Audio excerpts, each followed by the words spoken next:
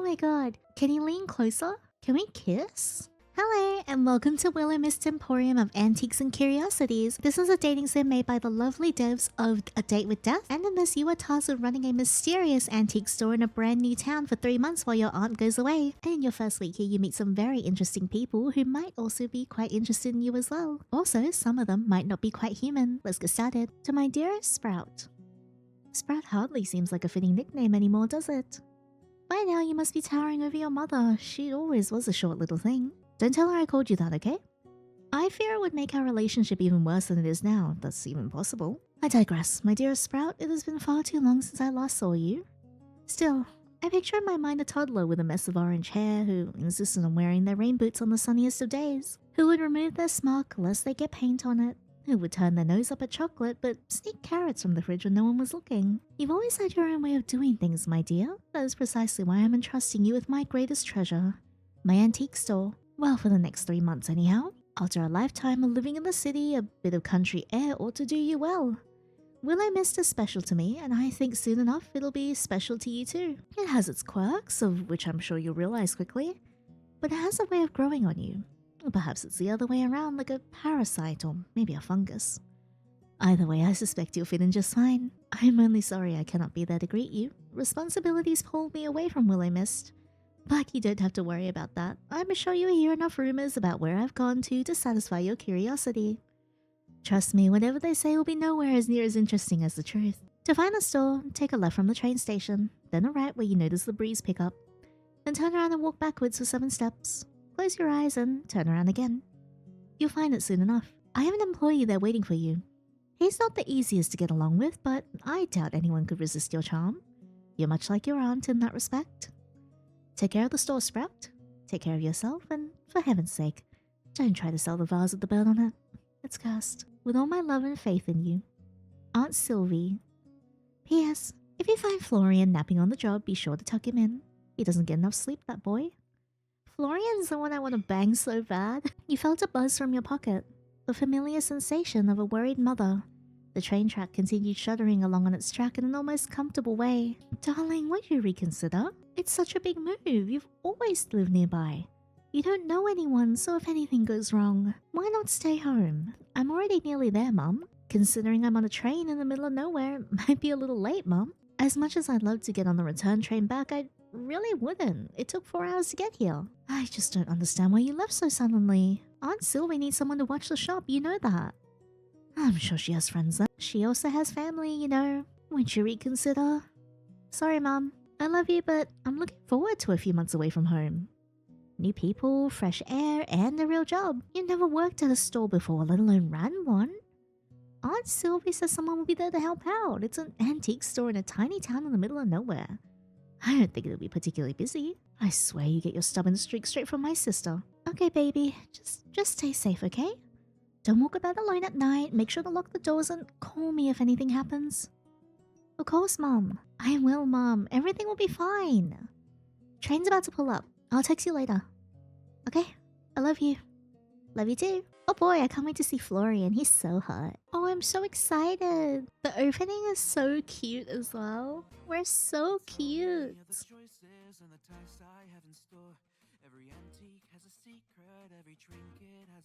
Stand up a little bit.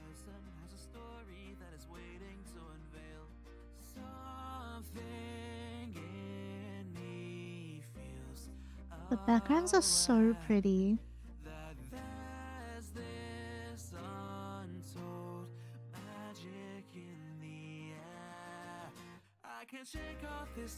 Oh my god. I want him so bad. I want him so bad as well. I just want the entire cast, I think. Look at this. Look at her. I love them. It's so good.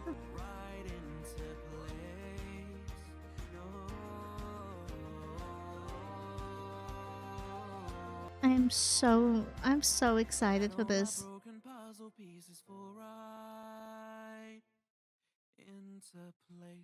It's such a nice cozy song. First name is Sage.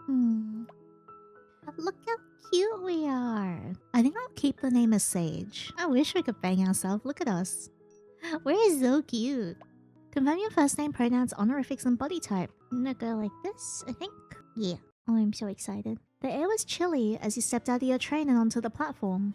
If you could even call it that. It seemed more like the graveyard than any of the train platforms you'd ever frequented back in the city. No matter the hour, they would be completely packed with people coming and going, rushing for reasons you could never quite understand. For reasons they may never understand either. The platform was completely empty. No one waited to get on, and you were the only person who got off.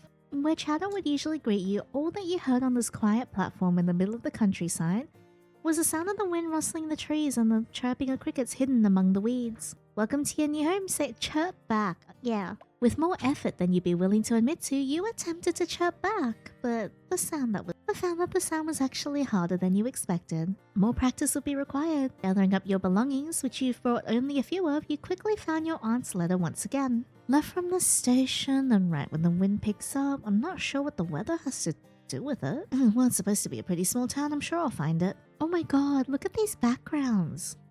Insane. It's gorgeous. With more...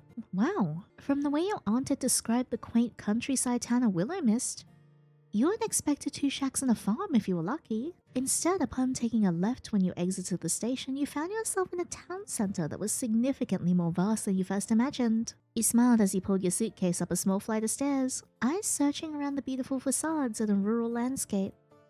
Music drifted out from somewhere unseen. It seemed almost like the sound of change, of newfound freedom. A few people passed you as you continued onwards, though for the most part, you had the street to yourself. Even that was strangely foreign to you. Where you grew up, there were always people around no matter the hour. You took a deep breath into your lungs. The air was cool and fresh. The scent of flowers drifted towards you as the wind picked up, changing course. So, right now? You glanced to the right and found a street that ran away from the town center. What did she write? Turn around and walk backwards with 7 steps and close my eyes and turn around again? She could have just sent me the address. With a half chuckle, half sigh, you turned around and began walking backwards, hoping you wouldn't crash into anyone, though the chances of that seemed slim at that time of night. 1, 2, 3, 4, 5, 6, 7. Slowly you closed your eyes, removing sight from the equation, then spun around and opened them back up. And sitting before you was a quaint little store with green paneling and a slate roof and a metal sign hanging above the door. It read, "The Willowmist Emporium of Antiques and Curiosities." There you are, I've been looking for you. You're even prettier than my aunt said. You reached down and searched under the doormat and quickly found the key that your aunt left for you. Its brass surface was marked with blemishes that all seemed to say how well loved this building was. The key turned in the lock soundlessly as you pushed the door open. Ooh! God, I love these backgrounds. Tables upon tables of antiques and knickknacks greeted you. A dozen different lampshades and chandeliers hung from the ceiling, lighting up the space. Gives me walkable town vibes. It's so nice looking. Wow, she sure has put together an interesting collection. Is collection the right word? It looks a bit too chaotic for that. Potted plants dotted the room, bringing a bit of life to the otherwise still space. Carefully, you put your luggage to the side, cautious of knocking over anything and causing what would be the worst game of dominoes ever. I love peeping all the different details. Look at that. That's so pretty. And then you walk through the aisles, if they could be called that, and inspected the store. You'd never visited Willowmist before, nor seen any photos of it. Yet somehow you felt a strange sense of familiarity. It made you feel at ease, despite being far away from your home for the first time in your life. You dropped everything to come here. You quit your casual job. They were hardly giving you hours anyway, only a week ago. You didn't renew your lease. Fortunately, the timing worked out well since it was coming to an end regardless. Friends back home only found out about your temporary move a few days before your train left. Honestly though, you weren't that close to anyone. It always felt like the friends you kept around had other friends that they would have preferred spending time with. That seemed to happen as you got older, the natural drifting apart of people who you once clung to like your life depended on it. You needed a change. So here you are, in the middle of the countryside town of Willowmist, surrounded by rolling hills and mountain ranges like you'd never seen before. Oh my god, look at him! Oh, Jesus Christ. Whatever the man was carrying in a box a moment ago was now sprawled out all over the floor, dropped in surprise. With mouth agape, he stared at you, still grasping for words. Oh, I love him. Listen, if you want to rob the store, you could have done it before I got here. Oh, I love him. He's so cute. Common courtesy and all that. Rub the... If I was gonna rub the store, it wouldn't be this dump. Hey, my aunt probably put a lot of work into this dump. You're... Wait, forget about that. Why would I be the one rubbing the store? I was here first. If anyone was gonna be rubbing it, it'd be you. I didn't see you when I came in. I love his little teeth, his little vampire teeth. Oh my god. And his little vest. I want to rip it off. I was in the storeroom. Can you prove it? Why should I be the one to prove it? You're the one who just waltzed in here. The man sighed. The most tired, exasperated sigh he'd ever heard. And the eye bags under his eyes seemed to give away who he was. Alright, you're Florian. Unfortunately. And you must be Sage. Last time I checked, yeah. Why are you so late? It was the only train coming into town today. Didn't my aunt tell you I was coming? Oh, same way she tells me anything, vaguely. I didn't even know what you looked like. You nearly gave me a heart attack. Then we're even. God, you're exactly like your aunt. Great. I'll take that as a compliment. You shouldn't. What are you doing here so late, by the way? Does my aunt really make you work this much overtime? No. I was just neatening up before you arrived. You just said you didn't know when I was getting here. What can I say? I have an amazing work ethic or something. You're suspicious as all hell, but I respect it. Still, you should get some sleep. You look tired. Did she at least tell you about the living accommodations? Nope, she doesn't really give details as I'm quickly becoming aware of. No shit. She really just left all this crap to me. I ought to quit. I'll teach her. But what would I do without you? We don't know each other and we're not friends, you'd be fine. Then how about we be friends? I'm good. You can sleep upstairs. But it's a mess. Sylvie isn't known for her neatness. A mess is fine, I'm sure I'll fit right in. Whatever. Get some sleep, or don't. I'll be working for a bit longer. Do you need some help? From someone who looks like they don't know which side of a mop to hold. Nah. It's the side with the sponge, right? I'm kidding, it's a joke. I know how to use a mop. You've probably been traveling all day, just sleep. You almost sound like you care. I don't. I guess Sylvie didn't tell you anything about actually running the store either. Nope, she said you'd teach me. Like I'm some expert, I just wash the floors. Fine, I'll try to help tomorrow afternoon. Not in the morning? I don't do mornings. Gathering up your luggage, you stared up at the staircase. Mood, me too. I don't do mornings either. I stay up way too late. Get some sleep soon, alright? Don't stick around too much longer, alright? Get some sleep. Yeah, sure. Without another glance in your direction, Florian collected his dropped box, then went back to the storage room. One step at a time, you dragged your suitcase up the stairs and into your new home for the next 3 months. Your aunt's upstairs apartment felt almost like a continuation of downstairs, like a quilt stitched together with mismatched memories. A half-read book, with reading glasses resting atop the pages, sat on the worn armchair. Tangled yarn as soft as clouds and bright as spring blooms spilled from a basket. The table was set and waiting for you, expecting your company. It was almost like the time was paused here. In a place where vintage clocks softly ticked in unison, mismatched mugs rested in cozy clusters and the air smelled ever so faintly of lavender and old books. And that wasn't to mention the abundance of potted plants that filled the room. It was as if a forest had crept in and decided to stay. You placed your bags and grinned like a child who had just found a new secret hiding spot. The weight of the world and all your previous worries seemed to melt away even just a little bit. This was going to be a fun 3 months, you could already tell. Unpacking could wait for tomorrow. But now you unzipped your suitcase and pulled out your pajamas, then got changed and settled into bed. The sheets were crisp and white. The pillows fluffed and the gentle atmosphere of Willowmist slowly began to help you drift off to sleep. As you laid there, surrounded by the scent of linen not your own, you swore for a moment you could feel someone watching you. But as you fell into a deep sleep, none the wiser. I want to look at this background. Look at that. That's so pretty. Owning like a little store with an apartment on top would be absolutely wonderful. Can you imagine if you had like a little bakery or something? And then a cozy little apartment upstairs? Oh, I'd be so happy. Who's watching me? I want to know who's watching me. I hope it's Florian. Wow, this place is so pretty. Oh, I love the light. So gorgeous. When your eyes flooded open the next morning, a small amount of panic settled in your stomach. This wasn't your apartment. Oh, look at my pajamas. Right, Willowmist, Aunt's place. Not back home anymore. That'll probably take a bit of getting used to. You looked out the window where you could see the sunlight cascading in from between the outstretched arms of trees. Look how nice this background is. Oh my god. All the different plants as well. You have your monstera. You have your ruby ficus in the corner. Your prickly pear cactus. Another type of cactus I don't know.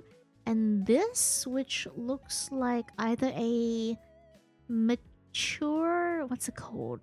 Starts with C. I don't remember. Or a bird of paradise.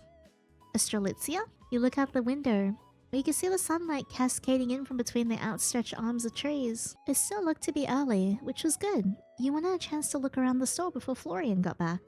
Maybe you'd even be able to impress him. That seemed like a big maybe. You weren't sure, but he seemed like the difficult to impress type of guy. Well, you did like a challenge, I do. You quickly dressed, then raided the kitchen for breakfast, which you found half stocked with food.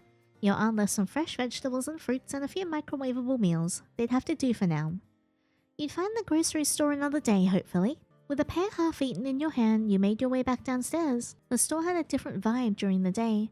It seemed almost whimsical, like the collection of some peculiar witch who decided a hoard of lampshades was better than herbs. You once again walked between the tables, noting that despite the clutter, everything was dust-free. Florian wasn't lying about cleaning at the very least. Look at this place in the daytime. Wow. Oh my god, I love the cozy clutter vibe. It's so nice. So pretty.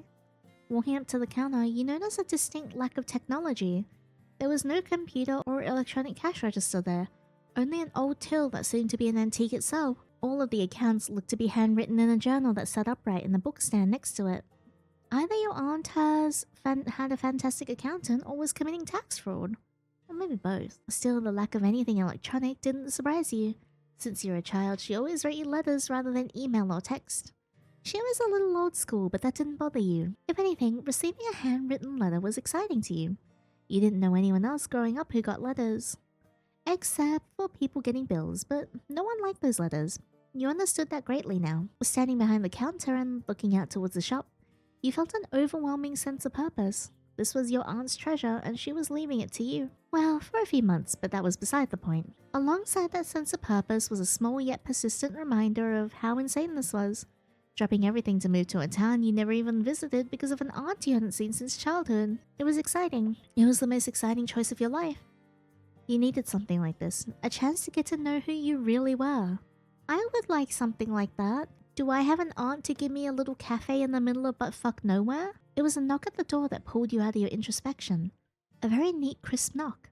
If a knock could be neat and crisp. I hope it's the hot man with the glasses. You can see a tall shadow on the other side of the door, but no details apart from that. Florian? You opened the door wide, curiously peering at the stranger on the other side who looked you up and down, looked at his watch, then shook his head and walked past you and into the store. Oh my god, guys, look. It is him. It's the slut with the glasses.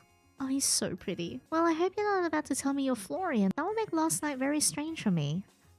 He's so tall. Florian, no. I'm not Mr. Westbrook. I apologize if that disappoints. He's so pretty. Oh, I love him. The mystery man put down his briefcase on the counter, then began pulling out paperwork and pens from within it. Not sure I've ever met a man that's actually used a briefcase before. I kinda dig it. Yeah, I kinda dig him. I want to dig him, and by dig I mean bend him over. I suppose I'll just have to wonder endlessly who exactly you are then.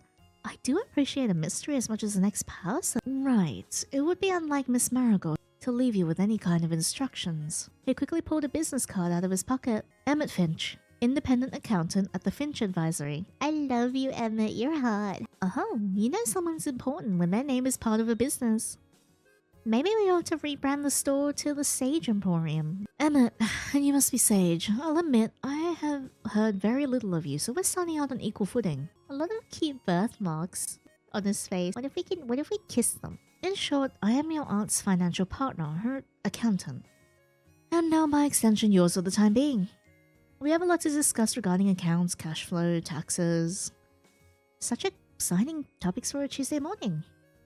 You watch as he pushed up his glasses and nodded. Any time is perfect to talk numbers. I appreciate working with someone like-minded in that regard. What experience do you have in running a business? Honestly? I had a lemonade stand once. Oh, plenty. There was one summer where I had a little lemonade stand outside my house. Though I don't remember paying any taxes on that. Don't tell, right? He's not happy with me. Aww. Well, I mean, if it's... yeah, see, I usually would hate talking numbers or anything of the sort, but if it's talking numbers with Emmett, my god. Hey, Emmett, guess what? 1 + 1 = 2. Emmett looks so serious, but I bet he's an absolute freak in the sheet. You admitted to tax evasion. Emmett needs to punish you now. Oh no. Whatever will I do? Maybe for every dollar that I miss taxes on, he can spank me. Alright, moving on. Wow, water. actual experience. Like with a proper business? Yes. No. Understood. Seems my role will be a little more hands-on in previous months. I will bill Miss Marigold for the extra time we need to get you up to speed. That sounds expensive. All the good things in life are. Quietly, you watch him shuffle through his paperwork before pulling out one specific sheet of paper. I'll be frank with you, Miss Marigold's accounts are dire. Despite my protest, she makes little effort to remedy that fact. Sometimes I wonder whether she truly desires to own a business or not. Perhaps with you around we'll see some change. Perhaps we won't. Time will tell. Well, thanks for the overwhelming support. With you on my side, I know I'm gonna knock it out of the park. I'm supporting you. If I wasn't, I wouldn't be here. I'm just not in the habit of giving false promises. At the very least, we will aim for Miss Marigold to not return to bankruptcy. Sounds like a plan to me. I stopped by to have you sign a few forms. Though only temporary, I like to keep my affairs in order. Sign here, please. One by one, you signed each and every form Emmett handed you, and oh boy, there were a lot of forms. Great, my hand's starting to ache. Stay strong, Sage, you can do this. I wonder what this guy's deal is anyway. He must be local, right? Maybe this will be a good chance to try and make a new friend. While you're here, can I ask you a few questions? Be my guest. I have a little extra time before my next appointment. How long have you worked with my aunt? It's been... He digs through his briefcase, nodding as his eyes scan the various documents. A year now. Give or take a few weeks. How has it been? Satisfactory. Miss Marigold has her account sorted and I've been paid, so I believe that counts as a success. And how has she been to work with? Why do you ask? I haven't seen my aunt since I was a child. I was just wondering what she's like these days. She is fine enough to work with. Very memorable. That's all I'll say on the matter. Are you a local? Do you live in Willowmist? Yes, my practice is located close to you. You'll find my address on the business card I gave you. Have you always lived here, or have I happened upon another wayward wanderer like myself? I form my practice here, yes. I mean you personally, not your practice. I don't see that makes any difference. Is there anything fun to do around town when you're not working? Is there much fun to be had around town? Apart from doing taxes, that is. That depends on what you find fun. If you mean theme parks and musicals, then you're out of luck. If you enjoy hiking, dining, or live music, then there is plenty of that. Look at the little blep I had on my face. Look at that. That's so cute. I'm down to try new things, and by new things, I mean Emmett, you're a new thing. I wish you all the luck trying them on your own time. Emmett looked down at his watch before setting his eyes on the floor. I'll stop by in a few days to go over paying your bills and keeping the lights on. Until then, keep your accounting in the journal at the counter and I will assess it when I return. I will try my best. Apologies if they're not quite up to standard, but I'll have Florian here to help me. Hopefully. Actually, are there any good breakfast places around here? My aunt left a few things, but I'd kill for a nice breakfast while I'm waiting. There's quite a few decent establishments. Would you like to go with me? Well, are you hungry? We could grab a bite and have a mini tour of the town if you're up for it. You killed it, Sage. There's no way he could turn you down now. He's gonna turn us down. Emmett adjusted his glasses again, his expression impassive. Unfortunately, I'll have to pass. No! I'm paid for doing accounting, not for eating breakfast and tours. But this is just gonna be us hanging out as friends. Have a good day, Mr. Marigold. I've been rejected. Nobody likes me. Just like that, he gathered his briefcase and walked out the front door. The chiming bell is the only reminder he was there in the first place. I look so sad. So cold. Aren't people from the countryside meant to be super welcoming? Meeting Florian and Emmett seems a little harsh. You spun back around to the doorway after hearing the bells but found no one there. Strange. With a shrug, you found yourself turning back towards the store. Poor baby. It would still be a few hours until Florian turned up, so you decided you might as well familiarize yourself with the items around the store while you waited. Alright. You were surprised to find that a couple of hours barely scratched the surface when it came to inspecting the show floor. There was just so much stuff. And forget the amount of stuff, absolutely nothing had a price on it. Even digging through the paperwork at the counter, you couldn't find any notes about inventory or pricing. You were massaging your temples in stress when you heard the door chimes ringing again. Hi, Florian! You wanna make out? Hi. Wow, he really doesn't want to get sunburnt. I like the get-up. Thanks. I don't like the sun. I can see that much. Did you manage to get some sleep? I guess. Are you gonna ask me how I slept? If I have to. And if I said you did? How did you sleep? You couldn't sound less interested.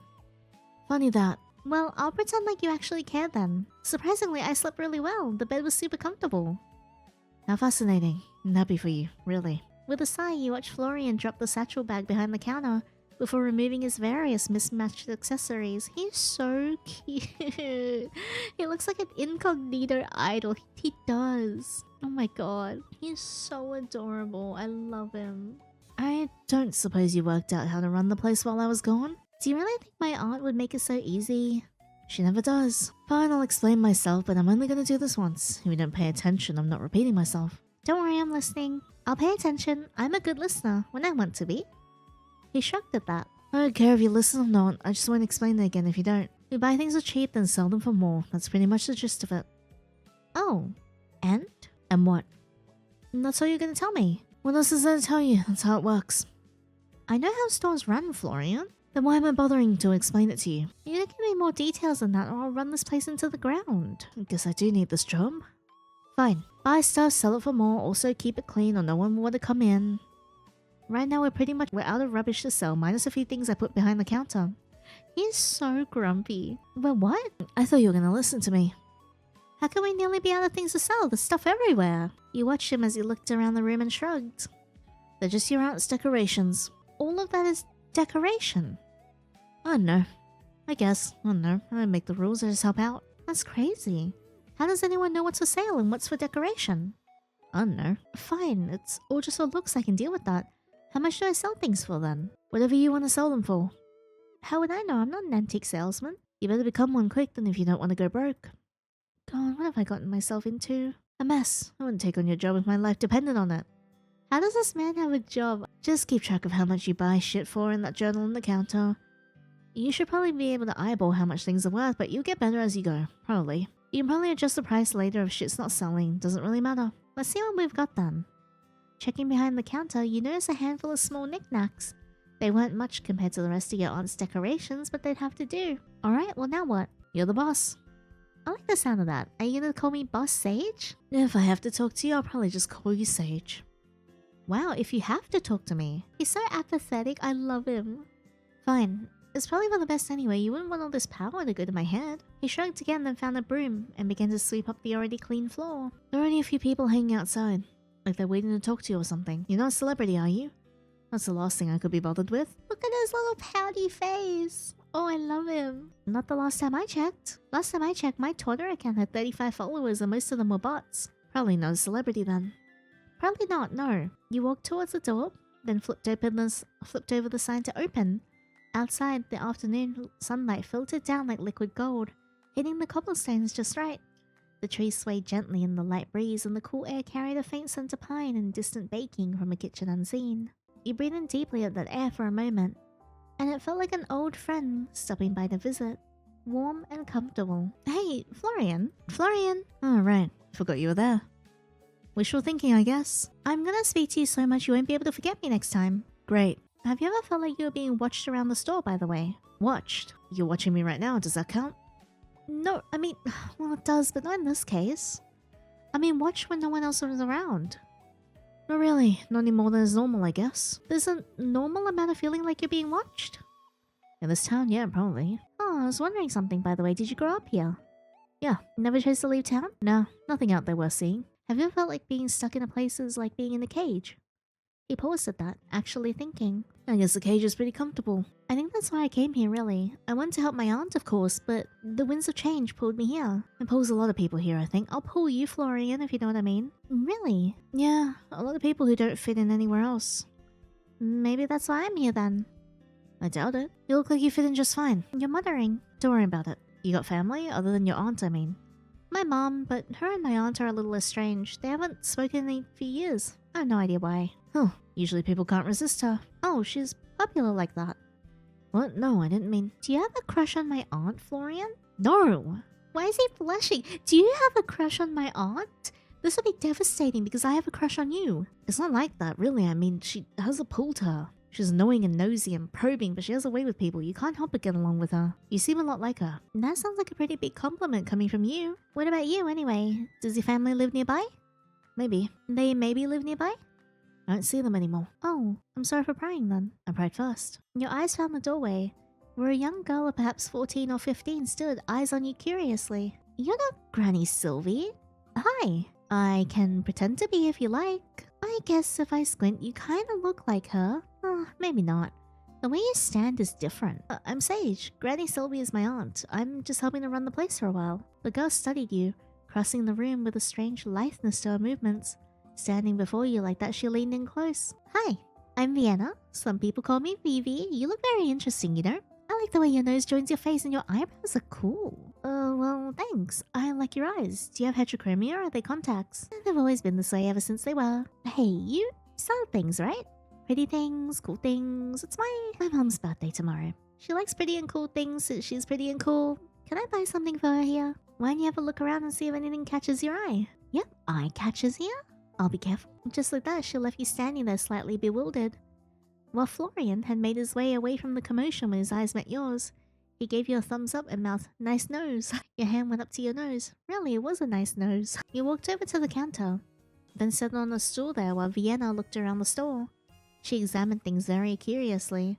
Her fingers often just hovered over the surface of objects without touching them, as if she was somehow feeling their energy. When she did pick something up, she would turn it around and around in her hands, tilting her head this way and that to see every angle. Her mismatched eyes narrowed like she was looking at a difficult puzzle when she was really examining a teapot. She held it up to the sunlight, despite the fact that it was opaque, like it would reveal something hidden that no one else had ever noticed. Then she put it back down. Not exactly where it had been, but close enough that you didn't feel the need to correct her. The strangeness of it all brought a smile to your face somehow. After a morning with Emmett and Florian, she was something fresh. Found anything? I can give you some suggestions too if you tell me a little about your mom. She's really good at finding things, not just keys or socks, but like things you didn't know you lost, like hope or patience. Yeah, she's good at finding those. Oh, she laughs at colors too, bright colors, happy ones. And her hands are always warm. That's interesting. I think maybe this. A handmade necklace. Yay, I made money. Thanks for your help. You're cool. I barely did anything, but you're welcome. Hey, if you need anything else, we'll be here. Thanks. I think I'll come back again, maybe on another day when the sun is shining. Or maybe not. Great. Get home safely, alright? I hope your mom likes the gift. Vienna waved towards you, then headed out the door with the purchase in her arms. Congrats on your first sale and all that. I hope they're all that exciting. Do you know her? Do I look like I know every single person in town? Honestly? No, you look like someone who would go out of their way to not know everyone in town. I mean, does she stop by the store often? Not that I've noticed. Maybe once or twice, but I don't know. I'm usually in the storeroom. I can tell. You look like you need to get some more sunlight, mister. No thanks. I burn easily. They sell things of that, you know? Sunscreen, aloe vera. Why do you care? And if I said I've fallen hopelessly in love with you? And if I said I've fallen hopelessly in love with you at first sight? What? Look at him! And that I could get lost in your eyes for hours upon hours. That's complete nonsense. Yeah, it is. I'm just pulling your leg. I'll pull his other leg later if you know what I mean. You what? We work together now, and we'll be for the next 3 months. I'm just looking out for you. He's so into us. Yeah, he's blushing. Get used to me caring, alright? Yeah, sure, whatever. I didn't ask you to, though. The bell chiming for the second time that afternoon drew you away from your conversation, and Florian used it as a chance to retreat back into the supposed storeroom. Whoa! Wow! Damn, what size bra do you wear? Beautiful Sylvie, apple of my eye, belle of my heart, would you do me the greatest honor of... The man before you wore his long, wild hair back in a loose ponytail. Hello, right? He's so pretty. Big boy. The man before you wore his long, wild hair back in a loose ponytail, and his shirt perhaps one button too far undone, depending on who you asked. He was down on one knee, as if about to serenade you with the world's most beautiful poetry, or ask you to marry him. You're not Sylvie, I see, though I can sense her genes a mile away. You must be Sage. I bet you watched him swing to his feet, and he was certainly far more sprightly than he looked, and walked forward to put a hand on your shoulder. I've heard so much about you, and even that is not enough. Daddy? Sorry, Daddy. You just know that he's absolutely packing. Like the... He reached out to shake your hand and smoothly, his energy contagious. Sorry, I'd love to return the favor, but... You are... Ah, so the lovely owner of this store hasn't yet had the chance to mention me. That sounds like just like our Sylvie. Quinn Bakerland at your service. Occasional poet, but full-time chef. You wanna face me like a turkey? Moving on. And you and my aunt are... No, you misunderstand. Is she the most beautiful woman to ever grace this town? Yes, of course. Beautiful woman to ever grace this town. Yes, of course. Does my heart become a flutter when she walks into the room? Certainly. Without a doubt, do I fall to my knees each time she speaks my name? That should be obvious. Oh, where was I? Your relationship to my aunt? Right. Yes, we are dear friends. Right.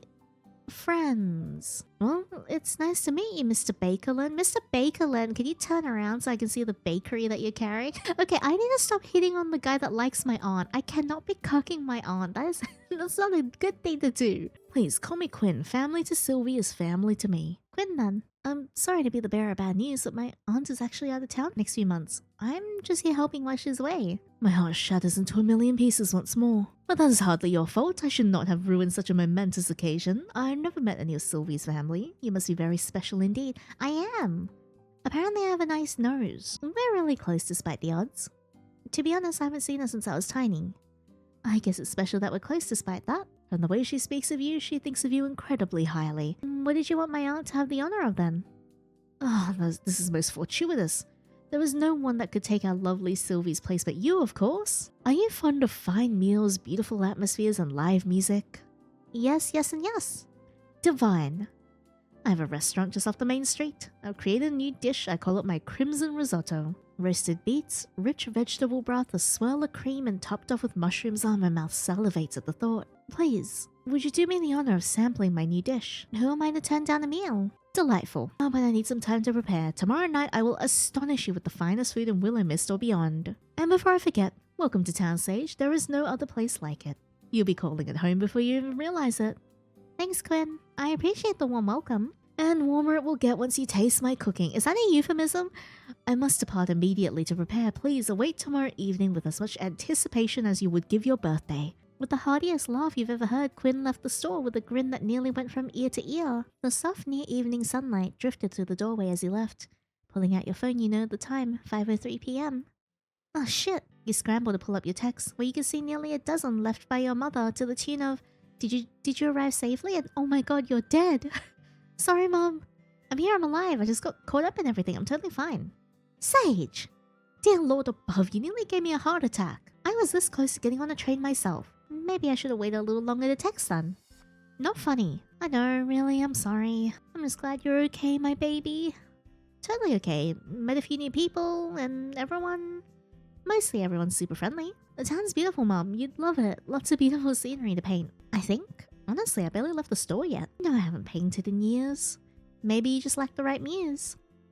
Anyway, I need to close up the store now. Alright, text me if anything happens, okay? Yes, Mom. Love you. You flipped the sign on the door over to close as Florian re-entered the room. Look at him, he's so cute. You miss all the fun, staying holed up in that storeroom? I don't really care, I prefer it that way. So antisocial, well, I guess I can understand in a way. Well, you do you. Hopefully later I'll get to do him though. I'm gonna go upstairs and start unpacking. You don't have to stick around all night, you know? It's fine, I start late, then I stay late. Why not just start earlier then? I just prefer it this way, it's quieter. But he's so cute, I love him. Well, alright. I don't mind, really. He just like reaffirms why I like Sebastian in Stardew Valley. Get him safely, okay? Sure, maybe. Leaving Florian to his work, you headed back upstairs. Piece by piece, you unpacked your belongings slowly. It wouldn't do you any good to spend the next 3 months living out of your suitcase. If you were gonna live here, you were gonna do it right. Still, you felt almost reluctant to disturb the quiet rhythm of the room at first.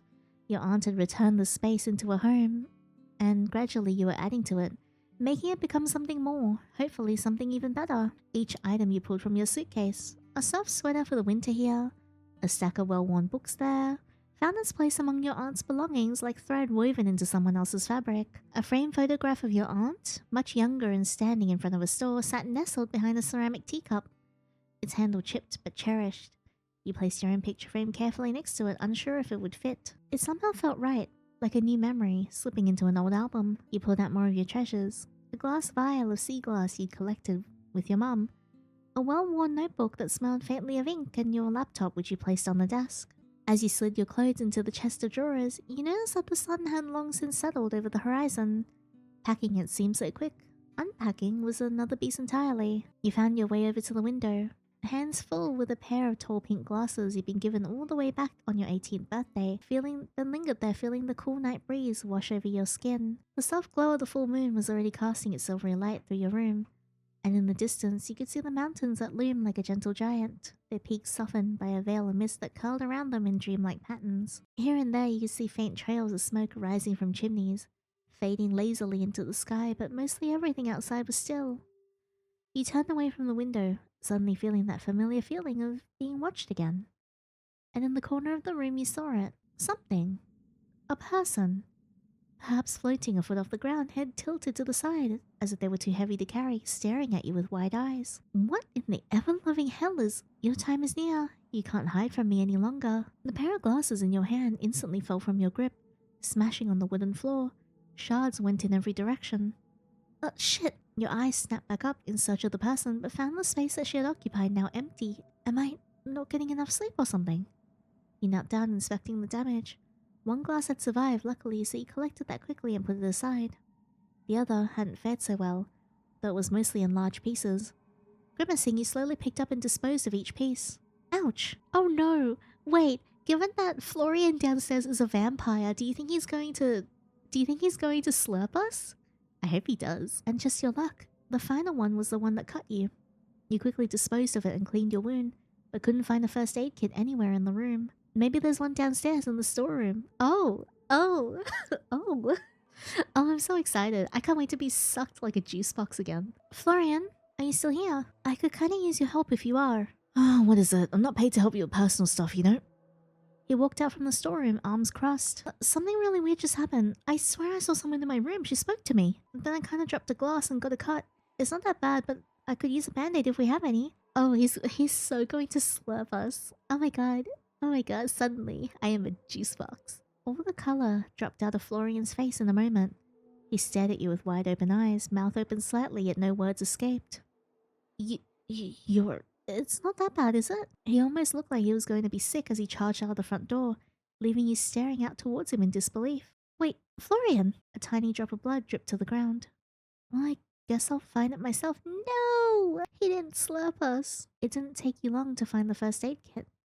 Your aunt had decided to forego the usual plastic box with a cross on it, and instead had picked out a wooden chest. It was a little scuffed and weathered, with brass hinges that creaked when you opened it, but it was very much fully stocked. You found bandages in all sizes, neatly rolled gauze and adhesive strips in patterns ranging from plain beige to princesses and knights. You also noticed a few other slightly more eccentric additions.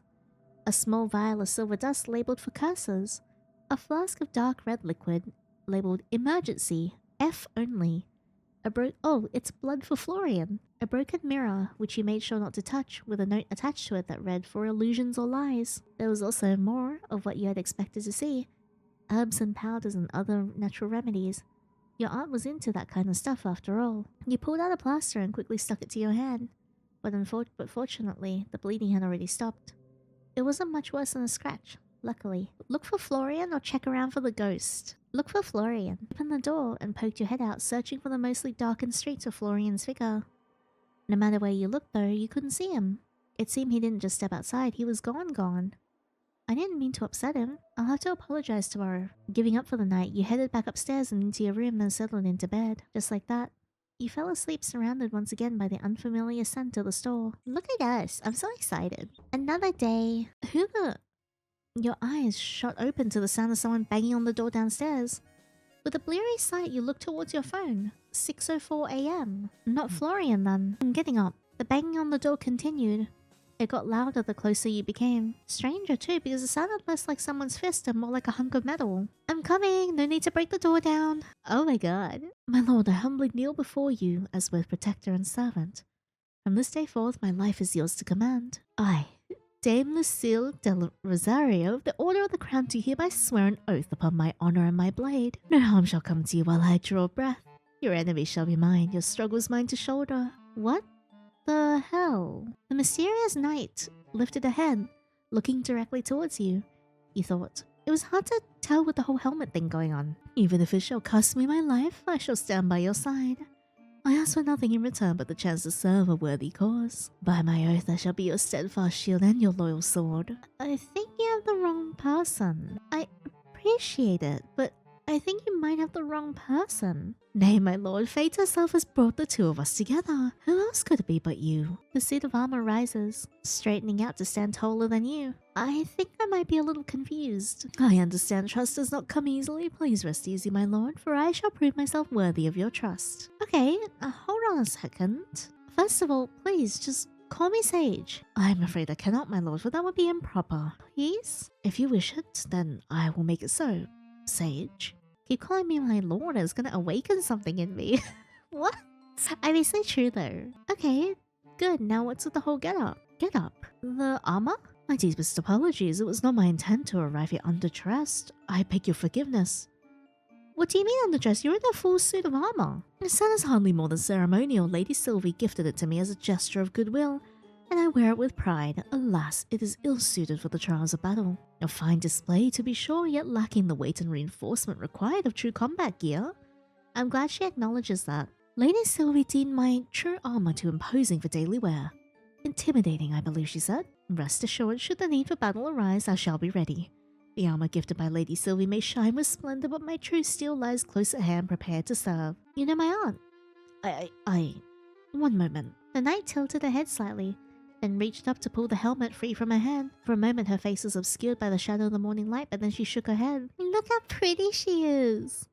You watched on in amazement, and waist-long hair tumbled free in soft waves, brushing over the polished shoulders of her armor, framing a serene, resolute face. Her eyes met yours, clear and steady. Holy shit, where did all that hair come from? I feel like there's so much to unpack here. I still give the dramatic display, Sage. Helmets do little to flatter, but duty requires practicality even at the cost of appearance. To answer your previous question, before making your acquaintance, I was in service to Lady Sylvie. With your arrival, it passes to you. She's so pretty. Do not fret. I will not stand in your way. You hardly know I am here, but while you're in this town, I will protect you in the store with my life. I'm not totally sure that'll be necessary, but thank you. I am but a humble servant. Your thanks is kind, though unnecessary. You watch as Lucille, now helmetless, takes her place beside the doorway, sword strapped to her hip. I must also beg your forgiveness for not being present upon your arrival. I've had troubles with one of the contraptions in my place of living. What Lady Sylvie calls my apartment. A contraption? Yes, a magical device that produces water as if from thin air.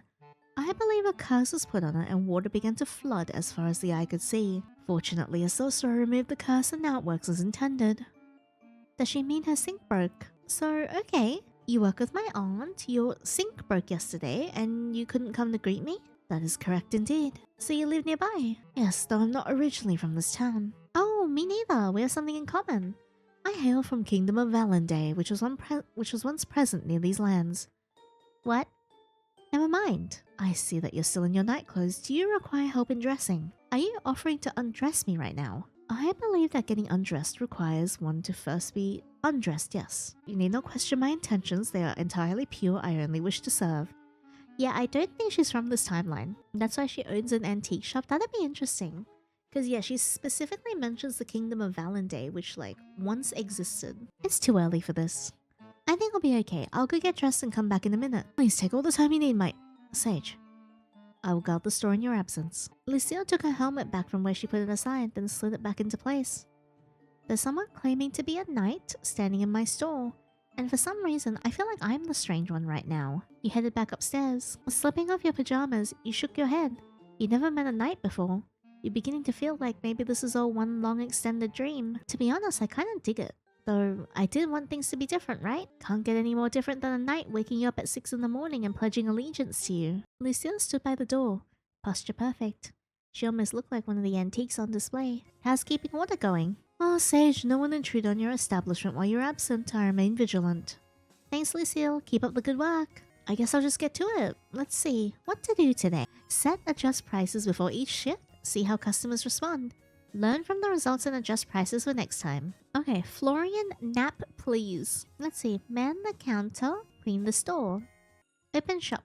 You're sitting behind the counter when the door opens and a short figure steps in, framed by the sun. Hi, I'm glad your store's still here. It would have been concerning if it wasn't. Yes, exactly, so I'm very happy.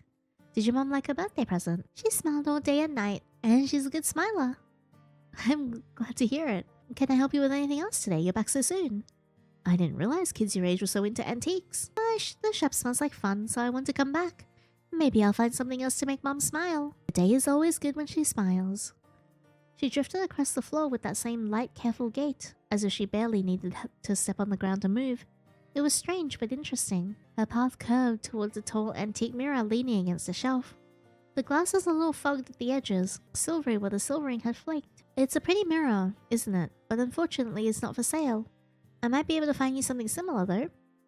When you really look at yourself, how do you know it's really you? That's a pretty big question for an otherwise quiet day. I like big questions. They fit more wonder inside. You step closer. In the mirror, your reflections lined up side by side. For a heartbeat, something odd flickered. Vivi's mismatched eyes swapped, left for right, and then the glass looked perfectly normal. You blinked once, twice, confused. Well, I know it's me because I remember being me. I've had this face forever. How could I be anyone but me? Maybe Snowy. I feel like they had kind of a similar demeanor. The history is heavy and memories can change. Do you think they could ever take a person away from their reflection? Sometimes I feel like I don't deserve my reflection. Like I'm wearing something very beautiful, but that belongs to someone else. And if I read too loudly, it might notice and ask for it back. But I want to keep it. She pressed her fingertips almost but not quite against the glass. Then dropped her hands abruptly and turned back to you. Maybe you can share your reflection then. That's not so bad. Sharing is nice. Thank you for answering. Of course, can I stay here a while longer? Just a little, until my mom is done shopping. Sure, take as much time as you need. By the way, shouldn't you be at school? Not today. I only go to school on the days I can remember to. Doesn't your mom mind? Mom likes them all when we're together. I think you'd like her. She's a very good mom. I'm excited to meet the ghost, honestly. Vivi wandered away from the mirror, her hands hovering over shelves until she paused at a display of a small broken trinkets waiting in a discount bin. There was a cracked porcelain doll head, a chipped teacup, and a wind-up toy missing its faceplate. Can I touch these? Be my guest. They're too damaged to sell anyway. If you find anything you like, you can just take it. She crouched down and gently lifted the doll head, tilting it this way and that. Then she picked up the broken toy and studied the round space where its face had once been. Her mismatched eyes lit up with some curious idea, with surprising deftness. She set the porcelain head against the toy's body, pressing the edges until they fit together with a strange, uncanny snugness. The toy stared back at you with wide, painted doll eyes, its small key clicking and faintly when Vivi gave it a twist. The figure lurched forward with a stuttering hop, the borrowed face bobbing as if it belonged there all along. See?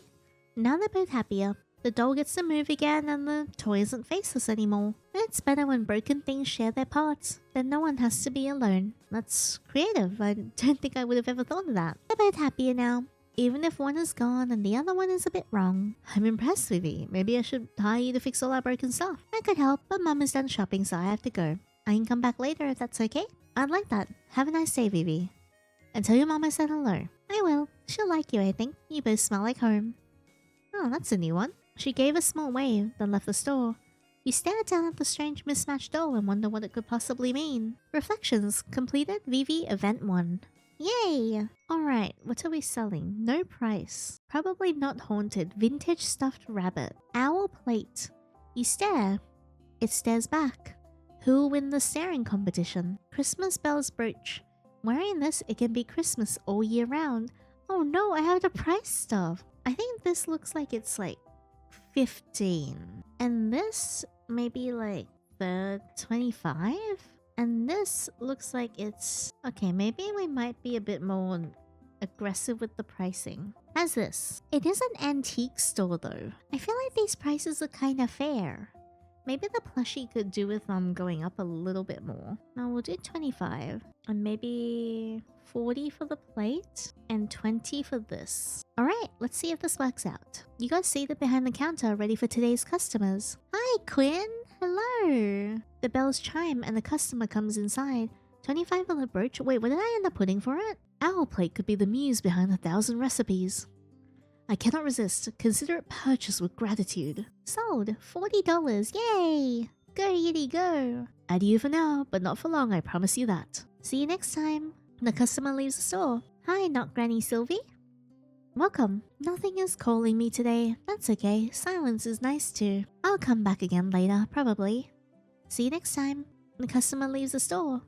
You saw 2 customers today, but no one else is coming now. Aww. Damn it. The door chimes rang as someone, clad in protective gear, once again entered the store. You look down at your watch. 11:58 a.m. Perfect time for a break. Hi, Florian. Morning. Sir Florian, one can hardly call it morning any longer.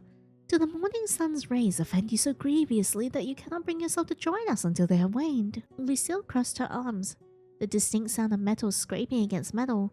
She looked menacing like that with her helmet still on. Florian just shrugged. It didn't seem like he found her menacing at all. Yeah, nice to see you too. I don't know why you're acting all surprised. I've always started in the afternoon. Look at them both, covered from head to toe. A knight rises with the dawn, ready to meet the day's challenges head on. Yet you appear content to let half the battle pass you by. I'll leave the night shit for the night, if that's alright.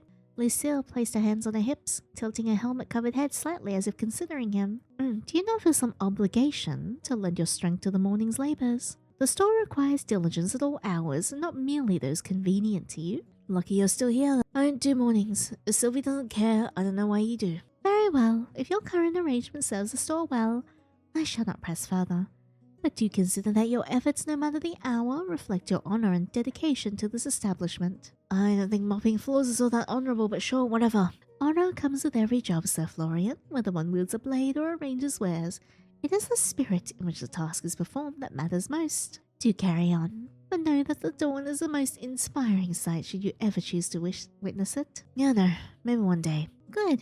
I trust we shall work together most admirably today. When Lucille went back to standing by the door, you used the opportunity to catch Florian by the wrist and pull him aside. Florian...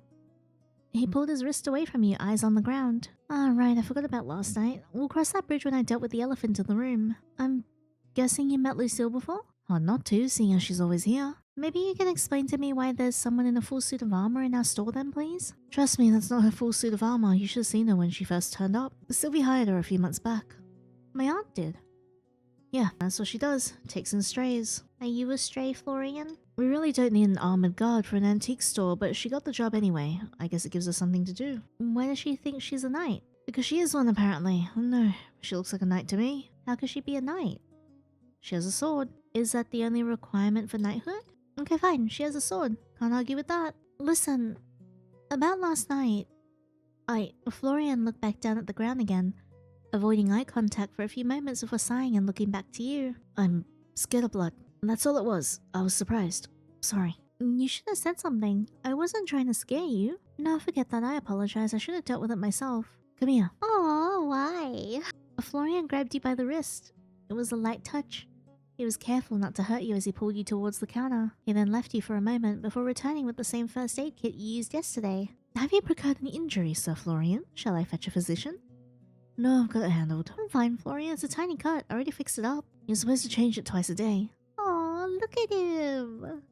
I am? Gentle stoicism being tested. Oh, so cute. So it heals properly. Oh, I didn't know that. I guess I'll... Just sit down. He dug through the wooden box, pulling out some antiseptic and a new bandage. You really don't need to... I should be able to do this much. I have to. Sylvie said I should do shit like this. At that, you shut your mouth. Florian looked so serious in that moment. Like this was about more than just a band-aid. The little cheek bite, it's so cute. He sat you back down on the edge of the counter, then peeled away your old bandage after putting on a pair of disposable gloves. Florian grimaced, almost putting up his nose at the sight of your cut, which really wasn't too bad at all. Luckily, it also didn't hurt. You sat there quietly as he performed his task like a ritual, putting the antiseptic on your cut which stung like a bitch, then covering it again with an adhesive bandage. Thanks, Florian. It's not a big deal. Then why does it feel like one? I really did see someone in my room last night. Whoever she was, she disappeared when I broke my glass. Well, I don't know. Maybe the place is haunted. You think? Or maybe you just imagined it. Anyway, I'm gonna get to work. Right, yeah, work. Thanks again, Florian. He's so cute. You're sweeping the floors of the store when you notice something strange out the corner of your eye. What looks like a shadow moving across the floor. At first you ignored it and continued sweeping, until the shadow moved again, closer this time, and your head snapped to the side searching for the source. Nothing. Weird. You continued as you were, careful not to knock any of your aunt's countless antiques and knickknacks out of place. Keep cleaning. Oh no, the freaking dice roll. Shit. Click to roll. Yay! Me when I get a 12. As you finish, you notice something. Your Christmas bells brooch. Was it always this shiny and new looking? You swore it was worse for wear when you put it out this morning. Or maybe you're misremembering. Christmas bells brooch quality increased to good. Store cleanliness increased. The dice rolls, it's gonna have so much variety in dialogue options. That's so cool. As the sun crested, the horizon and day slowly began to turn to night. You turn your open sign to closed. Another day down. It was pretty busy today. Yeah, I guess some days are just like that. Other days we're just twiddling our thumbs up until we get to go home. Frankly, that's more like what I was expecting. I thought an antique store in the countryside wouldn't have a lot of activity. Would an antique store in the city have any more activity? Maybe. Antiques and thrifting and stuff are pretty popular these days. I always thought it was only old people who liked antiques. What, you don't like them? Looks like a load of junk to me. Junk? You should not say such things, Sir Florian. I really wish you'd just call me Florian. Lady Sylvie has spent her lifetime curating this collection of fascinating oddities. It would do you well to hold your tongue if it only spits distaste. Oddities is one word for all this crap. I mean, you do you, but is there a reason you work here if you don't care about the store? I care about the store and the owner. I don't care about antiques. Your aunt helped me through some shit, gave me this job when I had nowhere else to go. I appreciate that. Doesn't mean I have to be into used lampshades and rusty axes. I guess that makes sense. Speaking of it being busy though, how do I go about finding more things to sell? We'll run out of stuff soon enough unless I start pillaging the decoration. Oh no, go steal from someone's trash can. Do I look like a raccoon to you? Do you really want me to answer that? I do not think you look like a raccoon, Sage. Mayhaps you have more qualities similar to a red panda. Your red coat is divine. Thanks, Lucille. I'm glad someone out there appreciates me. Your aunt had a few different avenues for her junk, I think. I don't really know the specifics. She does have an attic filled with it though. You can pick through that. Might find something. Or you might find nothing. It seems more likely. Oh, an attic. Yeah, Sylvie's been meaning to sort it for ages. If you get injured trying to work through the mess, it won't be my problem though. I can dig out the key and show you tomorrow. Thanks, sounds great. At that moment, your stomach let out a low grumble. Oh, right. Do you guys know Quinn? The chef guy? Yeah, I guess. You couldn't sound less interested. Florian rubbed at the back of his neck, looking away. He's nice or whatever. We just don't get along.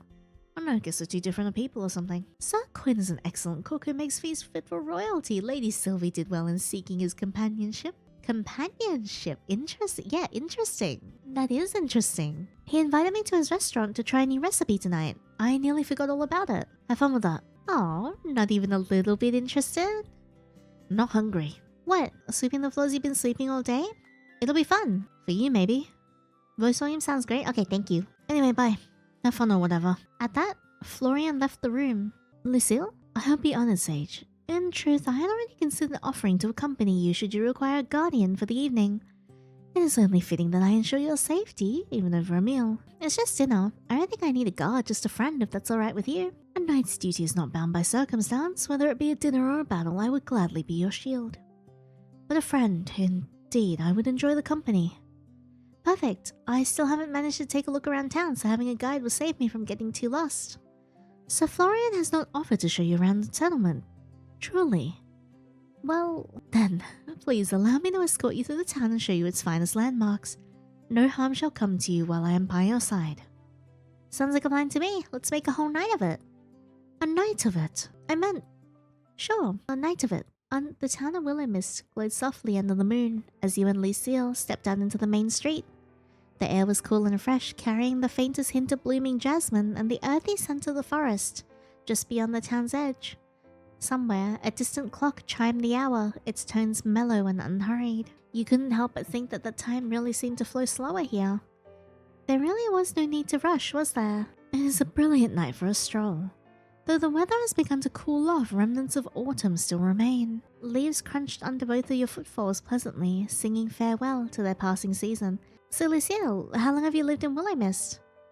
I believe it has been around 3 months now, give or take. Wow, it's very recent. What brought you to town? It is a long and peculiar tale, Sage, one I am not certain you will believe. But if you wish to hear it, I shall tell it true. This must be related to why she thinks she's a knight. I'd be happy to hear it. Very well. 3 months ago, I was not in Willowmist. In fact, I was not in this world, at least not as it is now.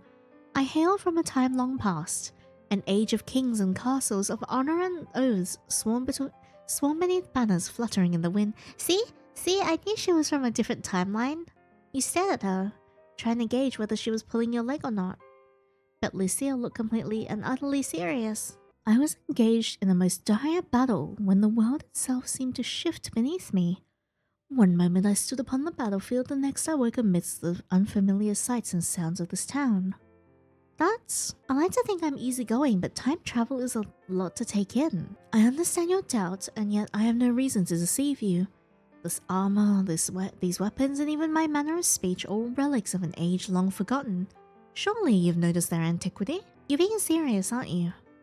I swear it upon my honor. When I arrived, I had no knowledge of this place all this time.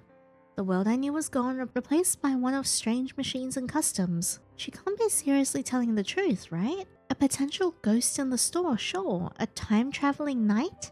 Why is a ghost more believable? But I guess she really doesn't have a reason to lie to me. I'll just go along with it for now. That's kind of nuts, you know? Indeed, it is kind of nuts. How did you manage to adjust? That must have been a lot of change. With great difficulty, I assure you.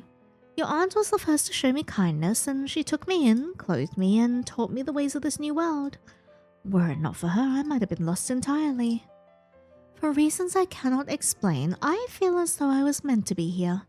Perhaps fate has a purpose for me still. Damn, that's one way to think about it. You're strong, you know that? Stronger than me. I wish I could go with the flow that easily. I am a night sage.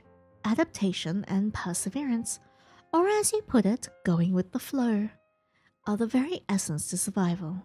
I pledge my service to you not only out of duty, but because in this unfamiliar land, you've given me purpose. And for that I am grateful. So why do you think you are not strong, Sage? I see no reason to doubt yourself so. Strength is not measured solely by the swing of the blade or the weight of one's armor. It lies in the choices we make, the burdens we carry, and the resolve to continue forward when the path is uncertain. I suppose so. When did you become a knight, Lucille?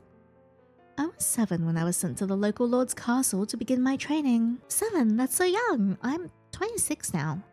I feel like I've done nothing with my life and fear that I would choose wrong. So much time is passing by. I've seen friends start families, get married, climb the career ladder. But I'm still the same as I was 8 years ago. Is that why you chose to come to Willowmist? It felt like something I could do, a choice I could make. So I guess so. When I began my training as a squire, a trainer once said to me that there is no shame in fear, only surrendering to it. Your path forward may be unclear at times, Sage, but it is there all the same. Time spent on the journey is no waste. You have a way with words, you know that? Thanks, Lucille, I appreciate it. I'm trying my best. I guess that counts for something, right? Indeed, you are far more capable than you believe. Trust yourself and you shall overcome any trial. Well, with words like those to back me up, I guess I gotta keep trying. I fear I've spoken too much and nearly forgotten the purpose of our excursion. This way, allow me to introduce you to the fine establishments of Willowmist. The two of you side by side continued onwards to the town centre. As you passed a brightly lit building, Lucille gestured towards it. Behold the farmer's market. It is most curious, it is found indoors. In my day, one would venture to an open square at dawn, yet the bounty of the land is neatly contained beneath the roof. I must admit it lacks the charm of market stalls, but the convenience is notable. It is open nearly no matter the hour. A grocery store. Yes, I believe that was what Lady Sylvie referred to it as. Further along, Lucille slowed her steps in front of a small clothing store. Its mannequins posed in stylish outfits, many of which were winter coats. It would start to get cold soon, wouldn't it? And here we have the local tailor. Their wares may lack the intricate embroidery of royal finery, but they seem practical and well made. If you have need of a garment for the winter, I would advise you to pay a visit. Maybe we could take a look together next time. I would be honored, Sage. She led you onward, pausing briefly outside a plain brick building with a glowing green cross above its entrance. An apothecary. Though I have yet to have need of their services, the potions they prepare must be most potent in this age, with all the modern tools at their disposal. I'm not sure they use potions exactly, but medicine has probably come a long way. I can only imagine. I pray we do not have to find out anytime soon. Yeah, let's try and stay healthy for the next few months at least, alright? Yeah, my word. Across the way, Lucille nodded to a squat building with darkened windows. The local woodwright's workshop is just over yonder. His craftsmanship is impressive, worthy of a noble commission even, but it is nothing in particular. The master crafter simply gives me a certain sense of unease I cannot place. I do not doubt his skill, but there is certainly something about him that seems unnatural. However, in this town that is not such a strange thing. I'll keep that in mind if we ever run into each other. You humble me by taking heed of my words. No thanks. Now, Sir Quinn's dining establishment is just ahead. Wow, what a pretty background. Jesus. Look at this! Oh, that's so gorgeous. The atmosphere of the night seemed to change as you stepped into the Silver Oak. You were surprised to find it mostly outdoors, but that surprise was certainly not disappointment. Strings of twinkling lights crisscrossed overhead, casting a soft golden glow that glanced off wooden tables and the cheerful faces gathered around them. The air was rich with the mouth-watering aroma of sizzling meats, freshly baked bread, and the faint sweetness of roasted vegetables. Every now and then, the scent of herbs and wood smoke wafted past, carried on the gentle evening breeze.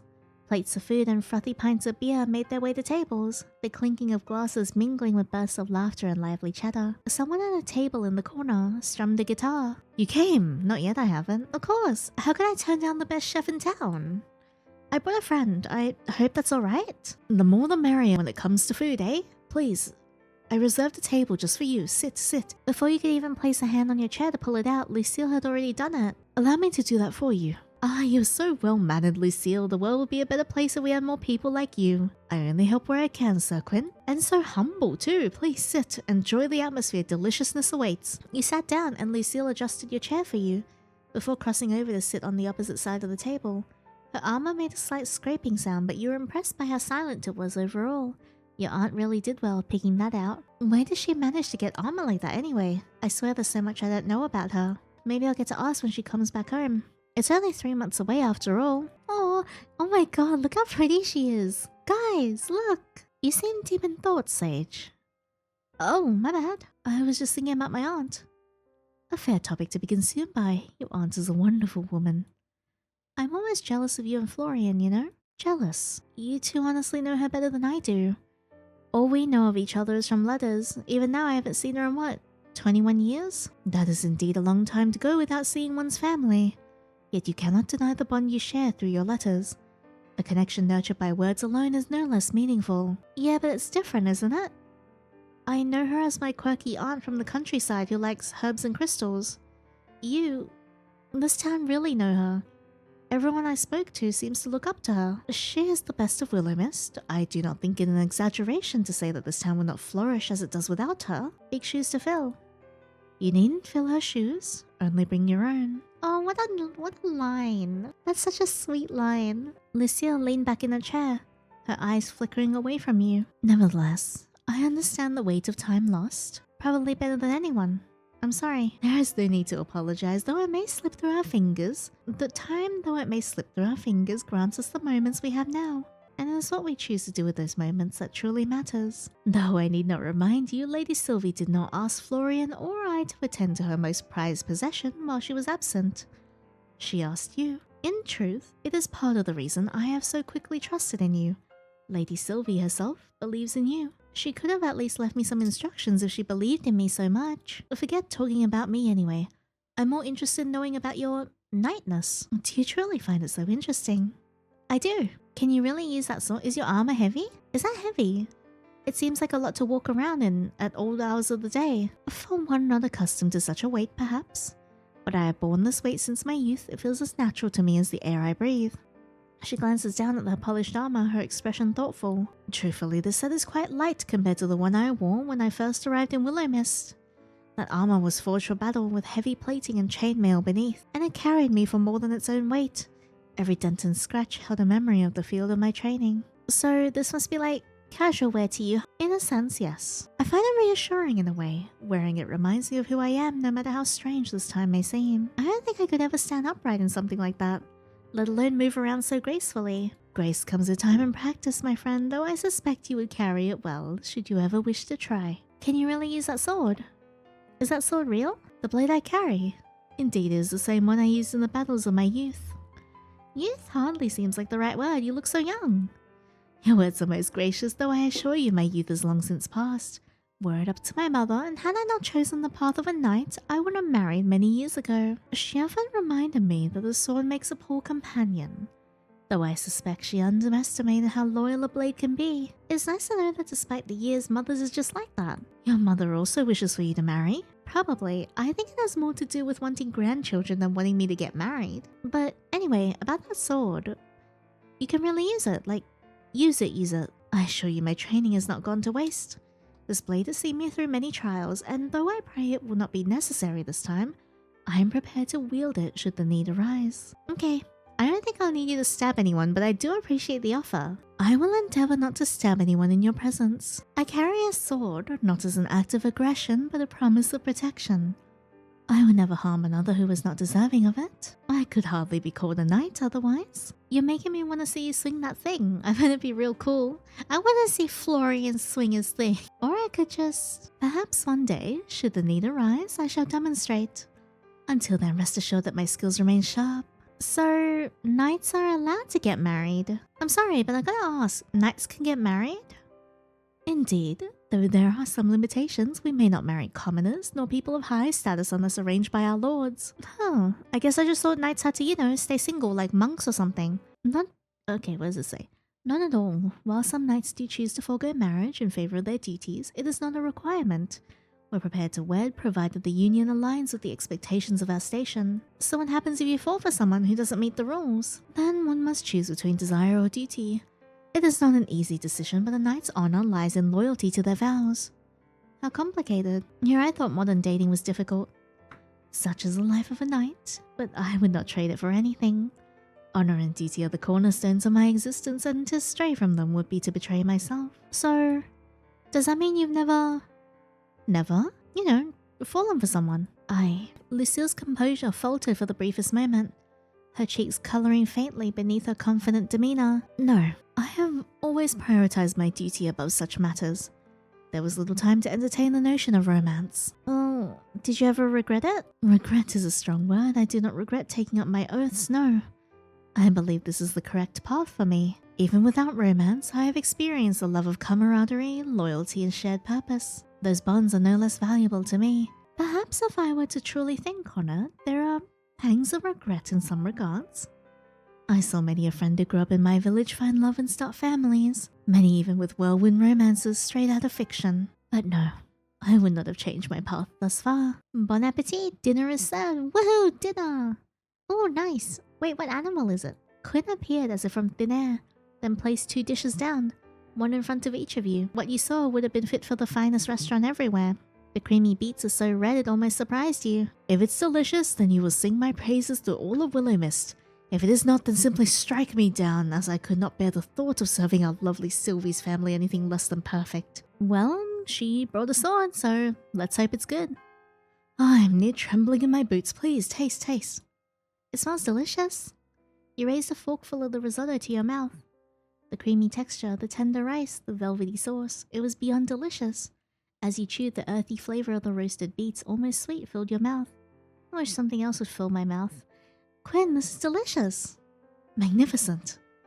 You do not understand how that warms my heart so. I had worried for a moment. My prep time was cut short last night. The full moon does things to a person sometimes, you understand. Are you a werewolf? Nevertheless, enjoy. Fine company makes a meal even more delicious, eh? You looked back over towards Lucille, who seemed to be enjoying her meal just as much as you were. Quinn wandered back through the tables, smiling and chatting to each person he passed by. Everyone looked happy to speak to him. He's really nice. Indeed, he is a noble man with a noble heart. Completed Lucille Event 1. Yay! I'm level 2. I get a skill point. You continued eating, eyes passing over the various people that sat at the tables. There were all kinds, friends, couples, and families. The atmosphere was extremely pleasant, and it was easy to fall into the town's rhythm. Absent-mindedly, you look past Lucille's shoulders, your eyes locking onto someone sitting a few tables away from you. Oh my god! It's Emmett! Oh, he's so big. He's not wearing his glasses! Oh, he's so tall. Huh, that guy does know how to cut loose. I guess he just doesn't like me in particular. He's in casual wear. Wow. Oh my gosh, he's so hot. He's so tall. Look at him. Oh well, no loss there, I suppose. Hey, Lucille? Yes, Sage. Don't turn around too quickly, but do you know him? She spun around incredibly obviously. Sir Emmett? Yes, he is often around at the store assisting Lady Sylvie. What do you think of him? Lady Sylvie believes him to be a man of his word and extremely talented in his work. So my aunt likes him, that's good. He's a bit cold. As far as I'm aware, he is like that with most people. Sir Emmett likes to keep a professional distance from much of the town. I'm gonna make that man my friend. I'm gonna make that man my friend, if it's the last thing I do. I sorely hope it is not the last thing you do, but I will happily support you in your endeavor. You will? Indeed. Though he does not say it, I can only imagine that keeping such a distance sometimes is lonely at times. Putting that aside, however, perhaps it is time for us to take our leave. Both of your plates had long since been scraped clean, neither of you daring to leave even a single crumb behind. We'll have to do something to say thanks to Quinn. He didn't have to do all this. You both stood from the table, weaving your way past the other guests. As you passed Emmett, he looked up from his plate and met your gaze more directly than usual. Oh, Sage. Oh my god, look at him. Professionally lying under him, yeah. I don't want professional distance. I want to be close. There you are. I was hoping I'd run into you. Really? Me? You were? Yes, I've been meaning to say something. I've been thinking about it for a while. You're doing better than I expected. It's not bad. I mean, it's good. Thank you. The store, the town, it's not easy. You make it look easier than it is. I don't think I've said that before. I should have. Are you feeling okay? I've never been better, Sage. Maybe a bit warm. Is it warm tonight or something? Are we going into winter? Maybe it's just you. Oh, I'm warm? Yeah, you seem warm. This is so awkward, but he's so cute. What was I saying? Something about me being warm. Right, that. You should stay. Oh, as fun as that sounds, I'm actually out with Lucille tonight. Look at his face. He's not happy. He's like, oh. Why? We were having dinner. I should have asked first. Is he drunk and jealous? I mean, I asked you out. You turned me down. Next time, have dinner with me. Damn, okay. What the hell? I would like that. Good, that's good. Get home safe. And don't forget, you promised. You hurried away with Lucille, waving thanks to Quinn on the way out. He's so cute. Unfortunately, I am a sucker for a stoic, quiet man that doesn't speak much. I like when they're quiet. Lucille, I fear we may have just witnessed a real-life bona fide demon possession. So Emmett, you mean? He was being uncharacteristically amiable. He shot me down instantly when I suggested hanging out together outside of work. Perhaps he had a change of heart. You are wonderfully charming, Sage. Thanks, but I don't think so. Seriously, we don't call a priest or something. I shouldn't let that distract me, though. Lucille, thanks for coming out with me.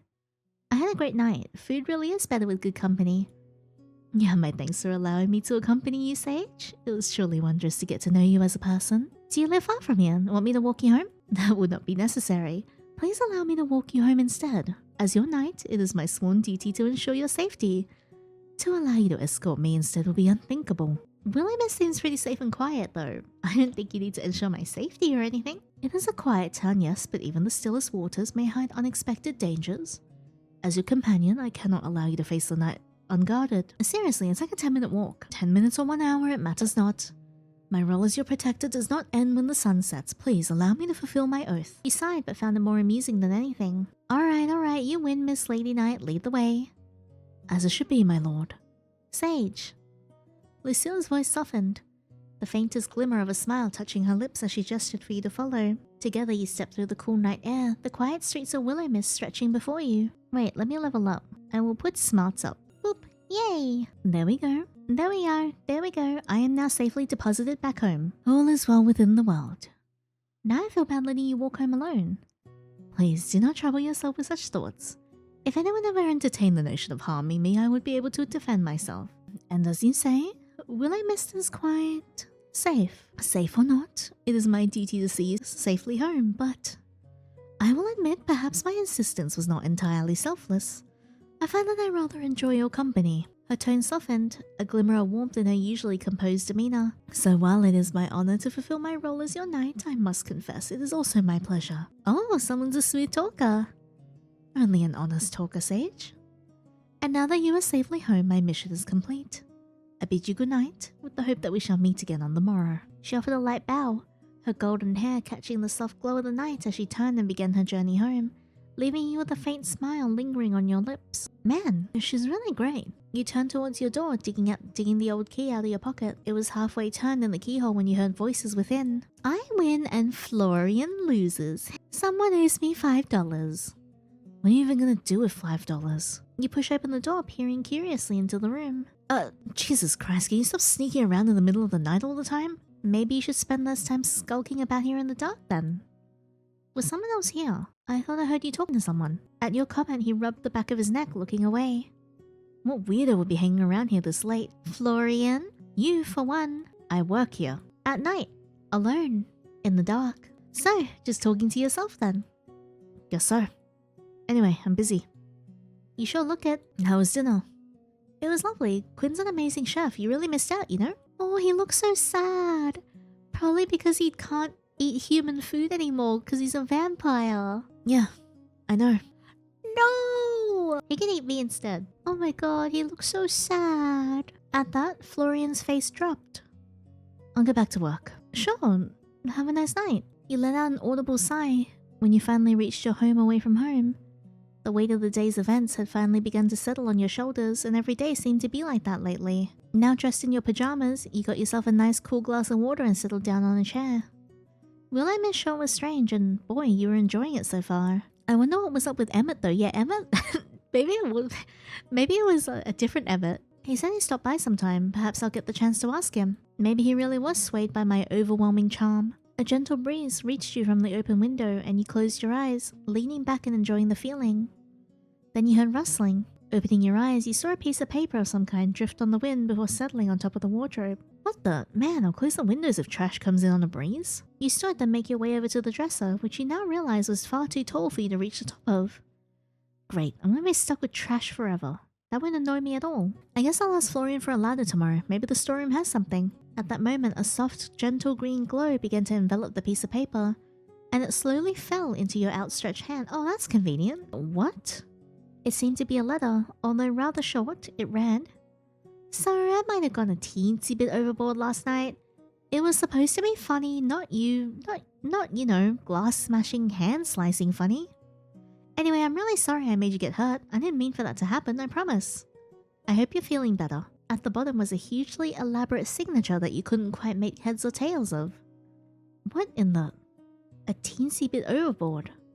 Is this Florian pranking me or something? Right, Sage. This has got to be Florian. If it's not Florian, then... You glance around the room, half expecting someone to jump out laughing, but the stillness of the room answered with silence. Your gaze returned to the letter as a sinking realization began to settle in. If it's not Florian, then no one else knew about the glass. Someone wasn't here. There is a ghost. Hey, ghost. Once again, I'm really chill.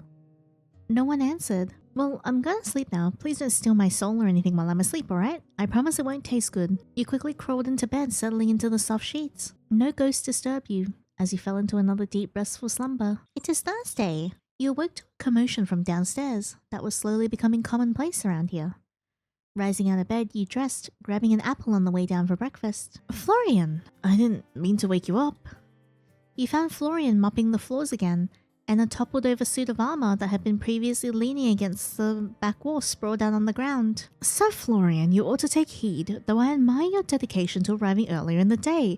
It is of no use if you cannot perform your duties correctly. It was an accident, okay? What are you doing here so early? Wait, you did go home last night, didn't you? Florian, I was busy, alright? You can get off my back about it. I can get you on your back. If you know what I mean. There's really nothing that could keep you that busy here. I would never expect or want you to do that. I haven't been able to sleep anyway, might as well be doing something useful. Even if you can't sleep, you should be resting. The key to a steadfast body and mind, Sir Florian, is rest. Even the finest knight cannot protect their charge if they are worn down by exhaustion. Lucille stepped forward and stood up the fallen suit of armor. A lack of sleep dulls the senses, clouds the judgment, and weakens resolve. Trust me, I've seen even the strongest falter when they neglect their rest. Well, good for you knights. Maybe you guys don't have insomnia. Sleepless nights are not foreign to me, but to push yourself without reprieve only invites disaster. Okay, guys, maybe we should lay off Florian a bit. I think he might be upset. She's right. It's not even about the sleep so much, it's about giving yourself a break. You need it, you deserve it. After a long day's work especially. I don't want a break, I want to keep busy. Man, that sounds kind of familiar. I can see that. Florian's hand tightened around the mop handle. You cannot pour from an empty vessel, Sir Florian. I don't know, Florian reminds you of someone. I don't know, it doesn't remind me of anyone. You two are way too nosy. I mean, isn't it kind of my job to be nosy? Just get some rest. Don't worry about work today. Fine, if it gets you off my back, no promises I'll even be able to sleep though. We do not ask for perfection, only effort. Finally, he leant the mop against the wall, then ran a hand through his mop of hair. You couldn't help but notice the slightly more defined eye bags under his eyes. He then started on his way upstairs. That's my bed, mister. That's awfully forward of you, Florian. What? I know you're tired, but you do have your own bed, don't you? You can sleep in my bed, I don't mind. What are you saying? I said I'd show you the attic. The attic, I was just gonna show you it before I leave. God. Oh, he's so cute. It's nothing to do with your bed. Fine, but after this, go home. I want him to sleep in our bed. Yeah, whatever. He's adorable.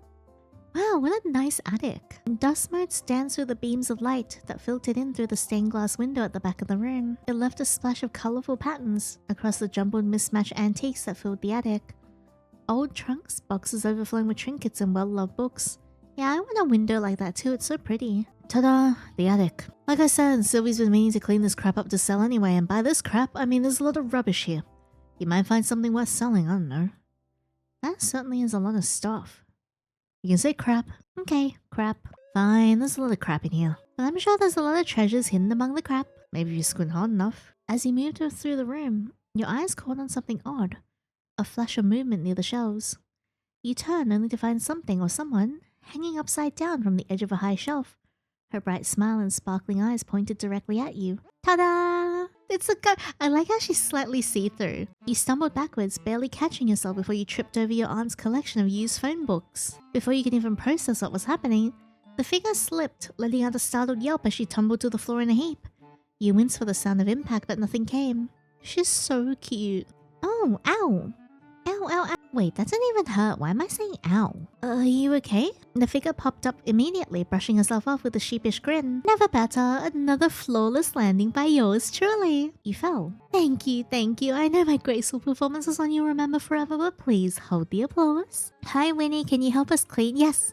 I love her hair. Then you noticed she was ever so slightly transparent. She struck a dramatic pose, her hands forming a heart over her chest as she flashed you a dazzling grin. Hello, stage. It's so exciting to finally meet you. You are in the presence of future international superstar and idol, Winnie. She twirled in place, but her motion ended with a slight wobble, making you instinctively reach out as though to catch her, but your hands passed right through her. Winnie? Wait a second. You're the girl who was in my room the other night. You're a beautiful woman with adoring fans all over the world.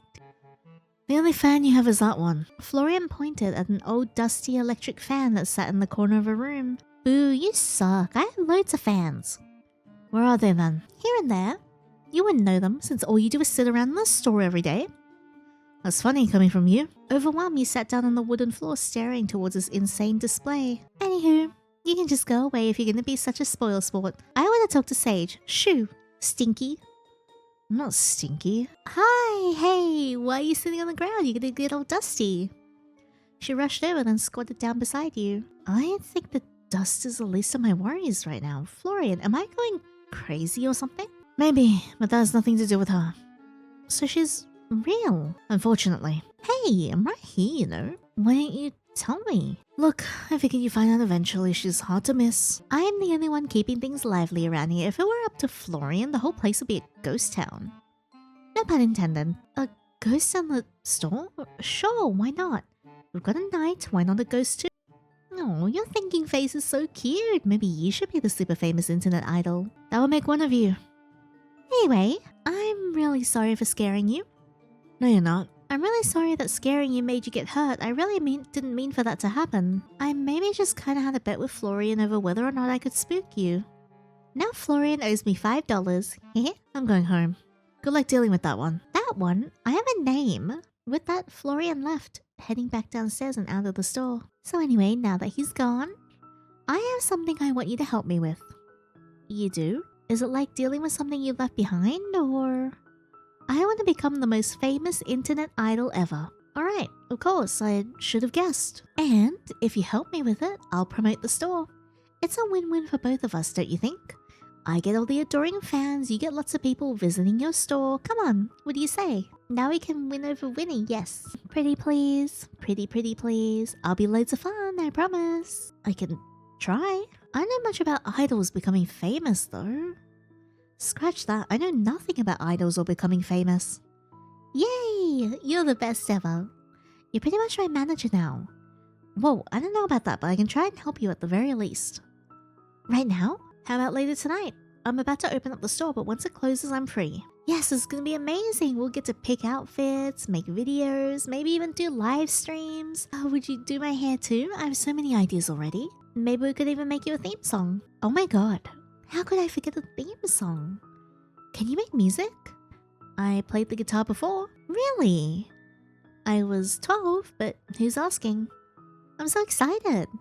By the way, Winnie, why didn't you introduce yourself sooner? I don't bite. Well, not unless you ask nicely anyway. Oh, Florian told me I shouldn't talk to you. Does he really hate me that much? I look so sad.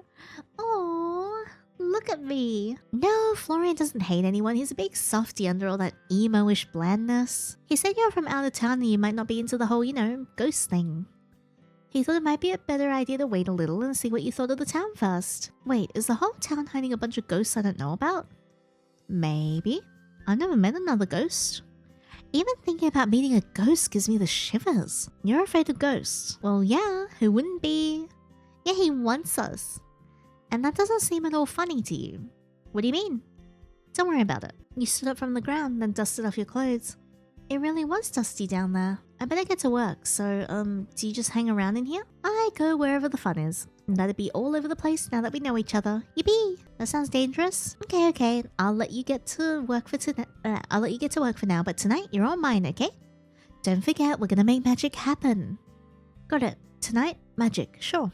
I'm all yours. They call me Sage the Wizard with all the magic I'm about to make happen. Later, that is. Now I have to be Sage the Shopkeeper. Lady Winona, it was good to see you fine and well. Lucy! Winnie crouched forward and jumped as if to hug Lucille and went straight through her. Oh, one day it'll work. It is the thought that counts. I will prepare my stance for the day it does. That's the spirit. Was that pun intended? That's my secret. I am pleased to see you have become acquainted with each other. The store was far too quiet without Lady Winona around. Oh, you're making me blush. I am only speaking the truth.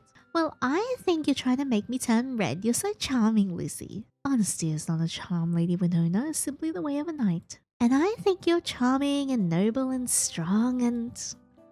Are you trying to make Lucille join your idol group or something? I've never heard so many compliments under one breath. Ugh, water. Maybe. Just imagine a knight idol. Have you ever heard of something so cute? I fear my talents do not extend to performance arts. And cute, I am not. Boo. I think you're plenty cute, don't you think so, Sage? You're both cute. You're both cute, honestly. We might end up with a queue of people outside today just to see the two of you.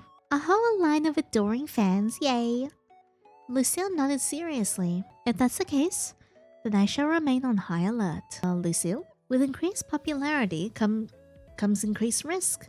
Should a crowd gather at our doors, I will ensure no trouble befalls you or Lady Winona. That's appreciated, but I'm not sure necessary. Oh, Lucille, you should totally be my bodyguard when I go viral.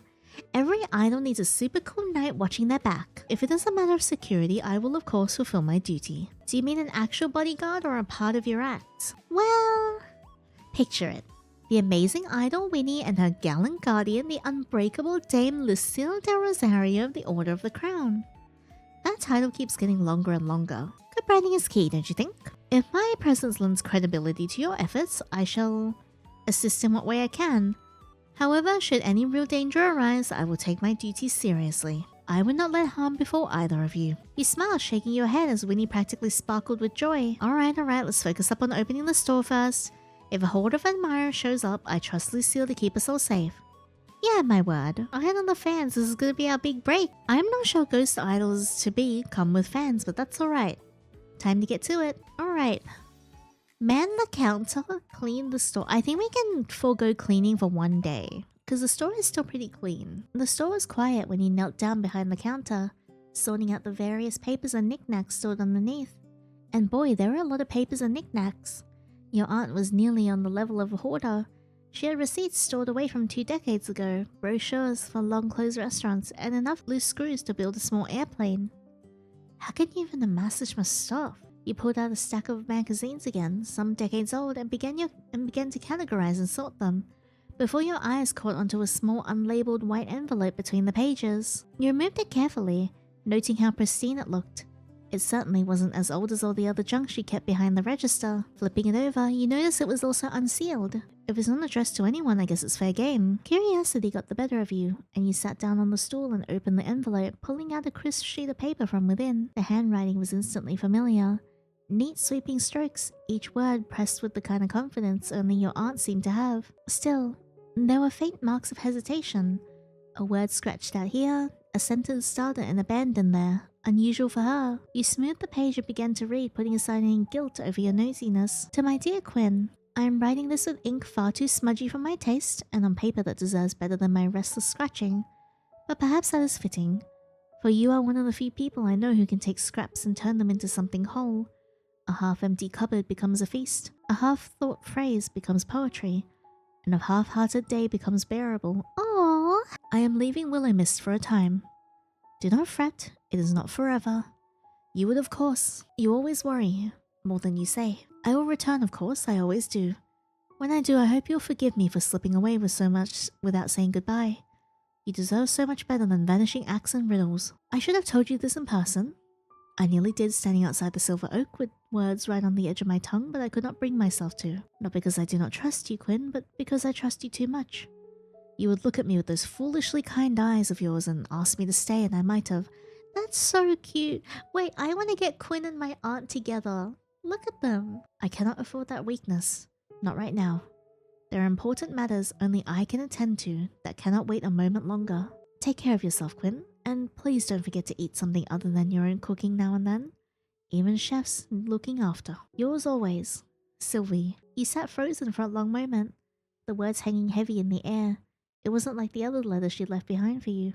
This one felt different, softer, more vulnerable, and it hadn't even been sealed, let alone delivered. Why has she hidden it away here?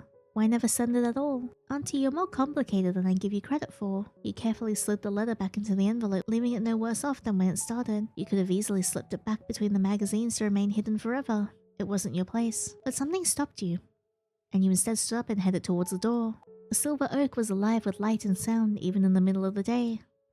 The air smelled of herbs and roasted garlic, underscored by the sweetness of something caramelizing slowly in the oven. It was the kind of smell that made your stomach growl no matter how recently you had eaten. Several patrons lingered despite the hour, sipping drinks in the garden or eating a meal. It didn't take you long to spot Quinn a few tables down. He was moving gracefully between patrons, balancing 3 plates at once and a full glass of wine, talking animatedly to his customers. Your eyes met, and near instantly he was by your side, face beaming. Ah, my newest and most radiant customer. No, my newest friend. My newest confidant, my newest partner in culinary crime. He swept into a dramatic bow, somehow without spilling a drop of the wine he carried. His hair slipped forward over his shoulder like a curtain of dark silk. Tell me you are here to dine, to taste the wonders of my kitchen, to bask in the company of Willowmist's finest oak. Actually, I came because I found something of yours. Something of mine? A lost trinket perhaps? A misplaced poem? My dignity perhaps? I've been searching for that one for years. He held out the envelope, Quinn's hand still before he reached for it. His gaze lingered on it, recognition flickering instantly across his features, as if he could tell who had written it from the lack of a name on the front. For a moment the noise of the restaurant seemed to fade around him. He took the letter slowly, almost reverently, as though it might vanish if he moved too quickly. Sylvie's hand. He spoke the words softly, as if testing them. His thumb brushed the edge of the letter and he let out a small shaky laugh that didn't quite reach his eyes. For me. She never gave this to me. His eyes scanned the first few lines. His smile faltered. Whatever flamboyant quip that had been waiting on his tongue shriveled into silence. With a quiet exhale, Quinn tucked the letter back into the envelope and slipped it against his chest. His usual energy was still there, but muted like a fire burning low. Thank you, Sage, for bringing this to me. His voice caught and he cleared his throat, forcing a grin back onto his face. Are you a meal? No arguments. The finest thing you've ever tasted. And then some. Consider it payment for your noble service as courier of forgotten words. You don't have to... Ah, but I must. If I did not, the very foundation of the Silver Oak would crumble, and then where would Willowmist be? Hungry, despairing, devoid of risotto. The grin was convincing, but not quite enough to hide the heaviness in his eyes. Still, he clapped you warmly on the shoulder, his voice booming again to cover the crack in his armor. Do you know why she didn't give this to you? Well, I could guess. But Sylvie has always been a storm, and you can protect the thunder, never the lightning. But enough of my melancholy. I will not let you carry my burdens when you already carried the store. This letter is a gift in its own way, a reminder that she thought of me. And for that my heart is lighter, not heavier. Now how about that meal, Another day, I'm actually meant to be minding the store. Ah, my deepest apologies for stealing you away for so long. How terrible of me. Terrible indeed. Have a lovely day, my dear, and thank you. I need to get them together. I need to get my aunt and this man together. With that, you turned to leave. You glanced back over your shoulder and saw him staring down at the letter, a small wistful smile on his lips. Completed Quinn Event 1. Alright.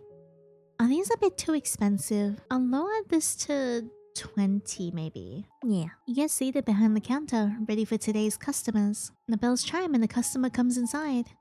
You are taking over the store wonderfully in my lovely Sylvie's absence, Sage. Welcome. Christmas bells broach call to me like a dinner bell at dusk. I will take it. Even a chef must indulge beyond his kitchen. Yay! I have sold a thing. Until next time, may your day be seasoned with joy. See you next time. No other customers? Oh. You begin searching through your aunt's collection and find a vintage floral vase. Well, at least we have a new item to sell. You stretched, hearing a pop from a joint somewhere you didn't want to think about too much as someone entered through the front door. I hope it's Emmett. Look at his outfit! Look at his little bucket hat! Oh, he's so cute! What are you doing here? Don't tell me I have to put you in timeout. Timeout? How old do you think I am? I left something here this morning. I was just coming to pick it up. Look at his little bucket hat. Oh, his casual wear's so cute. I love his jacket. It's not like I came back because I missed you or anything. Look at him blush. Fine. I guess it's a sufficient reason for you to be back, but you better go home straight away. God, you're worse than my mother. I'll pretend I didn't hear that. Actually, do you live far away? Why?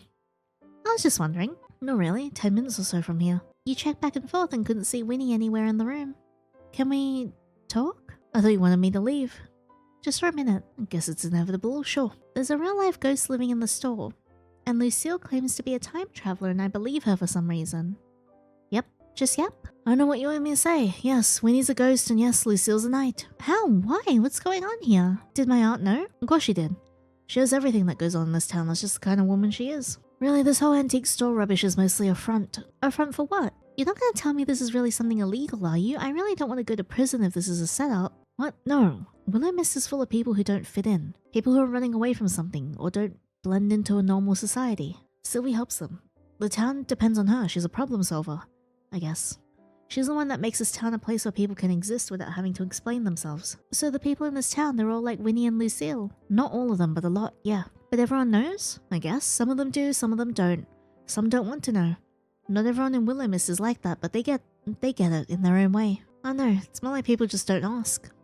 And you're just okay with that. Why wouldn't I be? It's a lot to take in.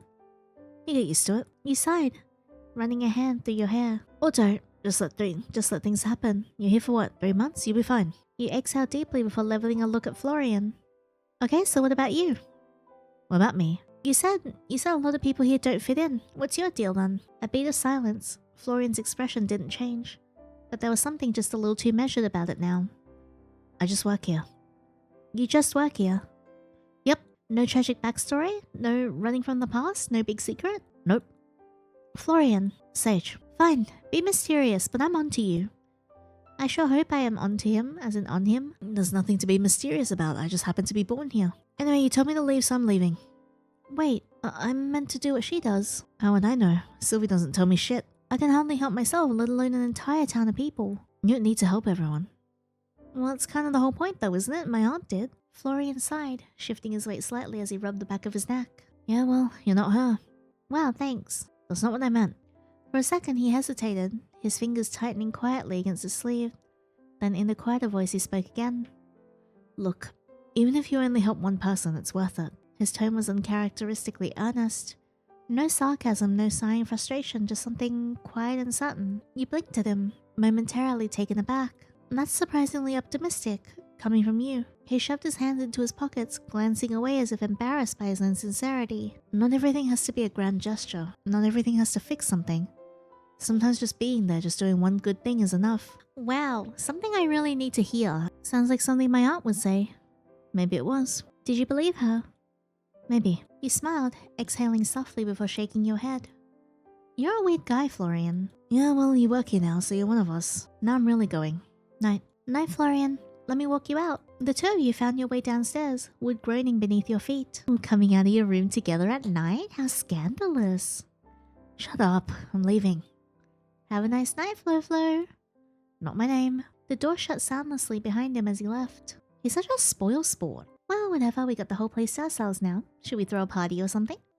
A party in an antique store does sound pretty cool. I'll put you in charge of planning that, eh? Do you think we can get a disco ball in here? My aunt probably has one stashed away somewhere, knowing her. Disco balls and parties can come later, though. Didn't you want my help with something? Right. Oh my gosh, I'm so excited. Come on, come on. She went to grab you by the hand, but her fingers went straight through yours. It did leave you with a cold, numb feeling in your hand, though, which you found pretty cool. Let's go. Alright, what are we doing up here? Your place is so cool, Sylvie didn't like me coming up here, you know? This is my first chance getting to have a proper look around. Why not? What'd you do? What? Who said I did anything? Well, did you? I think it's because I stand at the end of her bed in the middle of the night. Kinda spooked her a little. Okay, I can see why she wouldn't like that. I was just messing around. I won't do that to you, though, I promise. I pinky promise, but you know, she wiggled her semi-translucent pinky finger in front of your face. Anyway, do you have a computer? I do. Brought my laptop with me. Luckily, I don't know what I'd do without it. Yes, finally! You sat down at your desk, swinging around in your chair to log in. What's step one of becoming an idol then? Getting famous, I guess? Selling out a giant arena for my concert? First step? That sounds like the 50th step. I don't know about that one. I don't know much about idols, but I think there's some steps before that. Did you decide on a name at least? You had a few earlier ideas, but... Well, I have been thinking about it. Winnie the super cool idol? Denied. What? I thought that was a good one. How about something more like, I don't know, something that highlights your draw? Ghost Star Winnie? With a star in the middle. That might be cute. Ooh, mysterious, intriguing, cute.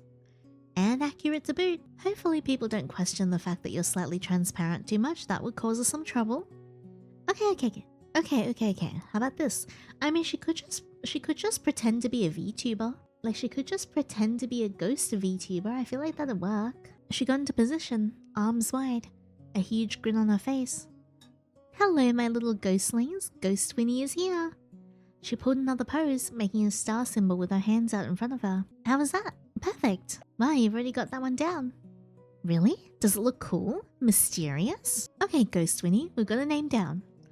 I suppose the next thing to do is actually make social media accounts so you can actually have somewhere to be an idol. Twitter, Instagram, YouTube and Twitch. Do you want to make videos? Of course. I'll start setting those up. Do you have an email address already? Maybe. We should probably just make a new one. Maybe have an email? Alright, new email too. You tapped away on your keyboard getting to work. So, Winnie, can I ask you something? I am an open book. Well, you're a ghost? That's not a question, silly. I wasn't done yet. Are you dead? Ooh, I'm a scary dead person. Hehe. I don't know, to be honest. I don't have any memories of my life, probably. Ghosts are usually dead, right? You lost your memories. I guess so. Or maybe I didn't have any in the first place, who knows? She's very nonchalant about it, and that doesn't bother you. Why would it? I'm all for the here and now. I guess that's a good way to live. You know what I mean? What's with the superstar idol thing then? I thought it was some kind of unfulfilled dream of yours.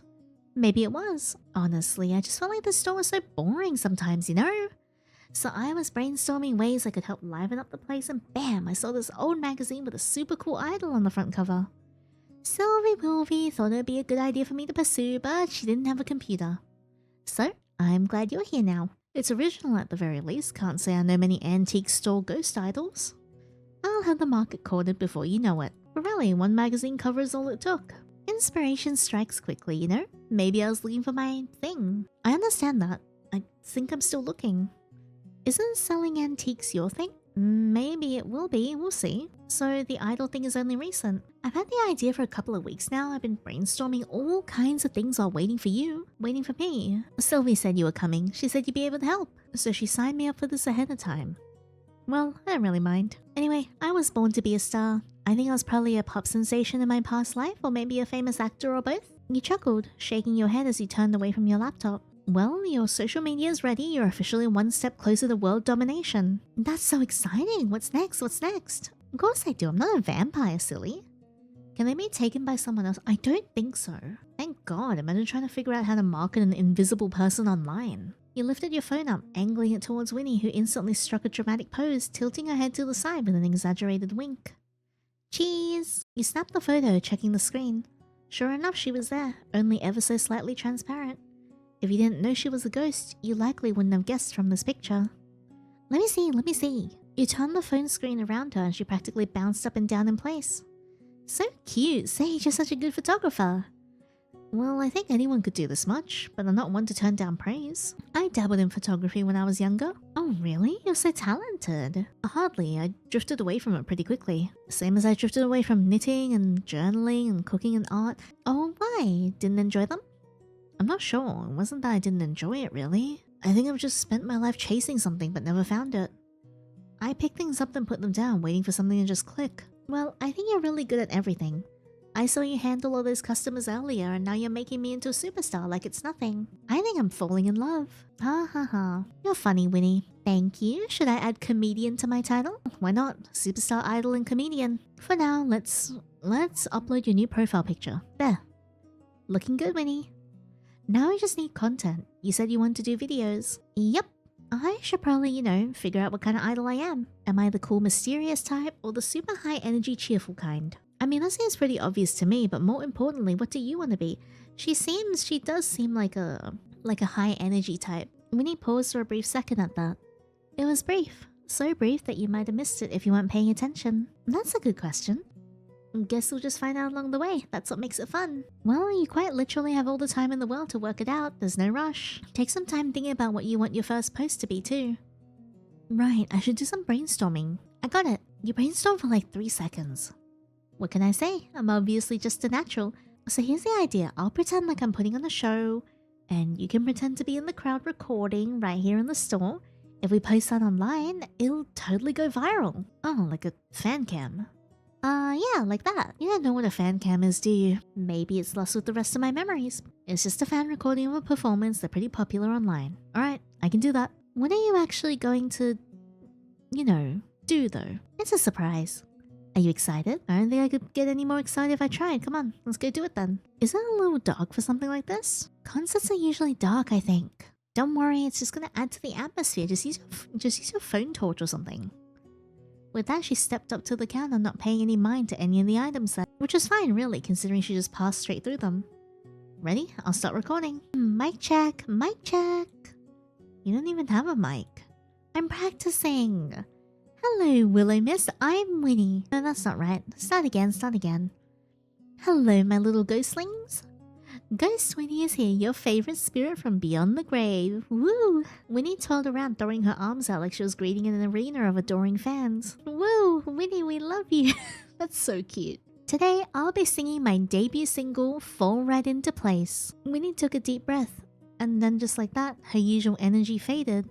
Her playful grin softened into something more thoughtful, more wistful. Then she began to sing. She's so cute. Look at her. I love her. I think she's singing the theme song. She sang with all the passion of a girl with no place to call home. Her voice was light, sweet, and airy, but there was a depth beneath it, a kind of yearning woven between the notes. She held out one hand, as if she were reaching for something, or someone just out of grasp. Her voice carried through the still air, filling the empty space. I will stay silent. You didn't say anything. It was almost like you couldn't. You just watched her standing there above you, mesmerized. The playful, energetic whirlwind of a ghost who suddenly seemed so delicate, so lost in something unseen. She seemed almost caught between her dreams and memories, or lack of them. Winnie, as she hit her final notes. Winnie's eyes fluttered shut as she let the sound settle into the stillness of the room. Then she cracked one eye open, grinning. So, how was it? You quickly stopped the recording. Hope I got it all. I kind of forgot halfway through, that's why we were doing this. That was beautiful, Winnie. Yay! Where did that song come from? My mouth. Okay, comedian, I know that much. Did you write it? I think so. I hope so. When I first got here, it was in my head. Maybe it's a memory, I'm not sure. But it's pretty, right? It's gorgeous. You're an amazing singer. Well, I wouldn't be a very good idol if I couldn't sing. That's true. I just didn't realize you were that good. You leant back against the counter, arms crossed as Winnie decided to stand beside you. A memory, huh? Music is a pretty powerful thing. I wonder if it means something. That I've always been destined to be famous? Maybe. It's kind of funny, huh? What is? That I have no clue who I was, but I remember a song. Well, maybe it was important to you. Something you held on to. Even after everything faded away like a little keepsake. Winnie hummed, rocking back and forth on her heels, all while floating in place, as if she had heels to rock on. For once, she didn't immediately follow up with a joke. She just thought about it, hands clasped behind her back. Yeah, I guess so. I mean, anything's possible, right? It's a little bittersweet. No, it's all sweet. Don't worry about the sad stuff, Sage. I don't care if I remember or not. All that matters is now I'm gonna be a superstar. How'd the recording turn out? Oh, I think it's good. I'll have to clean it up a little before it's ready to post, so I can add some special effects later too. Strobe lights, fireworks, a backing track. Okay, temper your expectations a little there. I'm no professional. Winnie grinned nearly ear to ear, and you were sure it was contagious as you found yourself smiling back. A yawn escaped your lips inadvertently. Tired? All this fame stuff really wears you out, huh? Yeah, it's been a long day. You must be more exhausted than me. No. I could sing all night. You might need to come up with some more songs first so you don't get tired. Nope. I can't even remember what sleep feels like. Man, that'd be helpful. It's pretty cool, huh? Another perk of being a ghost. Doesn't it get lonely? Oh, sorry. It kind of slipped out. I just meant while everyone's sleeping, it must be very quiet around the store. If anything, it's usually super boring. Luckily, Florian's usually around, but not tonight, huh? Boo. I keep you company if I didn't need to be up first thing in the morning. It's okay, Sage. I'll keep practicing for my big debut. I won't be bored tonight. As your client slash business partner slash soon-to-be worldwide idol slash friend, I officially declare that your shift is over. Why, thank you, my esteemed Winnie. Oh, I like how that sounds. Uh-oh, if we're not careful, your idol thing will turn into a cult thing. Which, honestly, I'm down for, but maybe we hold off for now. I'll get some sleep then. Good night, superstar. Night, Sage. Rest up. Let me know when you finish editing my debut recording too, alright? You got it. Oh, by the way, thanks for helping me get your letter down from the top of my dresser last night. Sure. Night, Sage. Wait, so it wasn't Winnie that floated the letter down? It was someone else? Who? And just like that, Winnie floated up and through the ceiling. Wait, who? With that, you headed back upstairs. I want to meet the new person. You stepped into your room and promptly flopped onto the couch, exhaustion overtaking you. What a day. Between dealing with customers, meeting and helping Winnie with her idol stuff, and everything with Florian, you were left with little energy for yourself. You let your head come to rest on the back of the chair and closed your eyes. Just for a moment, you told yourself you just wanted to rest your eyes. Just a minute, then I'll get dinner and go to bed. And just like that, you fell into a light sleep. Upstairs. Wake up. Follow rustling leaves. Destiny. Find? What the hell is going on? Your eyes shot open as soft, insistent whispers rippled through your mind. The first thing you noticed was a cool draft brushing against your skin. And in the dim light of your room, you saw something strange. A scattering of autumn leaves swirling in a gentle motion, around and around as if the world's gentlest tornado was inside your room and you were in the center of it. What the hell? Winnie, is that you? No reply came. You felt an inexplicable pull, like a magnetic draw urging you to stand. You got to your feet, and the swirling leaves followed you as if you were commanding them, which you weren't, as far as you were aware. You looked out the window, but the wind didn't seem to be coming from there. Winnie, is this some kind of practical joke? If it is, you got me. That pull continued, almost as if dragging you to the door. Swallowing hard, you followed it out of your door and upstairs. Ooh, you had expected to see Winnie when you entered the room, but you found the attic empty. The pull continued, dragging you further into the room relentlessly. Dust mites danced in the beam of the moonlight that streamed in through the stained glass windows as you made your way to one of the dressers, pushing aside boxes in your path. The closer you got, the more the temperature seemed to drop, and the leaves twirling around you began to glow. Cautiously, you reached down and brushed your fingers against the smooth wood of the dresser, your heart pounding. It was icy to the touch, much colder than one would have expected. With a deep breath, you pulled open the drawer and found a book. It looked old, leather-bound, with no writing on the front door spine that you could see. Carefully, steadily, you reached in and took it from its place in the drawer, blowing a layer of dust off the surface. As soon as you made contact with it, the leaves swirled around you, exploding into gold dust, shimmering through the air before coming to rest on the wooden floor. The temperature in the room returned to normal, and you were left once again, exhausted. Strange book in hand, you made your way back to your bedroom. You set down the book on the small dining table in the kitchen, and changed into your pajamas. Whatever strange thing was going on right now, it could certainly wait until morning. You crawled into bed, heart still racing, and closed your eyes. Despite the adrenaline running in your veins, weariness overtook you, and soon enough you fell back into a much deeper sleep. I wonder who that was. Wait, so who helped me with the letter? I want to know. The sing-songy chirping of a group of small bluebirds on your windowsill woke you from your sleep. You sat up and yawned, stretching out your shoulders with a pop. I'm sure that's not meant to pop. Rubbing your bleary eyes, memories of last night suddenly resurfaced. Filled with alarm, you searched out the book that you found, and noticed that there was nothing on your table anymore. Was that all a dream? God, I need to stop watching TV or something. Abruptly, a book fell onto your lap as if someone had dropped it. A very familiar, leather-bound book. How the...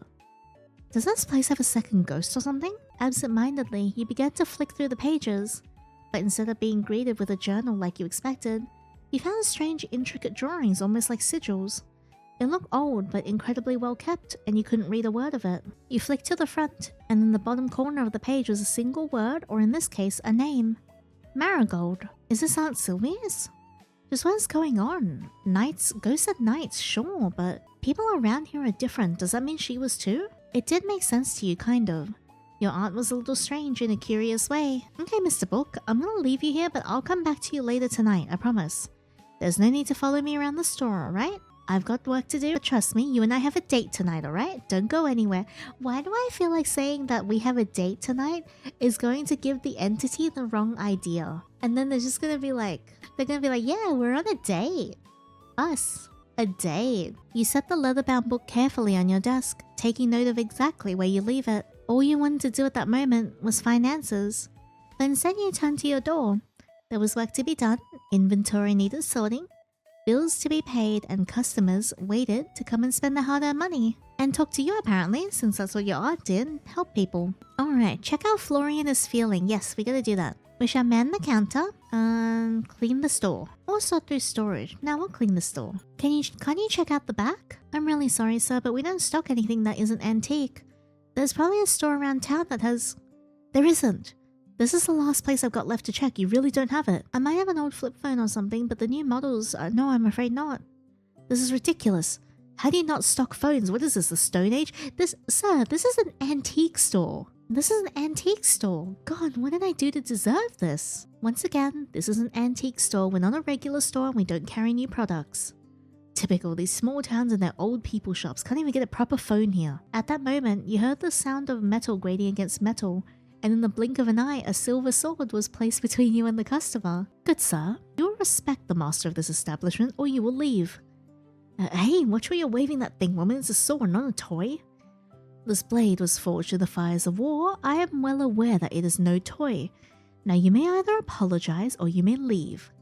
Fine, sorry, Jesus. He grumbled and turned on his heel, leaving the shop with all the haste of a man threatened with a real sword. Thanks, Lucille. It is my pleasure. Should you require aid, you need only ask, Sage. She gave a smile and sheathed her sword with ease. Yay! Some people require a firm hand to understand the importance of manners. Is there usually many customers like that? Nay, the majority are very courteous and polite. Lady Sylvie would say that a great deal of trouble came from passing tourists. However, they are few and far between. Tourists, huh? He did seem to be passing through. Aye, the inhabitants of this town are a good sort and would never speak ill of the store. Everyone likes Aunt Sylvie, huh? Indeed, she is the best of us and then some. Hey, Lucille, thank you, really. I know it's your job, but... My sword is yours, your enemies are mine. If there is but one thing you can depend on in this life, it is that. She bowed her head and left to continue her patrol. Well, time to open up shop. Okay, maybe we need to lower the price of this rabbit. I feel like it is a bit much. And I think for this, I will go with 85. Or maybe 95. Let's see how far we can push it. Yeah, you get seated behind the counter ready for today's customers. The bells chime and a customer comes in. Welcome. Vintage stuffed rabbit. Looks like it has a sense of humor. I like it. I think I'll buy it for my mom. Yay, we have sold it. Bye-bye. The customer leaves the store. The bells chime and the customer comes inside. Welcome. Vintage floral vase calls to me like a dinner bell at dusk. Consider it sold. Yay! Well, I'm out of stuff to sell now. Parting is such sweet sorrow, but I shall sweeten it with anticipation of my return. And customer leaves. You had just stepped away from the counter to grab lunch when the door opened, and Florian came waltzing in, covered once again with his sunglasses and bucket hat. Florian! Hey, how you feeling? Did you get some sleep? The deep-set bags under his eyes didn't look very promising. Oh, the poor baby. I'm fine enough to work. Well, if you say so. But you should think about going to see a doctor or something if it continues. Didn't I tell you to stop worrying about me? Yeah, but no one said I had to listen. Good day, Sir Florian. Pray forgive my intrusion, but might I inquire about this peculiar contraption you have hanging from your pocket? I've never seen its like before. Lucille stepped over from the side of the store, helmet underarm. She gestured towards a pair of headphones connected to Florian's phone, which is half hanging out of his pocket. It's a pair of headphones. Headphones, a peculiar name. I have heard of a phone owing to Lady Sylvie, but not these headphones. They're tiny mini phones that you put into your ears and they put the screen in your brain. Winnie popped up out of nowhere, grinning at Lucille. Is that so? What? No, she's bullshitting you. They're just little speakers. You will have to be careful or the tiny phones will invade your ears and take over your mind. That's quite terrifying, Lady Winona. I believe I will keep my distance from these headphones. I'm telling you, she's lying. Look, you listen to music through them. Florian held the headphones out to Lucille, who raised a hand. My warmest thanks, but I believe it best to let my ears remain free of such intrusions. Why do you never listen to me? She's playing a trick on you. I do not believe Lady Winona could lead me astray. And I would. They're really just for listening to music. Winnie's messing with you, really. They're just for listening to music. You might like them. Thank you, Sage, but if that is truly the case, there is plenty of music to hear without using technology. I do not understand the singing of birds, the rustling of leaves. I believe I will make do for now. Man, I'm too tired for this shit. Perhaps a caffeinated beverage would be of assistance. Sir Florian, I shall go fetch you one. Sage? How about a hot chocolate? Yeah, that will be no problem. Lady Winona, I apologize in that I cannot offer you a beverage too. Hey Lucy, I'll just enjoy it from afar. No, you really don't need to. I shall be back post-haste. At that, Lucille left out the front door, a spring in her step. I'm gonna keep practicing. Bye-bye, lazy bones. Winnie floated back up and through the ceiling. You weren't sure you'd ever get used to that. Seriously though, are you doing alright? Just some personal shit. It has nothing to do with work. Yeah, but don't overwork yourself too much, okay? Actually, I'm glad we have a second alone. I want to talk to you. Why? I guess you're kind of the person I know best in town. Why? I'm not the kind of person that people confide in. I disagree. You're really easy to talk to. What is it? I found something. Congratulations. Would you prefer a ribbon or a medal? Is both an option? No. Damn, you got me all excited for no reason. But seriously, I woke up in the middle of the night and there was a tornado in my room? Right, a tornado in your room. You're not taking me seriously right now. No shit. You're telling me there was a tornado in your room. Okay, listen. Not a tornado exactly, but a lot of wind and leaves and they were swirling around me. And they led me to a book I can't read, but that doesn't matter. As soon as I touched it, it all disappeared. What's going on here? Are you an idiot or something? Whoa, where's that coming from? And yeah, probably. I told you, this town is full of all kinds of people. That includes your aunt. There's probably a reason she wanted you to come and take over. She always has her reasons, she just never actually tells anybody about them. I think she gets off on leaving people confused. It's just... a week ago, if you told me that ghosts and time-traveling knights and magic books existed, I'd call you crazy.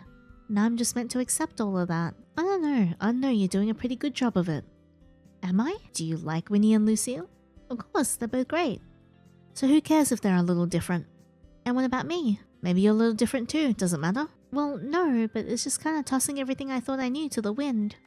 I wonder if our name directly links us to being like a druid or something. Yeah, well, that's life. One day you're a normal person doing normal shit and next everything's turned upside down without your permission. Speaking from experience there, I don't know what you're talking about. If you say so. Anyway, thanks, Florian. I guess I just have to be open-minded. I mean, I can't just not believe any of it if it's true, seeing as the evidence is right in front of my eyes. You can't wash away fighting off a tornado in your bedroom. It wasn't like that. My apologies for the wait, my friends. Wait, you were gone for all of 5 minutes. A midday jog helps me clear my mind. Please enjoy. She placed down a small tray on the counter with 3 drinks carefully tucked into it. You took yours, glad for it, and Lucille picked something floral smelling. What have you got there? The shopkeeper called it a white berry forest tea. I will admit, I have not yet tried such a thing, but I tend to keep away from coffee. I said you didn't have to get me anything. It would be unbecoming of a knight to offer a drink to Sage and not you. Sir Florian, please. I'm not thirsty. Truly, then I apologize. I did not mean to make you uncomfortable. It's not... Ugh. With a grumble, Florian picked up his drink. It smelled like strong, dark, rich coffee. There, are you happy now? I've got work to do. With that, he took off, coffee in hand. Is he always so pleasant? If by pleasant you mean acts as if some knave had defiled his morning gruel, then yes. Sir Florian has been rather somber from the moment we met some months ago now. Well, I guess even Grumpy is charming in his own way. I'm sure he has his reasons. That is true. If I were to speak my mind, I would say he holds little belief in himself. Unfortunately, I do not know the circumstances that have led him to think like that. Regardless, under his solemn exterior, he is full of kindness. He has been kind to me since I got here. I'm with you there, he might roll his eyes or grumble a little bit, but he's always stopped to help me when I need it. Now, that is enough idle rest. I must take my watch and secure the perimeter of this establishment. Wait, you barely had a break, you were running an errand. Though my respite was brief, the call of duty is constant. I would not delay in safeguarding you in the store. Lucille bowed low to you before leaving out the front door again. Well, back to work, I guess. Florian, just the man I wanted to see. I think I'm gonna go back to the storeroom. No! Wait, what do you want now? Anyone would think that you're being forced to be here with that attitude. Look. You pointed to the corner of the room and your enemy looked back at you. A large, very beautiful but very abandoned spiderweb. What about it? I'm trying to clean up the place a bit, but I can't reach it. I thought you'd give me a hand. What do you expect me to do about it? I'm not any taller than you are. I thought you could point me in the direction of a ladder or something. Or you could sit on my shoulders. I'm kidding. Kind of. Maybe. I think Sylvie sold the ladder as an antique to someone passing through town a while back. Was it antique? Fuck if I know. It looked like a normal ladder. So my aunt swindled them. Isn't that part of being a businesswoman? Wait, why are you writing something down? Step 2 on my plan to becoming a successful business owner, learn how to swindle. Anyway, that doesn't really help me with the problem at hand. With a sigh, Florian knelt down in front of you. I'm sorry, I'm not ready to get married yet. Oh, just get off my shoulders. Alright, let's see here. Yay! You swing your legs over his shoulders and carefully lower yourself down, holding onto him for balance. Are you sure you're strong enough to... He stood up without a single wobble, as if your weight meant nothing. Okay, this works. Just make it quick, I'm not paid enough for this shit. You reached up, duster in hand, and tried to knock the webs down. Knock down the webs. Oh no! Click to roll. Please, please, please. Yay! I did it! Are you happy now? You're stronger than you look, you know that? You should let me ride on your shoulders more often. Yes, you should have your head in between my legs more often. I'm going back to work now. Hey, this is work too. I love the little blip face. It looks so flirty. You called after him, but he was already gone. Looking back at the ceiling, you did a great job of clearing away the cobwebs. I've leveled up! Yay! Let's see... Charm... Let's bring up our charm. Or style. Yeah. Store cleanliness gained a bonus boost. It's a little past 5 PM, and you're sweeping a few stray leaves from the floor when the door is pushed open once again. And then 5 more leaves join you, awaiting their inevitable sweeping. Greetings, Sir Emmett. You have arrived at the most fortuitous time. Sir Florian and I were just debating over whether Sage would neglect to pay the bills, or not this week. You're not supposed to tell anyone that, it was just between us. Do I look that forgetful? Do you want me to answer that honestly? No, I'm not so sure. Emmett adjusted his glasses, pushing them up from the center with his fingertips. He's here! Oh, I missed him. No bills will go unpaid while I'm still contracted. He's so hot. What's that supposed to mean? Everything will fall apart if I fired you? I didn't say that, but you're free to assume what you will. Careful, if you speak to me so nicely, people actually think you enjoy my company. My apologies, we wouldn't want that, would we? Now set up my computer at your counter and we can go through your books together. I did bring my own laptop if that makes things easier. It would stop me from having to come and assist you every week. Yes, Miss Marigold never did have any interest in technology. Do you think the glasses are cursed to make him hide his feelings? I wonder. Oh, and miss hanging out with you? Perish the thought. I would be happier to show you how to digitize your accounting, and then there would be no need for me to come here every week. You would save money and I would save time. That sounds like a win-win to me from business owner to business owner.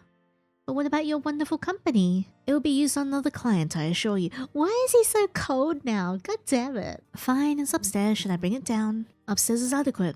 A quieter location might be a good idea. I'm so sad. Take your glasses off right now. You were nicer to me without your glasses on. It's the glasses, I'm telling you. Emmett looked sideways to where Florian and Winnie were currently discussing a new movie that had just been released. And then towards Lucille, who was sharpening her sword. Probably a good idea. The two of you headed upstairs and into your apartment. Hello, Emmett. This is my bed. Home sweet home. Can I get you something to drink? A coffee would be fantastic, thank you. Here, this is my bed. If you would like to sit on my bed, and I will also sit on my bed. You crouched down to look in the back of your aunt's cupboard. There were around a dozen different kinds of tea and beautiful little embossed tins with handwriting. Your aunt's handwriting? It sure looked like it. Pushing those aside, You found what looked like a 20-year-old container of instant coffee. Oh no. Fair warning, I think this coffee is older than I am. Would you expect anything less from the owner of an antique store?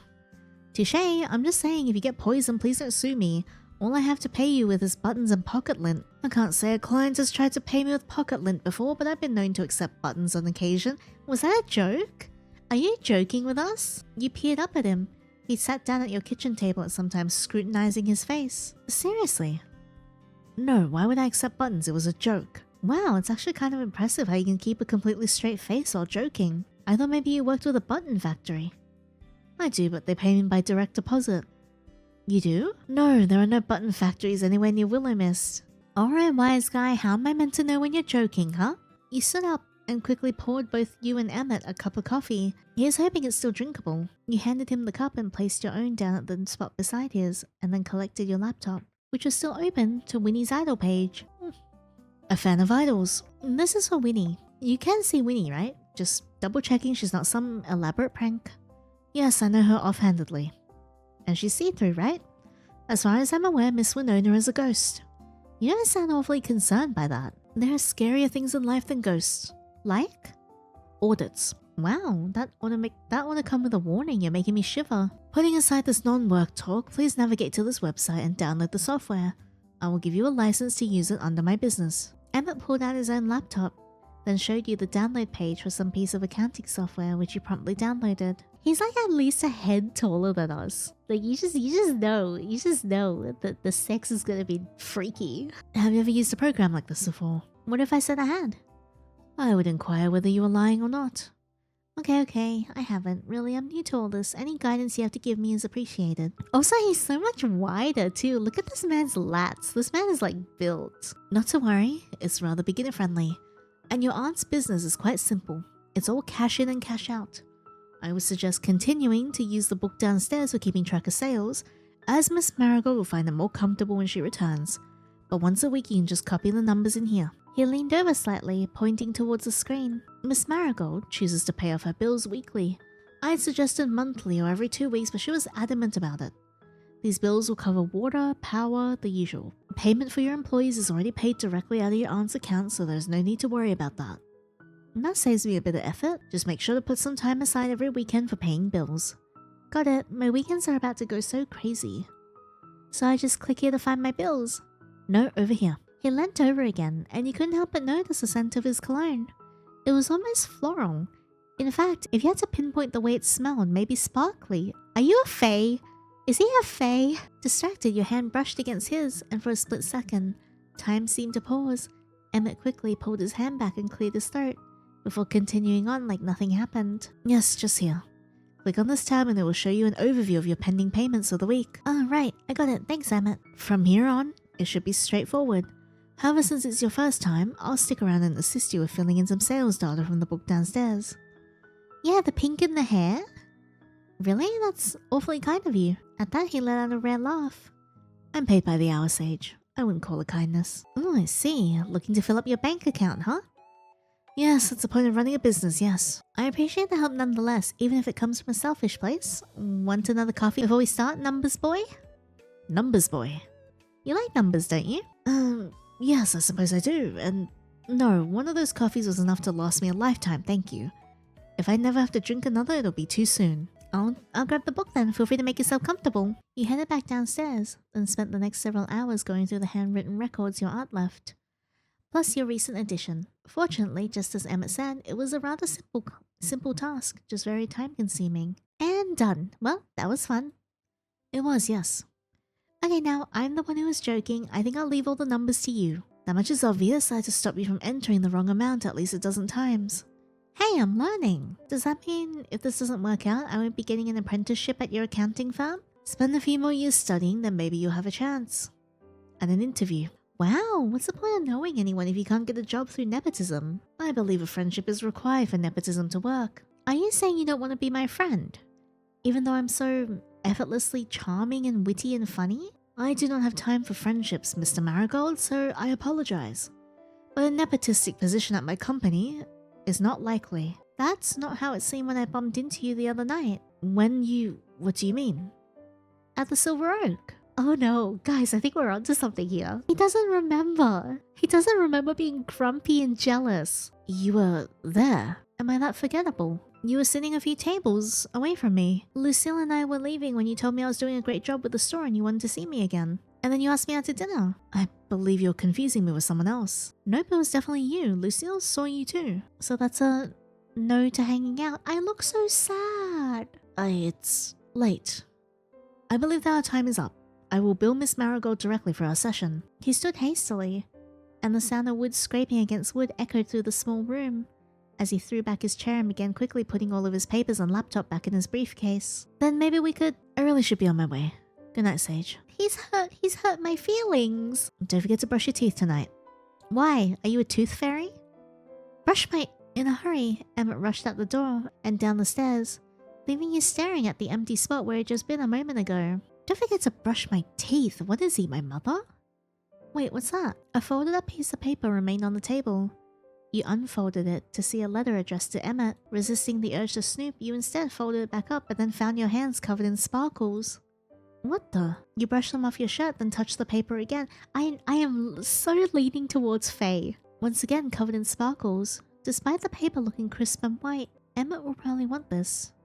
Taking the letter in hand, he dashed downstairs. Where did he go? Check Emmett's business card. Please roll good. Yay! You dug through your pocket and pulled out the business card Emmett had given you a few days prior. Flipping it over, you found an address listed and quickly input it into your phone. There you are. Hopefully you live near your office. You set off on foot, walking through the darkened town. It was a clear night and the sky was full of more stars than you could count. It was certainly different to back home. You were walking like this in search of Emmett, but slightly distracted by the sight above, when you heard a meow, then another, and another. Where's that coming from? Following the noise, you turned into a side street, and saw a group of kittens huddled together surrounding a certain man. Don't worry, I bought you food so there's no need to get violent. Here, eat. Emmett was crouched low to the ground, holding out a small white plate bordered with yellow ducks for the groups of tiny cats. As the kittens meowed and ate, he stroked them gently, smiling, his normally serious face replaced by a softer expression. Oh, he's so cute. He's so precious. I need to find out what his deal is. I want him so bad. I want him and I want Florian. Well, I wasn't expecting to find my favorite numbers, poi feeding strays. What are you doing here? As he spoke, his voice cracked and the kittens scattered, leaving the two of you alone in the dim moonlight. Ugh. Maybe I enjoyed your company so much I didn't want it to end yet. You what? Is that so unlikely? You've known me all for a handful of days and all we've done is talk business. Maybe I just like listening to you talk. Yeah. He looked at you incredulously, as if trying to gauge if you were joking or not. Okay, I do like you, Emmett, but I found you for a reason. You left something at the store and I wanted to return it. Really, yeah. Sorry for spooking you. You held out the letter to him, and he finally stood up from the crouched position, dusting the dirt off his pants. He reached out and took the letter carefully as if not to tear it. Did you read it? I'm not as nosy as I look. No, I didn't read it, I promise. Well, Emmett cleared his throat and adjusted his tie before tucking the letter away inside his jacket. I apologize for my prior rudeness. This is highly unprofessional of me. I'm not expecting you to be professional outside of our work hours. In fact, I think you could probably loosen up that tie a little even during business. Do you like cats? I suppose you could say that. So that's not a yes or a no. They're small and cute. Am I small and cute? Look at him blush. Wait, look, guys. I asked the exact same thing. Am I small and cute? Do I count as small and cute too? Are you a cat? Do I need to be a cat? I could meow if you like. You have no sense of humor, do you? No, Sage. I'm pretty sure Emmett is like absolutely like trying to hide a massive hard-on right now. I'm joking, Emmett. You don't have to take everything so seriously. He let out a sigh and shook his head. You're an overwhelming person, you know that? We hardly know each other and now you're trying to meow at me in an alleyway. Okay, when you put it like that, I sound like a weirdo. If the shoe fits, then what could I say? Maybe you just need someone to help you let loose a little. That could be me if you'd like. Am I propositioning him? What exactly do you want from me? For you to bend me over? I just want to get to know you. I can't do that if you're always running away. Overwhelming and persistent. It's part of my charm. Thank you for returning my letter, Mr. Marigold, but it's late, and I really should be getting home now. You should too. Then how about letting me walk you home? There's no need for that. It's hardly a 10-minute walk from here. I know there's probably no need, but can I do it anyway? At that, he sighed and his shoulders drooped. Fine if it makes you happy. It doesn't mean I consider us friends. The two of you started walking through the dark streets. There was a cool breeze and you pulled your clothes tighter around yourself. I'd rather you make me not able to walk, yeah. It's late, there's no one around. We could— oh my god! Look at him! Look how pretty he is! Wow, he's so gorgeous. What a pretty man. How about close acquaintances? We can start there. Great, you won't regret it. I want him to rip off those glasses as he loses control. Can you imagine? Can you imagine if you guys like finally kiss and he like full like smushes you against the wall and kisses you, and then he rips his glasses off and throws them, and then just like he's making out with you? You smiled brightly, and Emmett looked at you at the corner of his eye. So, my close acquaintance, am I allowed to ask you something? If I asked you not to talk to me, you wouldn't do it, would you? I don't talk that much, do I? Emmett remained silent. Wow, ouch, okay, I can't tell if you're joking or not, that's kind of terrifying. But okay, seriously. But okay, going back on the topic at hand, what was with you the other night? Seriously, I don't think I'm going crazy. I definitely saw you there. I was afraid you'd ask that. Ah, fine. I'll tell you, but this will stay between us. My lips are sealed. I have a low alcohol tolerance. Is that it? Does he just get drunk easily? He did look kind of red. He was just drunk. Lightweight. The normal, non-supernatural answer stunned you at first. And then you were surprised by your own reaction. Why did you expect it to be something different? Wait, that's really it? Why would I lie to you about that? It's embarrassing enough to admit. I guess it's just so mundane, like compared to a ghost or a time-traveling night. Or what? What does that have to do with anything? Oh, don't worry about it. So you really were just drunk the other night. He offered me some of his homemade cider and I felt embarrassed to turn it down. It was only one drink, but that's all it takes. Don't worry, Emmett, it takes me like a third of a drink. I apologize that you had to see me that way. It was actually kind of adorable seeing you act so nice, sweet, talkative. Adorable. A 31-year-old man is hardly adorable. No, that's when you're wrong.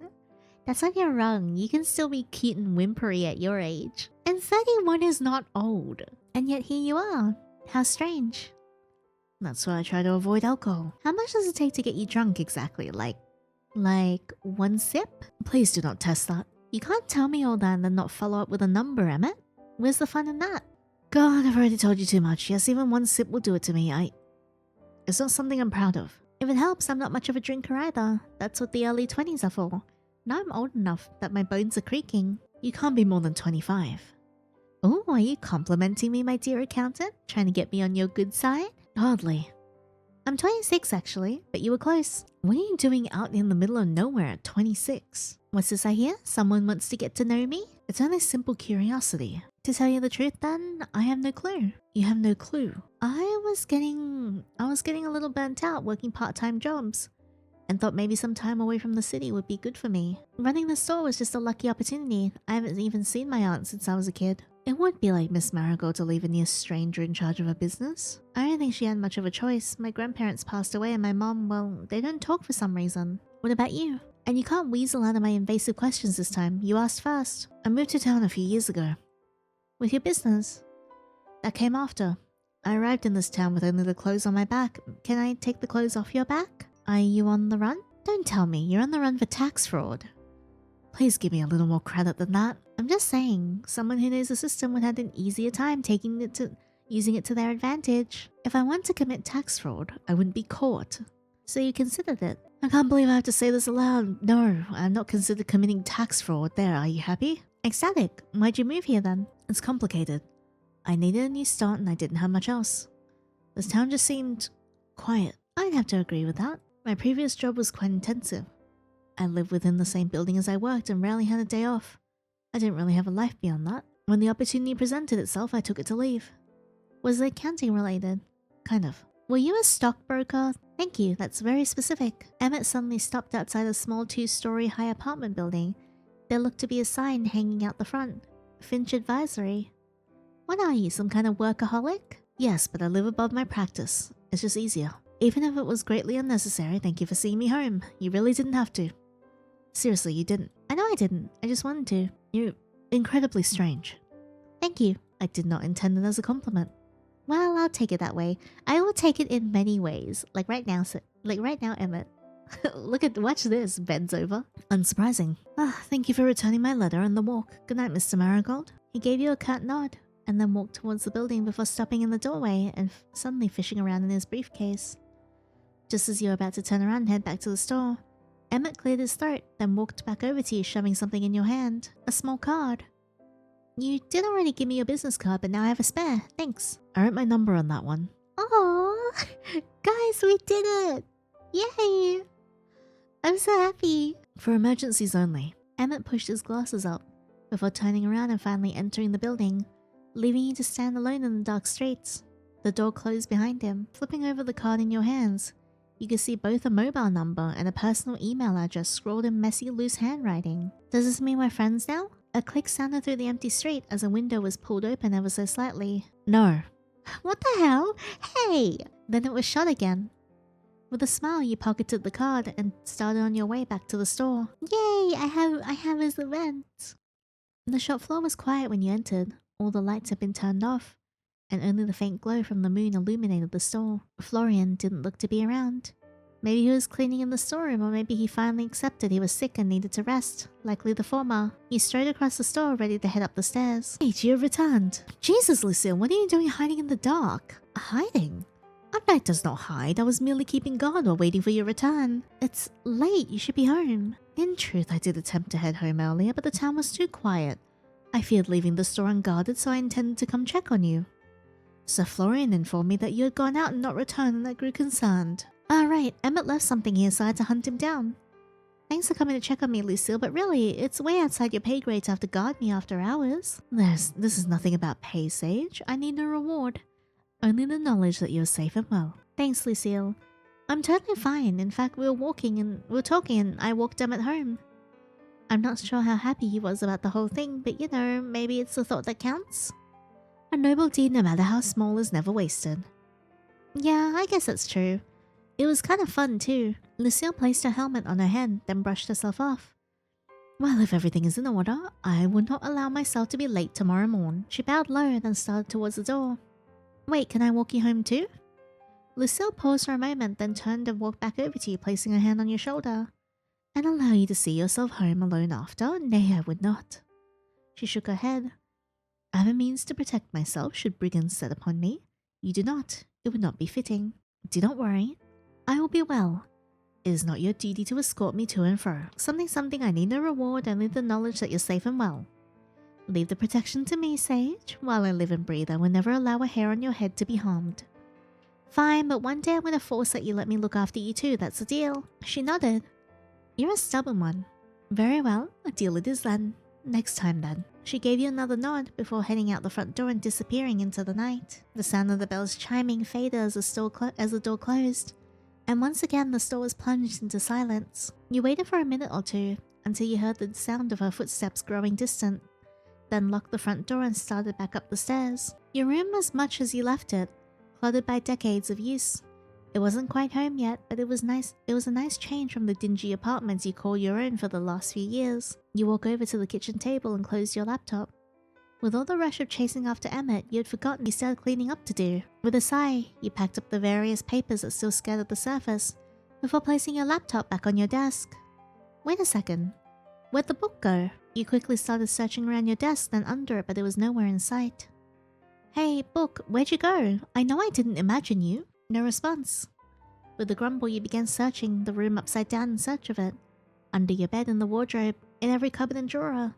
But no matter how hard you searched, it seemed to be missing. Finally exhausted, you sat down on your desk and found it sitting on the surface, as if it had never gone missing in the first place.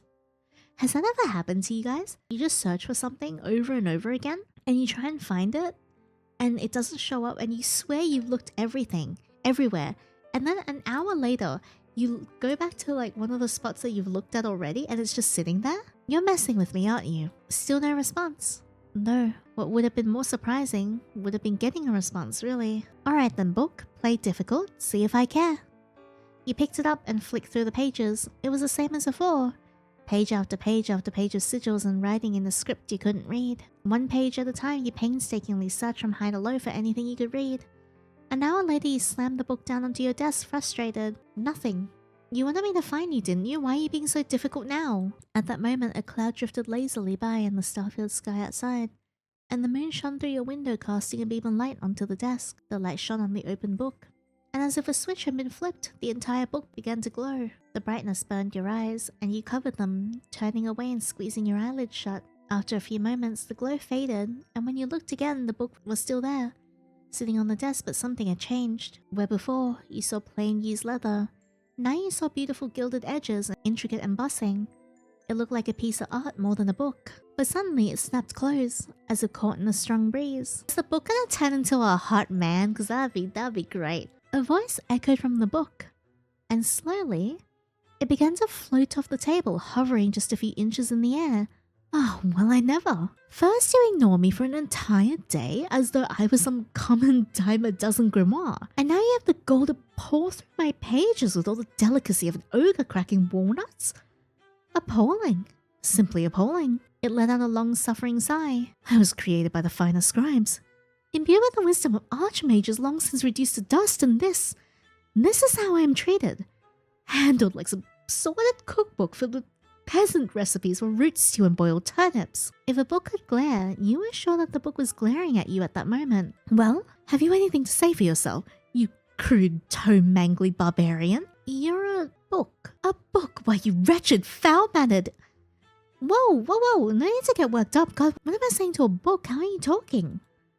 I am far from a book. I am an archive of the ages, a collection of arcane lore, a repository of incantations, so a book. Oh, the sheer depths of your ignorance astound me. One would think that even a mind as tragically mundane as yours could grasp such rudimentary concepts. And you must be a so-called wizard or witch or whatever tawdry moniker you humans are calling yourselves these days, yes? No, I'm just... And now you drool upon my pages and mutter incantations with all the grace of a toad gargling mud. What a joy. I suppose there is a positive side to this. Soon you will turn yourself into a particularly stupid-looking beetle, and I will no longer have to deal with your ignorance. The truth be told, I doubt anyone would notice the difference. What is going on here? What is going on here is that you are an imbecile and an inconsiderate lout.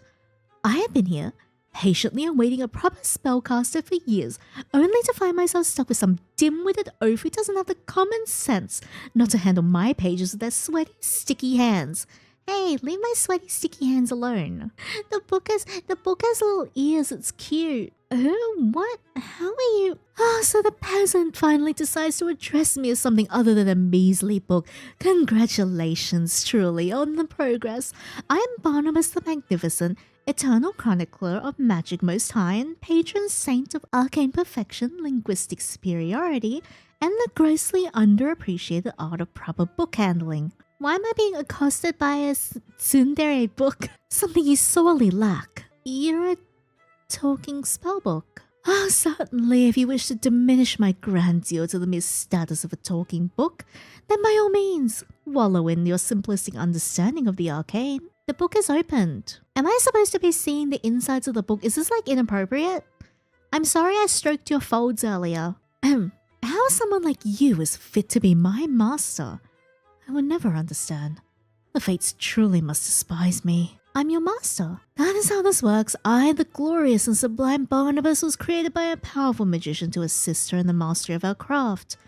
However, when she died, she bound me to her bloodline. Long have I been passed down from generation to generation, waiting to find a master worthy of my knowledge, and yet somehow, despite all odds, I have ended up in the possession of a clueless dunderhead. I think you're getting confused. I'm not a witch or a wizard or whatever crazy fantasy you've got in your head. Pages of yours. Preposterous. Only a magic practitioner could open my pages. I'm sorry I opened your pages. I didn't mean to stroke your folds. I didn't mean to like dog-ear your pages. Did it feel nice? Even if that magic practitioner is the least adept one to have ever lived. You know what? I think I'm gonna put you away in a drawer. Put me away! As though I was some mere object. Oh, the audacity. Well, be my guest. At that, you stood, walked across your room, threw open the top drawer of your dresser. You stuffed him in there with your underwear and slammed it shut. How dare you! This is an affront to the very notion of my being. I say, let me out. Let me out immediately. Why does it talk like me when I'm when I'm like grumpy at Jared? You're a really cool book, aren't you? Just teleport out. Teleport?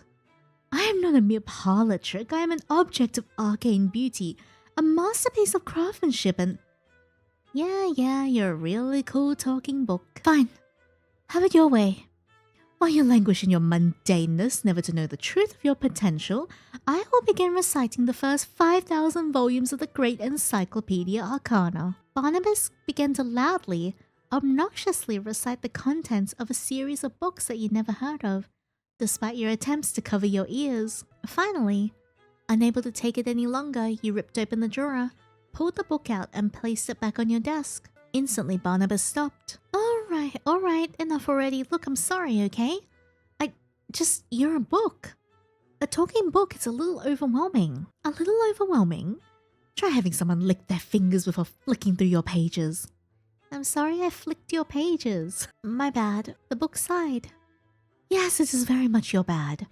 Now listen here, whether you like it or not, we are stuck together. I am yours and you are my master. Barnabas floated up into the air. It is now your duty to continue the line of Marigold spellcasters and use the powers I have to offer you to become the most powerful being this town has ever seen. I'm not sure if I want to become some magical overlord. And why not?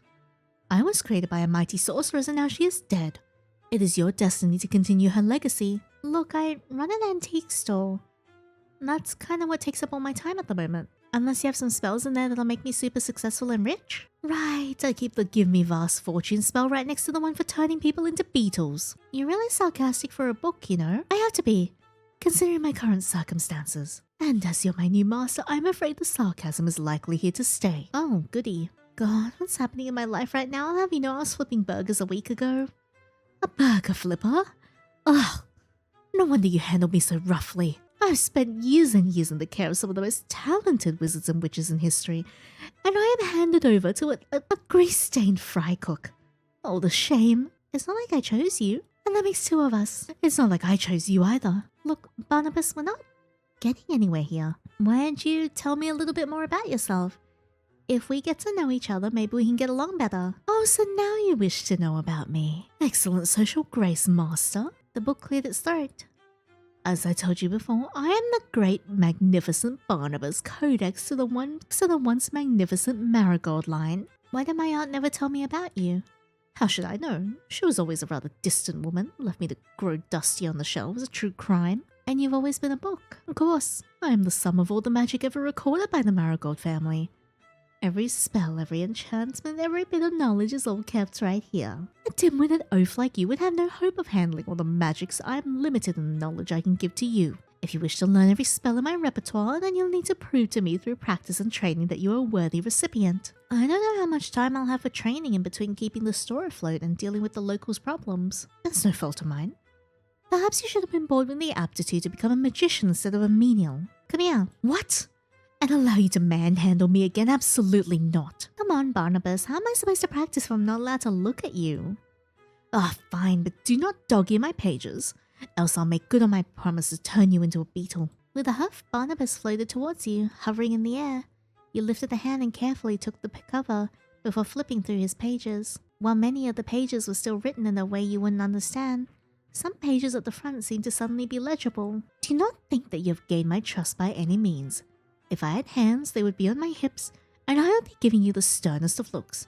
I'm only allowing you to peruse my pages because there is a small chance that somewhere, within that little pea-sized brain, there is a shred of talent. Yeah, you don't trust me, I get it. How do I start? Firstly, as you have no experience in the arts whatsoever, I suppose it would be best if you pick one spell to practice. No, Frank, actually I should.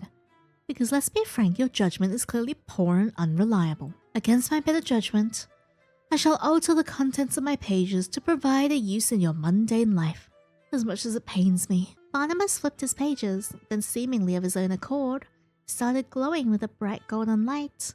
With this, I have modified the spell Revelatio Obscura. Now upon successfully casting such a spell, your eyes will have an easier time spotting things that are hidden. If the spell fails, it is because you are in fact a worthless and talentless excuse for a human and nothing to do with my modifications. So it helps me find things. I can think of a few times that could be useful. Yes, well, if that is all, please put me away somewhere.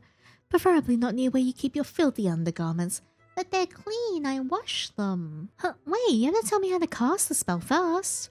Must I? Isn't that your whole point of existence?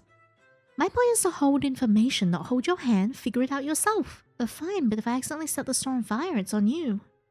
You pulled out the chair, and at your desk you sat down, then reached out and grabbed Barnabas. Please don't let my pages be burned, it would be terribly inconvenient. I'll try, but no promises. Ignoring him, you started studying the page. It detailed how to cast the spell with various diagrams, drawings, and words. The letters and images seemed to float off the page and into your mind until finally everything sunk in. You pulled out a notebook and began scribbling sigils left, right, and center. If this was what magic was like, it was going to be a lot easier than you thought. Once satisfied, you put Barnabas back down on the table and pushed the chair back. Time for a little field testing. You placed the notebook on the ground in front of you, stuck out your hand, and... Revelatio Obscura. Nothing happened. Uh-oh. Nothing. With a groan, you tried one more time, waving your arms about wildly. Utterly hopeless. Shut up, I have this. You are far from having this. Your pronunciation is that of an illiterate stable boy. Try again. Slowly this time, if you please. You took a deep breath, feeling the way your lungs filled with air and focused on the spell. Revelatio Obscura. The lamp in the corner of the room began to flicker on and off, and the hanging plants near the window swayed gently despite no wind at night. Congratulations, Master. You are truly a master of the craft. The world shall tremble before your might. Hey, it worked. Look at that, I did it. Yes, congratulations on making a lamp flicker. That does mean it worked, right? Yes, the store sits on a magical ley line. There are often side effects to spells cast here. What spell can I learn next? What spell? The fledgling asks as if the entire process was so easy. Please continue to amuse me. What? I cast it, right? You must practice. Even simple spells are fiendishly difficult, and I will not stand idly by while you butcher them with your lack of skill. When you have more experience, perhaps then I will teach you another. Perhaps. Okay, jeez. I'll keep practicing.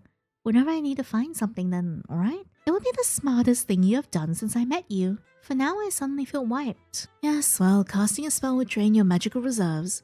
And until you are more proficient, even the simplest of spells will require significant focus. Well, I'm too tired for this. I'm gonna go to bed. What should I do with you? I'm perfectly capable of looking after myself. Are you capable of yapping less while I try to sleep? Or do you need to go back into the drawer? Do not even suggest such a thing. Good night, Barney. Barnabas.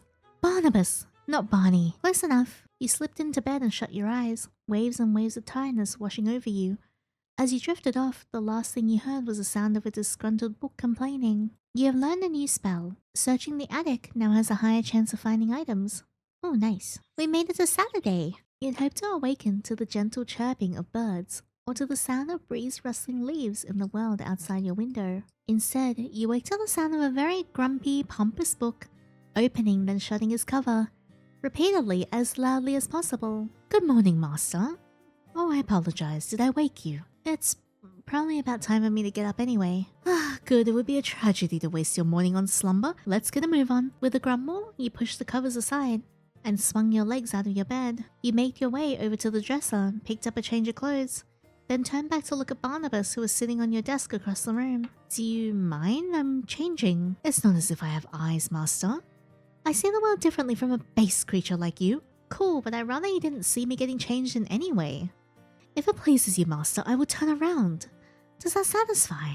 You quickly changed, then grabbed a piece of fruit, noting that your food stock was nearly near empty now. I'll have to find a grocery store later. Now, as much as I enjoy your presence, Barney, I've got work to do. Did you want to come with, or...?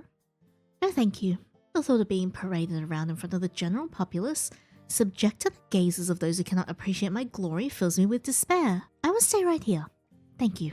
Turn on the TV for you in case you get bored. Your consideration is touching, Master. Truly. See ya. With that, you made your way downstairs and stepped into the store proper. Do I get to see Florian again? And Emmett? I missed them. You were halfway down the stairs when you heard voices talking back and forth. This was beginning to feel like a normal thing around the store, but you didn't recognize one of the two voices. Oh? Guys, new character? Damn! Lady's so cute! I'm afraid that's not possible. Sage requires their due rest, and besides, it is my duty to protect them. Oh, Lucille, come on, it's not that big of a deal. I just want to see him with a little bedhead. He's so cute. I will not budge on this matter. Sleep is more important than your senseless whims. Is there a party that I didn't get invited to going on? That seems to happen a lot. You'll make a person feel left out if you're not careful. You wink towards Lucille, who instantly straightened up. You turn your eyes towards the other person. Your eyes met another's, a man with red hair you didn't recognize. He smiled up at you lopsidedly before brushing a lock of hair behind his ear. Eden, I love you. Well, if it isn't the most mesmerizing face I've seen all week, you must be the infamous new owner of the store. You can call me Handsome, or Eden will do. Hi, Handsome. Oh, he's so cute. Hello, Handsome. Well, hello, Handsome. It's nice to meet you. I'm Sage, right? I heard a lot of rumors about you. It looks like the rumors are selling you short. Rumors? Well, color me curious. Eden took a few steps up the staircase, his gloved hands trailing over the railing as he approached you. When he got close enough, he leaned in towards you and whispered. He wasn't quite touching you, but it was close enough that it felt like an intimate gesture. I would love to get intimate with Eden. Funny story, I heard that the new owner already had a fan club because of their overwhelming beauty and charisma. From what I've seen, I'd have to agree. Eden pulled back and smiled. The rumors say a lot more than that, but let's leave some of the secrets a mystery for now. Shall we? You have to be a little mysterious to be interesting after all. Yeah, why does he have gloves? Does he kill us if he touches us? Is that his curse? At that, Eden turned around and walked back down the stairs, the sound of wood creaking with every step. If there is something you need, Sir Eden, I suggest you speak now. Why rush our first meeting? We'll be telling everyone about it at our wedding. He winked up at you, then turned his attention to Lucille. Damn, what a flirt! Really, you don't need to be so defensive. I don't buy it. Unless you ask me too nicely. I'm not interested in anything of the sort from you. If you have no business here, please take your leave. We're running an establishment here. Lucille moved her hand towards the hilt of her sword, but didn't draw it. Eden raised his hands and backed up a step. Alright. I'm gonna note that down for next time. Lucille isn't a fan of jokes. My deepest apologies, my lady knight. Eden gave half a bow to Lucille. When she just shifted to stand just a little straighter, I just want to introduce myself to our lovely new shopkeep. Believe it or not, I'm actually Willowmist's most famous carpenter. I believe you're Willowmist's only carpenter. Ouch, that may be true, but the point stands. Maybe that's why he has gloves, because he does carpentry? I was expecting someone who looks more like Quinn. I happen to be acquainted with your aunt. We work together on occasion, so I'd like to extend the same offer to you. So you're a carpenter. You work with wood a lot, huh? Can I see it? Do you have any hardwood? With you at the moment, looks down. If I remember correctly, Sir Eden, Lady Sylvie would also refer to you as a flirt and a liar. What could I say? There's so much beauty in the world, should I not celebrate it? Show hardwood. Lady Sylvie would say that you were incapable of taking anything seriously. That I can accept. You're such an honest person, Lucille. It almost makes me jealous. Anyway, I'm getting distracted. I'd love to get the chance to know you properly, Sage. How about dinner and drinks on me tomorrow night? Can I have something else on you? Like me? For example? You're so pretty. Tomorrow night? Well, maybe I'll be able to shift around my incredibly full schedule. If you ask nicely. Oh, is that good? Jesus, he's like catching me off guard. Is that how it's gonna be? Well then. Pretty please, may I treat you to a night of fine dining and wine? Wow, wine, dine, and hopefully 69? Will I never? Jesus, absolutely dribbling all over the place. That was actually pretty good, I'm impressed. I'm an actor at heart. Then I shall accompany you as bodyguard. I don't think that's... Actually, you know what? Why don't we just invite everyone? It could be like a housewarming party. Oh my god, the tongue? No! Oh no! And here I thought I managed to snag a date. What a shame. Still, that sounds fun. I'll leave it to you to invite whoever you'd like. You seem like you have good taste. The bell by the door chimed as the door to the store opened, and the familiar face of Emmett poked his head through. Hi, Emmett. Good morning, I'm here for... He paused as his eyes locked with Eden's. He then turned and walked straight back out the door. No! Emmett, come back! Emmett? How cute. He's being all shy. I'll go get him. Don't worry your pretty little head. Eden strode past you, and exited the store. A few moments later, they both came back in with Eden's arm around Emmett's shoulder. Emmett doesn't look happy. Where are you off to so quickly, my friend? Don't tell me you're trying to avoid me. I prefer it, yes.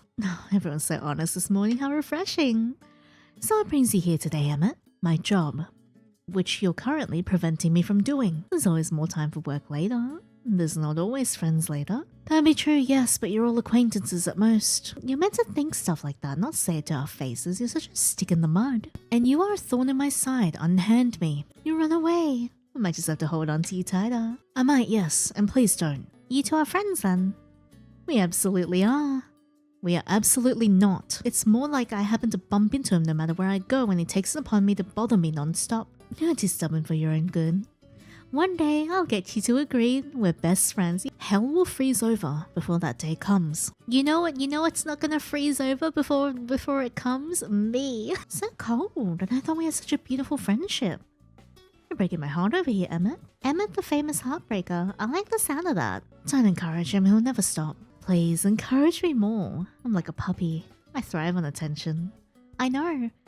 Yes, exactly, just like a puppy, desperately in need of discipline. Don't say that to him.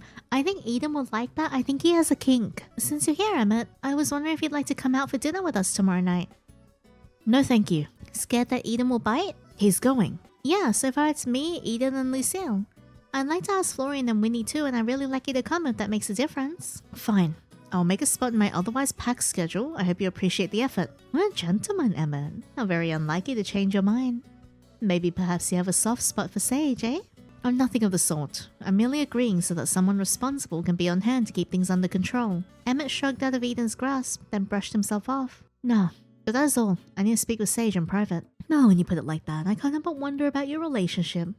Do tell me what happens. Nothing is going to happen. It's a simple discussion, nothing more. Is that a blush I see on your cheeks? Maybe you're the one who needs glasses here. Stop making things up. He's so shy. Allow me to escort you out, Sir Eden, so that Sir Emmett and Sage may talk in peace for the moment. A noble way of throwing me out. Well, it was nice meeting you, Sage. I have to see you around town. Definitely. It's been a pleasure. I'll let you know more about my services later. Like your wood service? Like the one where you work with lots of wood and get your hands all busy? But drinks first. I'm a very hands-on worker. I like to get to know my business partners before we work together. Hands-on, huh? Sounds great. See you tomorrow, Eden. Lucille put a hand on Eden's back and saw him to the door. When he finally exited the store, the bell tinkling as he did. Pardon the intrusion. As I said, we need to talk. Sure, what's up? Did you miss me so bad that you had to come see me first thing? Don't be absurd. Did you give my business card to anyone? No, of course not. Why would I? I'm keeping your number all to myself, thank you.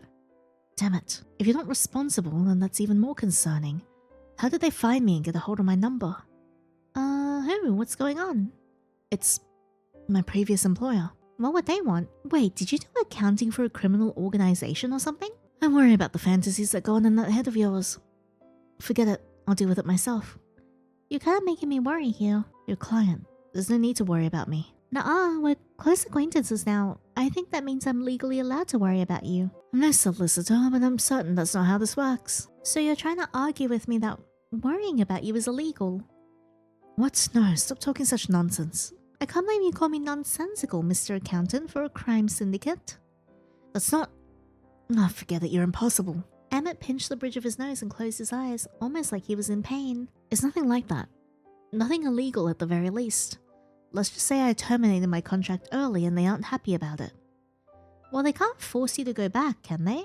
I like to say no, but they're so obsessed with their rules and regulations that they might have some obscure way to try and make me work for them again. And that would be a bad thing, right? I left for a reason. Oh, what a terrible start to an otherwise good morning. At least you got to see me. As I said, thank you for your concern, Sage. It's not necessary, but well, thank you anyway. What you guys whispering about? Is it secrets? Oh, I love secrets. Come on, tell me. I won't tell anyone, I swear. Oh, Winnie, good morning. Have you and Emmett met before? Does watching him from the corner of the room count? I don't think so. And nope, my name is Winnie. Nice to meet ya. So, what's happening? None of your business, Miss Winona. Just Winnie is fine. Fine, miss. Just Winnie. So annoying. And so tall, yes. No, I mean I'm just Winnie. As I said, Miss Just Winnie. Fine. I'll be Miss Just Winnie, but you have to be Mr. Tall and Serious. Mr. Finch will suffice. Mr. always looks like he's got a stick up his butt. I feel like that one might be a bit long. Thank you for noticing. It takes a lot of effort to maintain. I like you. You're funny. Funny isn't the word I'd use, but if you prefer it, then be my guest. No, that's all. I have other things to attend to. Hey, Emmett. Yes? This could have been a text, you know? And? I'm just saying, I feel like you stopped by just to see me. Yeah, did you stop by just to see me? You'd be incorrect as I gave you my number, but you never gave me yours. Good day, Mr. Marigold, Miss Just Winnie. And that? Emmett turned on his heel as he walked out the door, the bell jingling as he did. I'm sure something else of his is jingling. Anyways, Winnie turned and waved her hand, watching as he left. So, what was that about? A romantic tryst? A secret rendezvous? The beginnings of forbidden love? Do you read a lot of romance novels or something, Winnie? Well, it does get boring around here sometimes. Emmett just doesn't realize it yet. Maybe it was a secret rendezvous, but Emmett doesn't realize it yet. Ah, I knew it. Ooh, Emmett and Sage sitting in a tree. When's the wedding? I could text him now and spring it on him. Do it. He might kill me, or worse, block my number on the spot. Anyway, no. It wasn't really anything like that, just boring work stuff. Oh, by the way, Winnie, I wanted to ask you something. Would you like to go to dinner with me tomorrow night? Dinner with you? Ooh, are you inviting me on a date? Sure, a date with me, Emmett, Lucille, Eden, and hopefully Florian. We're all gonna be one big happy family. Okay, so this is not a one-on-one thing. Boo. Did you want it to be a one-on-one? Well, of course, I want to get to know you better. Well, a bigger group doesn't have to stop that, does it? Plus, we can always hang out here. I want to get to know you better too, Winnie. Yeah, that sounds fun. Winnie shifted and fiddled with her hands. Can I think about it and let you know later? Oh, sure, it's no rush. It's no rush. It's not until tomorrow anyway. If you don't want to, you don't have to either. Oh no, I super want to. I'll let you know. Alright, I better get ready to open up. Anyway, okie dokie. See you later, alligator. Winnie gave a small wave and floated up and through the ceiling. I don't think I'll ever get used to that. Man the counter. Sort through storage. Pay your bills. Yeah, open shop. Phew. You moved aside a cardboard box filled with old newspapers, and a cloud of dust puffed out, making you cough. Luckily, stuff is exactly what I need right now. You peeled open the box, hidden underneath the old newspapers, carefully cutting away the tape that kept it shut. Peering inside, you saw what looked like a collection of photo frames. Digging through, most seemed to be empty, though a few were still filled with old, faded photographs. Your eyes caught on one, and you lifted it out. Inside the frame was a photo of the two children, likely no older than 10. Both had bright orange hair, one wild and curly, the other cut into a bob. They wrapped their arms around each other and smiled brightly at the camera. Mum and Aunt Sylvie. You two used to be so close. You held the photo up, staring at your aunt's youthful, carefree smile. She'd always been like that, smiling and laughing, the kind of person who could light up an entire room. Your mum too. She had a slightly more tame smile on her face, but a wide one nonetheless. She looked so young, so happy. What changed? These days, she seemed so tired. She was the best mum you could have asked for, but you just wanted to see her smile. Really smile. Like she was in this photo. You stared a little longer, then carefully set aside the frame. It wouldn't do it to stay there, hidden away and collecting dust. It belonged on display, not in the box. As you moved aside the photograph, a piece of paper slipped out from the back of the frame. It was nothing more than a scrap of paper, with crumpled edges and a few stains, and writing so faded it was barely legible. It read, "No matter which of us is chosen, I'll still love you, I promise." In a childish scrawl, but written with such determination. Oh, I sense sadness. Did they fall apart because, like, only one of them was chosen to man the antique store? You wondered who wrote this. Maybe it was your aunt. Maybe it was your mum. Carefully, you tucked the note back into the frame and put it aside. With that, you turn back to the room and continue your sorting. You begin oh, yay! It's, Azrael! You begin searching through your aunt's collection and find ceramic axolotl figure. Rarity common, quality normal, projected worth $10 to $60. That's so cute. You're leaning against the counter, eating the last of your food supplies when Florian comes in through the front door, nearly dragging his bag behind him. You thought it'd be impossible, but somehow he looked even more tired than usual. Hi, Florian. Hi, Florian. Long night? Love him, axolotl. That's so cute. He pulled off his usual disguise. Good morning, night, afternoon, whatever it is. A brilliant start to your shift. Can I get you a coffee or something? Yes, wait, no. Seriously, are you okay? I'm fine. God, you're so nosy. It's just been a long few days. Yes, Florian, let me kiss you gently on the forehead. Florian dragged his bag over to the counter and sat down with a sigh. I can tell, you're looking worse every day. Gee, thanks. Florian's voice was a flat monotone, as if all the energy had been sucked out of him or sucked something else out of him. You could always take a few days off. I'm sure we could manage. I'll have to take a double shift on sweeping, but hey, I could easily arm work out. I do more than sweeping, you know? And also, I don't want to. I'm not sick. Just, it's fine.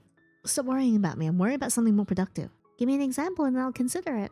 His little teeth are so cute. Running the store. I think I've kind of got it down by now. Something else. I don't know, all the supernatural stuff you're dealing with. Yeah, actually, about that. What? I think I might be a witch or a wizard or something along those lines. Gone, what changed overnight? To make long story short, a magic book with the worst personality ever pretty much hit me in the face with the revelation. Fine, you know what? Sure. Magic book's great. Really? That's all? What do you want me to say? You're a witch. Hooray, let's celebrate. I kind of thought you'd have a little more to say than that. Do you know if my aunt was like this? Well, there was certainly something wrong with her. Hey, I don't mean, look, she's eccentric and she lives here. That was always going to be something up with her. So you didn't know she was a witch? Nope. She tends to keep things to herself. It's her kind of thing. And you're fine with that. Look, she pays me. I don't care if she's a witch or an alien or whatever else, as long as my bills get paid. I mean, that's very mood. Like, I wouldn't care if I was, you know, working for a hot monster man with like 2 wieners and just horns and really nice dark eyes and dark eye circles and long hair and so on and so forth. Very oddly specific. But I'd be pretty chill with that either. Believe you know, you ought to use it. I'm not sick, leave it. Jeez, alright, I'll drop it. Florian lets out a breath. Sorry, I've just had a shit few days. If you're a witch or whatever, maybe you can have some spell to give me back my energy. He laughed weakly and rested his head on the counter. I'd give anything to sleep right now. You can use my bed if you like. I can't think of anything weirder than sleeping in Sylvie's room. I think the bed sounds more like me than her if that helps. It does not. It's not for lack of trying though. Anyway, thanks for the offer. Give him a pat on the head. I would love to pat him on the head. You reached down and give him a pat on the head. His hair was actually very soft. What are you doing? Sorry, really, it was kind of a force of habit. You reminded me of my mom's dog. Yeah, when she's grumpy, she puts her head down like that too. My bad. Hey, if it makes you feel any better, you're much softer than her. Whatever, I have work to do. He practically flew away from the counter, cheeks turning bright red. Sorry, Florian. With that, you finished up your lunch break and got back to work. You sat down at your desk, ready to go over the week's bills.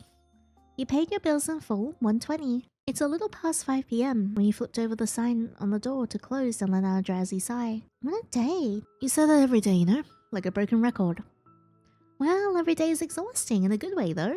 How can anything be exhausting in a good way? Haven't you ever finished something mid-tired but really proud of your work? I usually finish shit then wish I never started in the first place. You're kind of a pessimist.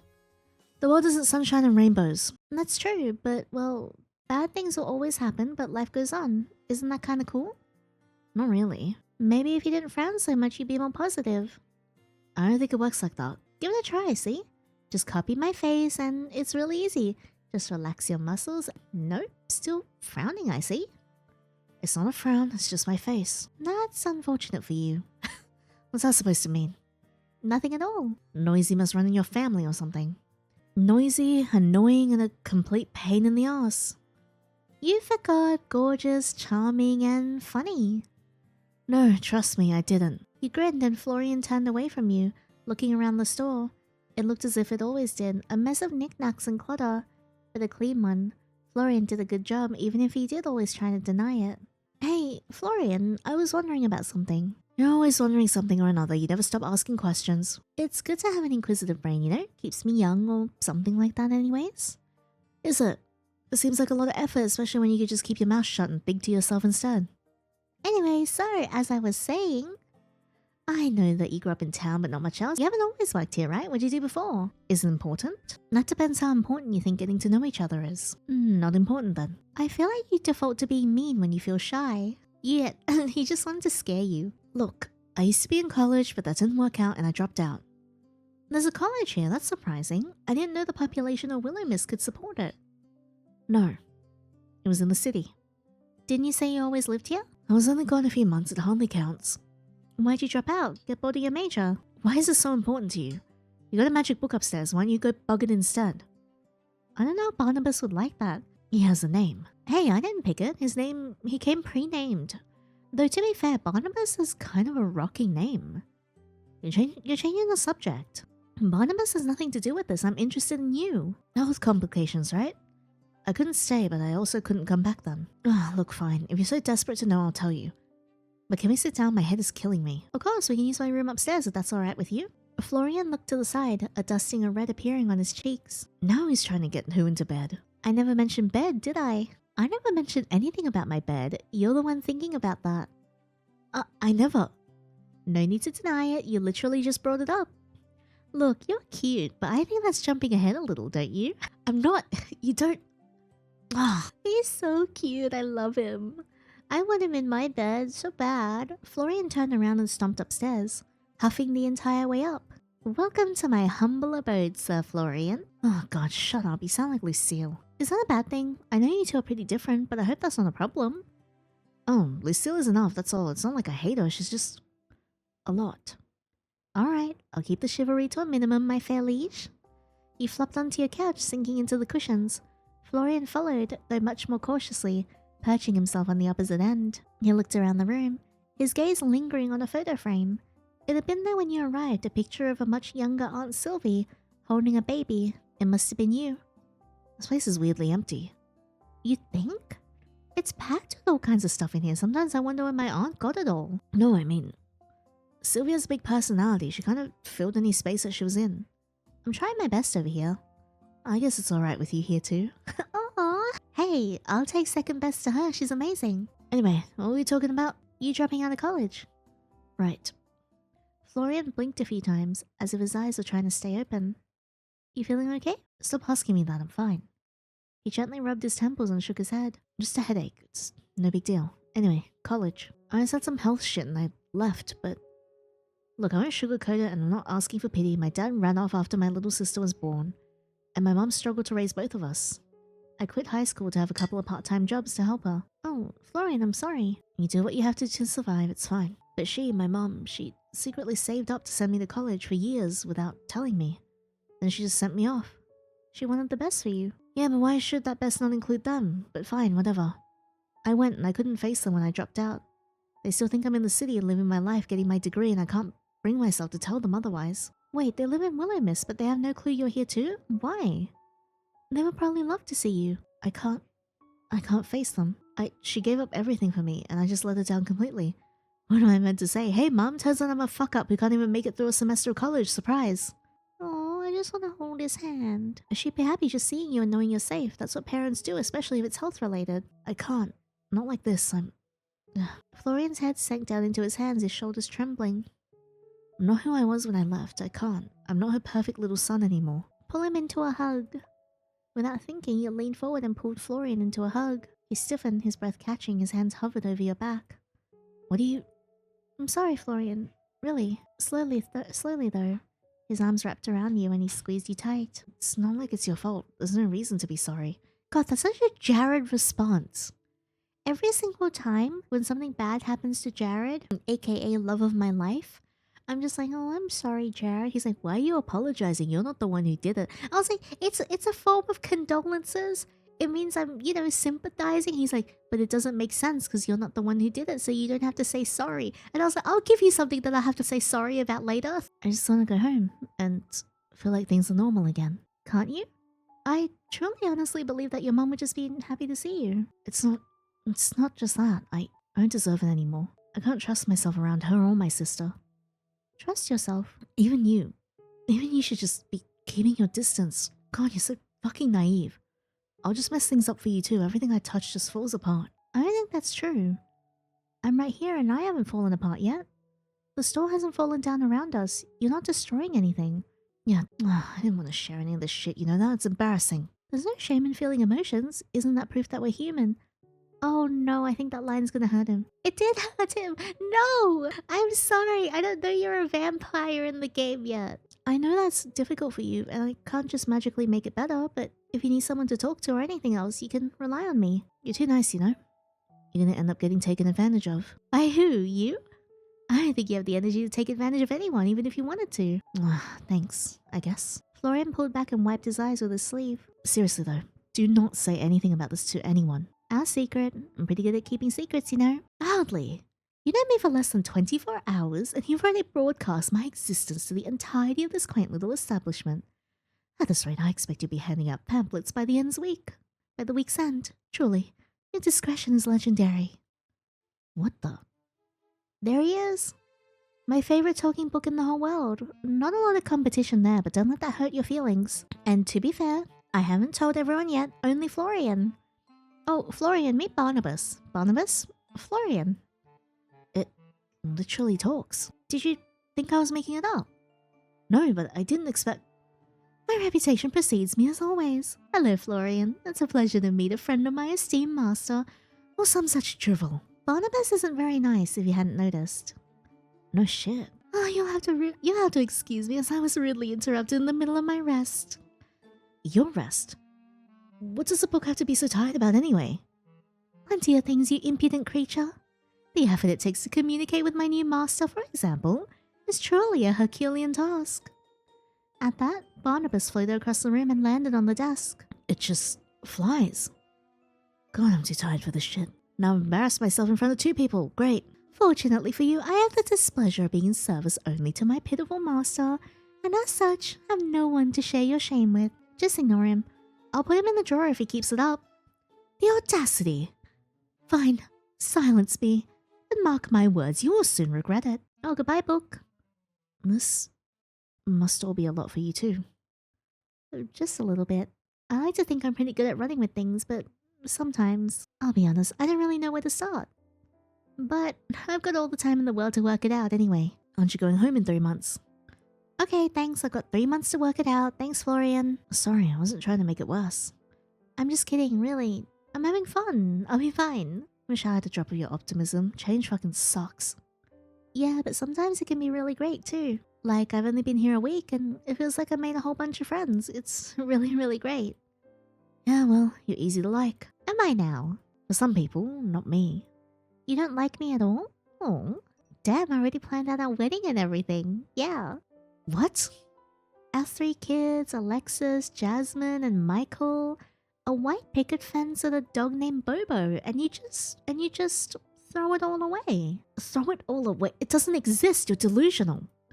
So that's a no to my proposal. No. So it's a yes? No, it means, God, you're so frustrating. Is this the part where we kiss? I love you too. Don't say stuff like that. And seriously, Bobo, what kind of name is that? What do you suggest then? Toaster. Toaster? That's a cute name though. It's a good name for a dog. It's not better than Bobo. I disagree. At Florian's more than serious tone, you couldn't help but grin. Fine, Toaster it will be. Hey, that's not... I feel like I've just been scammed into a marriage. You have. This is all legally binding. God, please tell me you're joking. I am, but I do like you, Florian. As much as you're trying to be unlikable.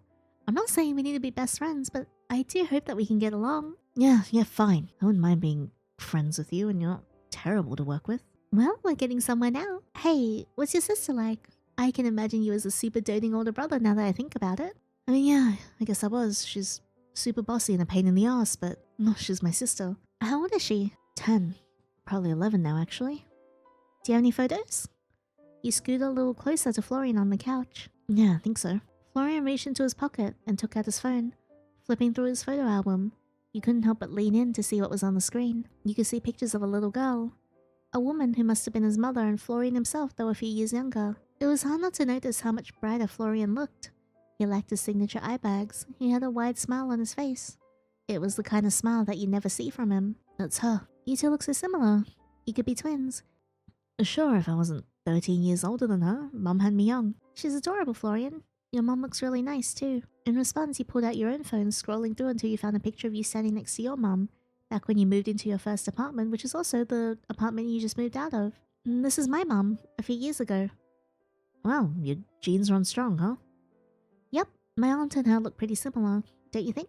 This is back when I moved out of home. I lived in this little apartment right in the middle of the city. Sounds noisy.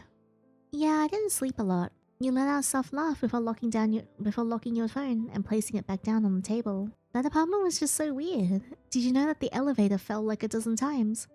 And there was an earthquake localized to just the building, and a crane rammed in the first floor all in a single year. Seriously? Yeah, but not a single person got hurt. I swear to God, someone in that building upset the Grim Reaper or something. For the first time since you met him, Florian smiled, his hand coming up to his mouth as he tried to muffle a laugh. Maybe you're cursed or something. With everything else going on, that wouldn't surprise me in the least. You got a nice smile, you know? Florian blinked. His cheeks slowly turned red. What? I said you have a pretty nice smile, that's all. I didn't really mean anything by it. It's just nice to see. You come out with the most random things. You're meant to just think that kind of shit, not say it. He leaned back, smacking his head gently a few times on the back of the sofa. Oh, my headache is killing me. I've got painkillers in the bathroom cabinet if you want. Don't. They don't really help, but look, I'll try. You hopped off the couch and headed to the bathroom. Your aunt had left an assortment of pills and medicines in the cupboard, but you didn't have a clue what most of them were for. You scooped up the painkillers and popped back out. Florian was still in the same spot. His eyes were shut tight. His chest gently rose and fell with each breath. Don't tell me another imbecile is moving into my quarters. Shh, be quiet, he's sleeping. And these aren't your quarters. I'm just letting you stay here with me because I'm nice. Poor Barnabas, they say. You're interrupting the poor tired man's beauty sleep, they cry. Well, fine. I'll just be silent then if that's what you desire. Carefully, he draped a knitted blanket over Florian's legs, then settled in next to him watching his sleeping face. He looked peaceful. Much more peaceful than when he was awake. God, you really were exhausted. You ought to take better care of yourself, you know that. Well, you'll probably hate me for it, but I'll let you rest for a bit, okay? Maybe I'll close my eyes for a bit too. Just a little bit. That'll be okay, right? Night, Florian. With a yawn, you drifted off to sleep as well. You woke up to the sound of someone shifting beside you amongst the otherwise gentle hum of night. Oh, we fell asleep together and had a little nap. Lazily, you open your eyes, expecting to see Florian on his feet, embarrassed about falling asleep beside you. But you instead notice a shadowed figure hovering above you. Oh, wait, what? Hello? Excuse me? Wait, what's happening? What's going on? Leaning towards you. Oh! Oh, he's so cute! Look at him! Oh my god. Can you lean closer? Can we kiss? Like right now? Oh my god. Oh my god, he looks so soft. So yearning. You blinked, trying to wake up your sluggish mind, and finally realized it was Florian. He was close to you, and his eyes were half-lidded, his expression distant and unfocused. Moves hair to the side. Would you like to use me as a juice box? One hand was down beside you, and the other braced against the couch to the side of your head. A sudden chill ran through your body, despite the warmth still lingering in the air. Florian. No response came from Florian. He remained completely still, staring at you. No, not at you, but at your neck. Uh-oh. But also, oh no. His head dipped lower. The faintest brush of his nose against your skin sent a jolt through your nerves.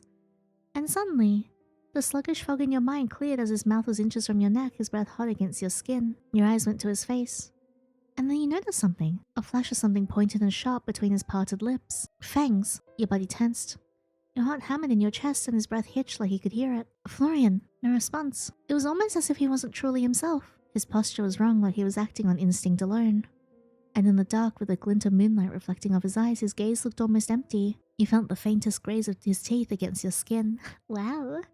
I know I'm in danger, but wow. A breath's distance from sinking in now. A shiver ran through your spine and you managed to keep a lid on the panic threatening to break through. Reach up and touch his face. Yeah, we should totally do that. You lifted a hand and reached out, cupping Florian's cheek. The movement caused his eyes to open wider and his lips paused. Slowly and ever so gently, you brushed your thumb across his cheeks, expecting a warmth radiating from his skin, but instead finding him as cold as a corpse. Your hand shook slightly and your breath was ragged and shallow. Florian, are you there? He's so gorgeous. At the sound of his name, he blinked a few times and looked down. When he saw where he was, he recoiled as if burned, falling off the sofa and landing heavily on the floor. His breathing was erratic and his hands were shaking, but he couldn't bring himself to look up. Shit. I didn't mean to. Florian, it's okay. Calm down. You pushed yourself off and crouched next to Florian. Don't come near me. Oh no. But also, I know he's angry, but why does this look so hot? Florian, seriously, it's fine. It's all okay. Just take a breath. You tried to put a hand on his shoulder, but he backed up. His face twisted in a pained grimace. Just don't come near me. I believe I shouldn't be here around people. Oh, you didn't hurt me, but I wanted to. I wanted to. So badly. But you didn't. You inched forward until you were next to Florian again. He turned his face away from you but didn't protest. His breath was coming fast and ragged. I also come fast. I mean, what? Like he couldn't quite catch it. You're a... Don't say it. I'm not a vampire. You could see Florian's body trembling even in the dark. I have to go. Is that what all this sickness has been about? You're hungry. I can't do this. Not again. I can't do this to anyone. Hello? You can slap some of my blood, like every night if you'd like. As quickly as he could manage, Florian pushed himself up, ran for the door. Florian! He was fast. Faster than he should have been, especially given how weak and shaky he had looked. In moments, you heard the door downstairs slam shut. You jumped to your feet and rushed downstairs, knowing full well that Florian was long gone, but wanting to try anyway. Yeah, I want to be schlorped. Wait, come back. I want to be schlorped. Damn it. Are you looking for Florian? Oh, Winnie. You turned to see her sitting on the counter, transparent legs hanging over the edge. Yeah, I was hoping he'd still be here, I guess. He ran off really quick. he looked upset about something. It's complicated, but I think I might have hurt his feelings. You don't happen to know where he lives or his number, do you? No, Florian doesn't really share that kind of stuff. I'll have to talk to him tomorrow then. Moonlit Fangs. Completed Florian Event 1. You're now level 4. No new unlocks. Oh. Your eyes went up to the clock. It was only 7:30 p.m. You hadn't slept for more than an hour or two. It felt like much longer. Your stomach growled and you remember that you hadn't eaten dinner and that you're pretty much out of food. I'll have to head out and find a grocery store, so I guess I'll just keep an eye out for Florian. Not that I'll likely find him at the grocery store if he's really a vampire. You turned towards the door before stopping in your tracks. Is everything alright? Winnie's legs stopped kicking back and forth and she stared at the ground, biting her lip. She fiddled with her sleeves and kept her eyes away from yours. You asked me about going out for dinner with you, right? Yeah, that's right. I'd love for you to come. And I forgot to ask Florian. Well, I want to go. That's great, but I'm really scared. Scared? I haven't ever tried to leave the building. Not even once? No, I'm scared that if I try, I'll just disappear. Winnie's shoulders drooped and she sighed. Dumb, I know it is, but I've been here for as long as I remember and I don't know if I still exist outside this building. What if the only reason I've lasted this long is because I've stayed here? What if I really am dead? If I leave, I'll pass on. Winnie's eyes went down to her feet and she slung them back and forth slowly. Hey, it's alright. Winnie, seriously, it's okay. That sounds scary.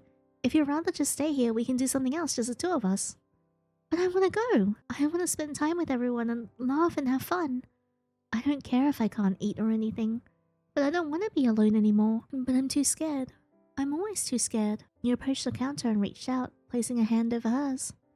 It didn't feel like anything.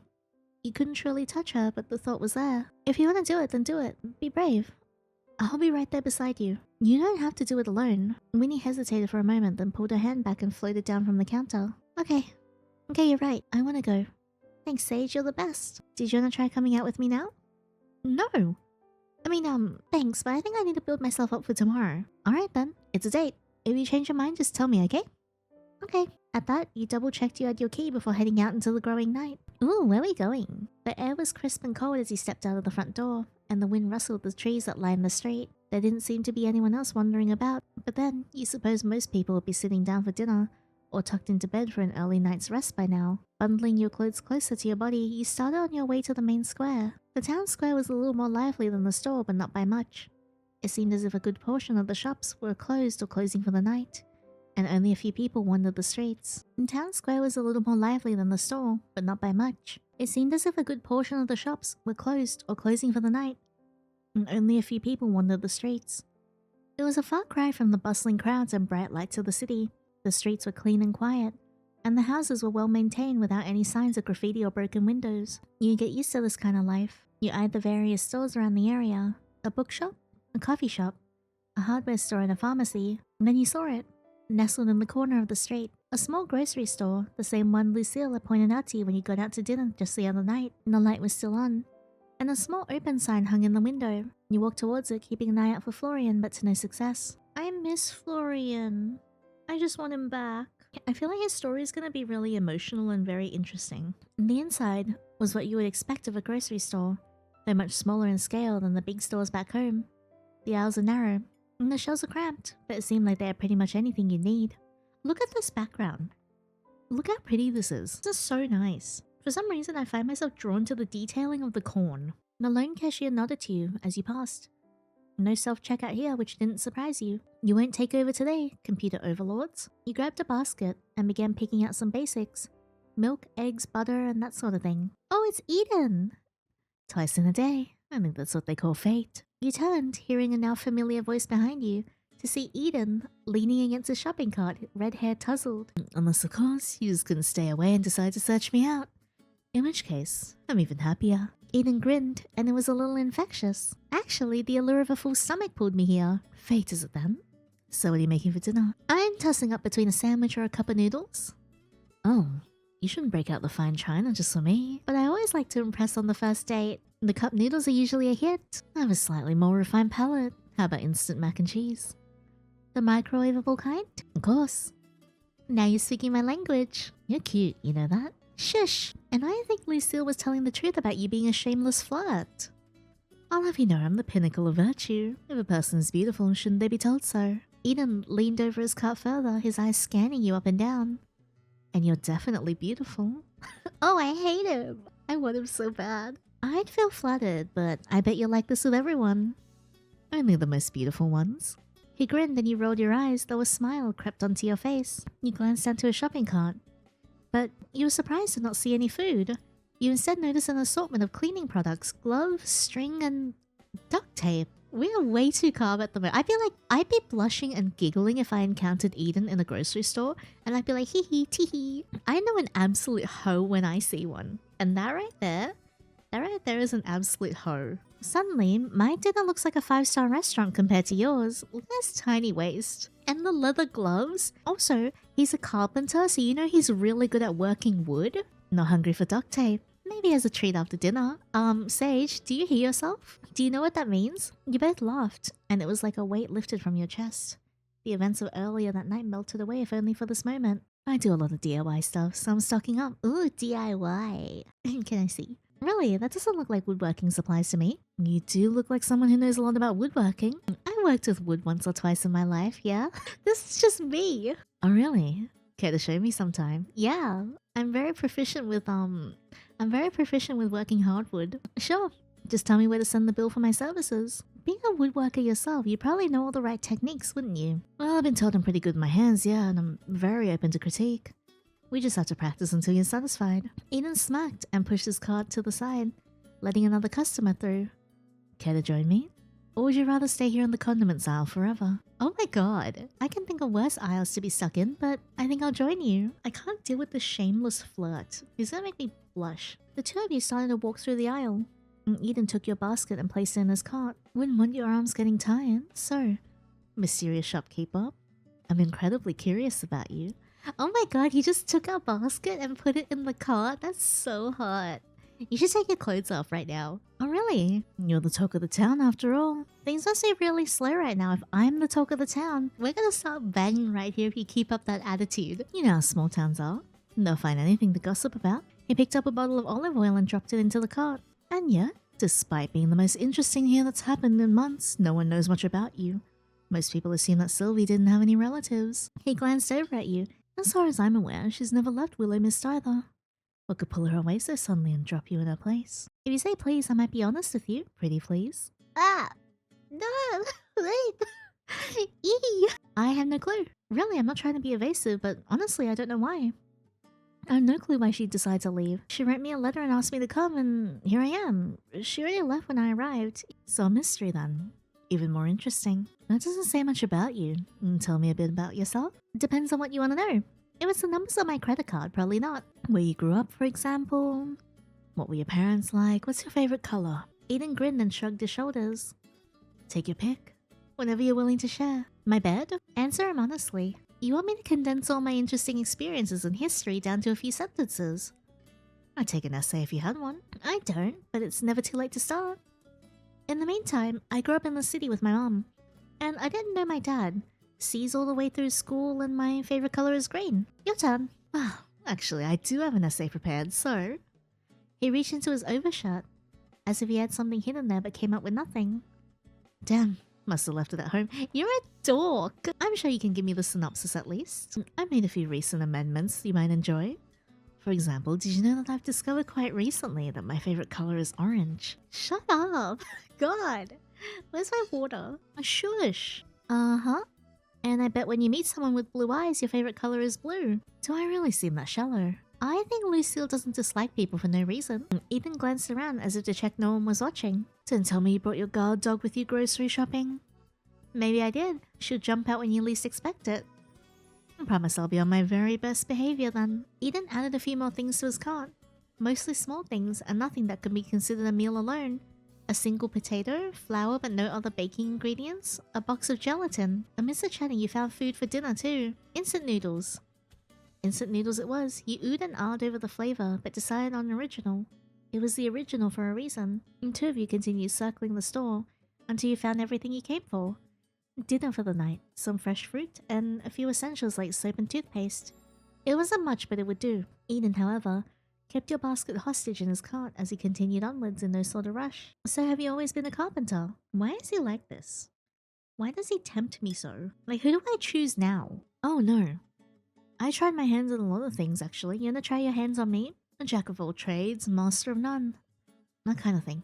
I'll show you, Jack. Most recently, I was a bartender, but it wasn't for me. And before that, a cook, a painter, a photographer, and a waiter too. Is any of that actually true? At least half of it, probably. Maybe. Really, though.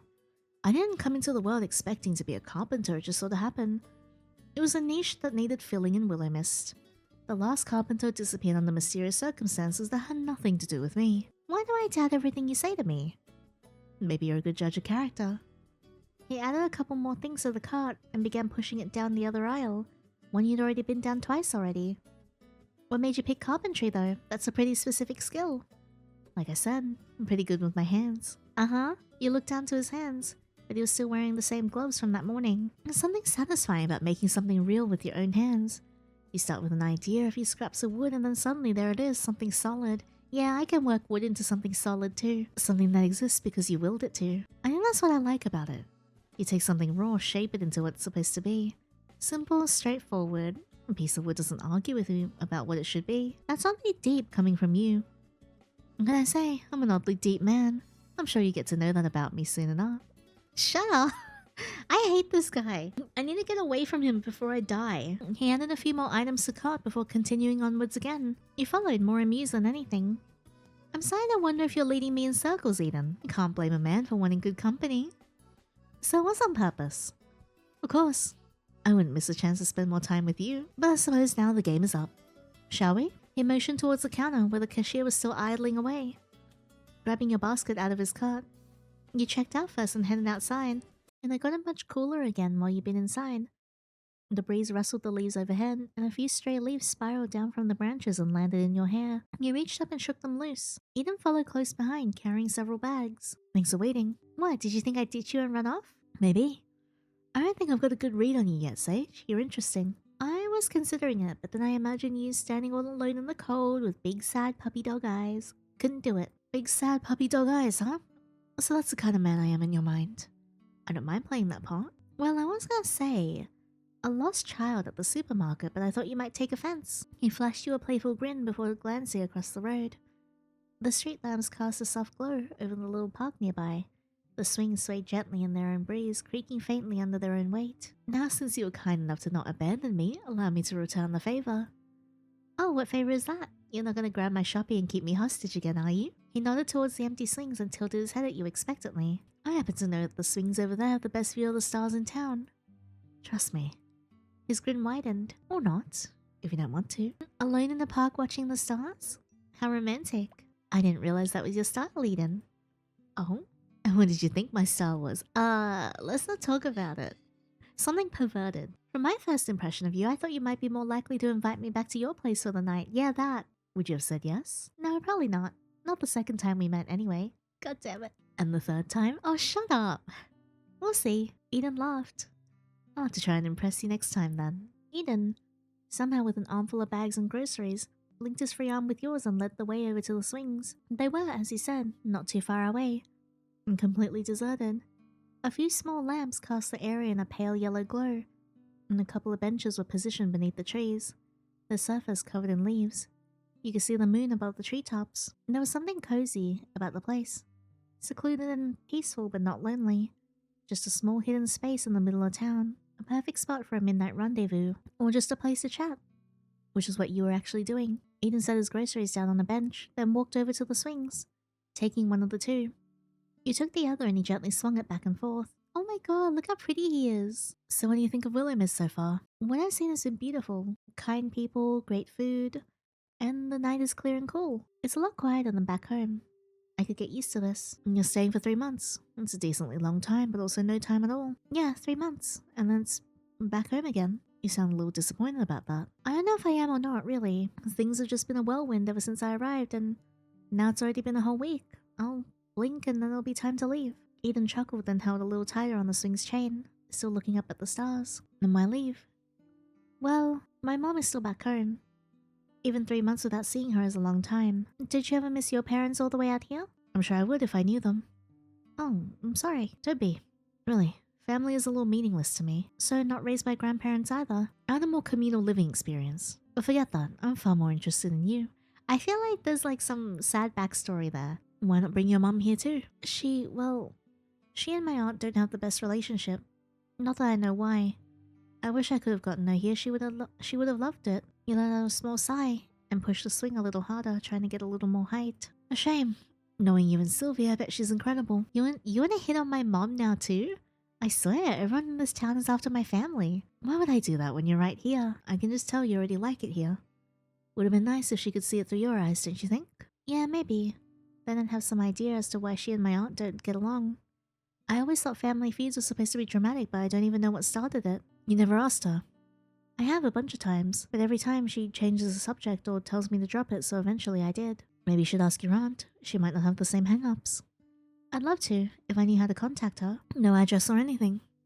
I literally have no clue where she went. Ever the mysterious woman. Anyways, 3 months is a long time to be away from home. No friends you're leaving behind? A job? A lover perhaps? Nope, no lover. Why? You offering? Eden laughed at that. A gentle yet hearty sound. Maybe I am. Keep me in mind, will you? How does such a lovely person not have anyone waiting for them back home, I wonder? Maybe I just haven't found the right person yet. Hadn't, you mean? We met this morning after all. God damn it. Oh my god. Oh my god. I think he's gonna kill me. I want him so bad. Wow, and you're already making assumptions about us. Someone's getting ahead of themselves. Someone has to. I'm not gonna sit around and let someone else make the first move. Eden grinned. Besides, I don't think I've been imagining your interest in me, have I? Who can say? Maybe I'm just a friendly person. Maybe. There's a difference between friendliness and flirtation. And I suppose you think you can tell the difference, do you? I like to think I'm not too bad at it, yes? Well, you're confident, I'll give you that. I do like confidence in a man. Confident I shall be then. Eden leaned in slightly, his elbow resting on his knee, his eyes glinting with mischief. And what else do you like, since we're on the topic? Oh, I don't know. Honesty, a good sense of humor. Lucky me then. I happen to be hilarious. Debatable, I think. Oh, and here I thought I was making quite the impression. You are, just not necessarily the one you think. Eden placed a hand over his chest, feigning deep offense. Wounded. Truly I am, but if I am to be known for something, I'll take bold and devastatingly handsome over funny, I suppose. You rolled your eyes, but before you could quip back, his tone shifted just enough to make you pause. I've always admired boldness, you know? Some people spend their whole lives waiting, hesitating, but I'd rather move forward even if I don't always know where that path leads. And that's an interesting way of looking at things, isn't it? If you're standing still, you're letting the world decide for you. He rocked back slightly, his gaze drifting towards the night sky, but his voice remained light and playful. And if I stood still, I wouldn't have met you, would I? Wow, is this how you get all your dates? Would it work if I was? You tell me. I think it might. For a brief moment, he felt quiet, swinging just a little, letting the cool night air settle between you. Then with a slow inhale, he spoke again, softer this time, like a thought slipping out before he can catch it. I've never been the kind of person who was meant to stay in one place. I was made to move forward, to keep going, to see things through. His fingers curled loosely around the chains of the swing, and his gaze flickered towards the treetops as if searching for something beyond them. I suppose people like me can't stop. If I sit still, the world will just keep changing without me after all. And what happens when you get to where you're going? I suppose I'll let you know when I get there. Eden smiled and reached his hand out. Before you could react, he plucked a single leaf from your hair and held it up. He twirled the leaf between his fingers, watching it for a moment before tucking it behind your ear with a soft, deliberate touch. There. Perfect. You think so? I'm not sure a leaf is the best accessory. You make it work just fine. He's so cute. He leaned back slightly, resting his arm against the swing's chain as he regarded you. A slow, knowing smile on his lips. It's strange, isn't it? Some people spend their whole lives searching for a place to belong, and others they just fit somewhere. Like they've been here all along. Are you talking about me or you? You. You're like a missing piece finally clicking into place. The quiet between you stretched on for a moment, before Eden laughed and pushed himself off the swing. But enough about that. You should get some sleep before I convince you to stay out all night. You say that like it's a bad thing. I just hate to be responsible for you sleepwalking through the store tomorrow. And I wouldn't want you to miss our date. It's not a date if everyone's going. I'll just have to work extra hard to make sure you only look at me. Oh my god. What a flirt. I love him. He scooped up his grocery bags with an easy motion, shifting them over his shoulder, shooting you a playful glance. He took a few slow steps backward, his silhouette cutting sharply against the lamplight. Don't miss me too much. Alright? I think I'll survive, Eden. Good night, Night Sage. Eden grinned, turning on his heel and sauntering off into the night, leaving only the faint echo of his footsteps on the quiet street. You exhaled, leaning back on the swing, watching the sky stretch vast and endless above you. The town was still, the only movement the occasional rustling of the trees in the breeze. Some people spend their whole lives searching for a place to belong. With a shake of your head, you pushed yourself up from the swing and collected your groceries from the bench. Woo! Completed Eden's first event. It wasn't long now before you were back in the town square, that was now completely deserted. The streets were empty save for a cat darting into an alley, and the only sound was the creak of a distant wind chime as it swayed softly. It's a nice kind of feeling walking at night. I never realized that. You glanced upwards towards the sky. The moon shone bright and clear, illuminating the night and the surrounding houses. It wasn't a cloud in sight. There wasn't a cloud in sight. A beautiful night all for yourself. Or almost all for yourself. A flash of something caught your eye. The form of a tall, lanky figure sitting on a rooftop overlooking the square. He watched for a moment, little more than a shadow, before disappearing out of sight. You quickened your steps back to the store. Who was that? Who was that? I want to know. You hoped to see Florian when you arrived back, but he was still nowhere in sight. I wish I had his number or something. Approaching the counter, you searched for any kind of employee information your aunt might have left, but found nothing. No trace of where Florian or Lucille lived, or a way to contact them. However, sitting on top of the counter, you found a sealed letter with Sage written on it. Setting down your groceries for the moment, you settled down on a stool, then quickly opened the wax seal to see your aunt's graceful handwriting. To my dearest Sprout, I hope this letter finds you well and that Willowmist is starting to feel a little less like a place you arrived at, and a little more like a place you could belong. I've no doubt you've been charming the town left and right, whether you meant to or not. By now, you must be noticing that things here aren't as always as they seem. Strange little habits, peculiar folk with peculiar habits. You're sharp, my dear, you always have been. I won't insult you by pretending you haven't begun to put some of the pieces together. I wish I could have been the one to tell you everything myself, but, well, your mother never would have approved. She wanted you far away from all this, and though she had her reasons, I always thought you should be able to decide for yourself. The store, our store, it isn't just about antiques. It's about people, about community, about giving a little help to those who need it. Just enough to let them find their own way forward. Some of them have come a long way to get here. Some of them have nowhere else to go, but they all need something. And if you listen closely, you'll know exactly how to help them. I hope by now you stumbled across that grumpy old book. Or rather, I hope he's found you. He's a stubborn thing, don't take it personally. If he's been less than welcoming, he was built to be particular about his company after all.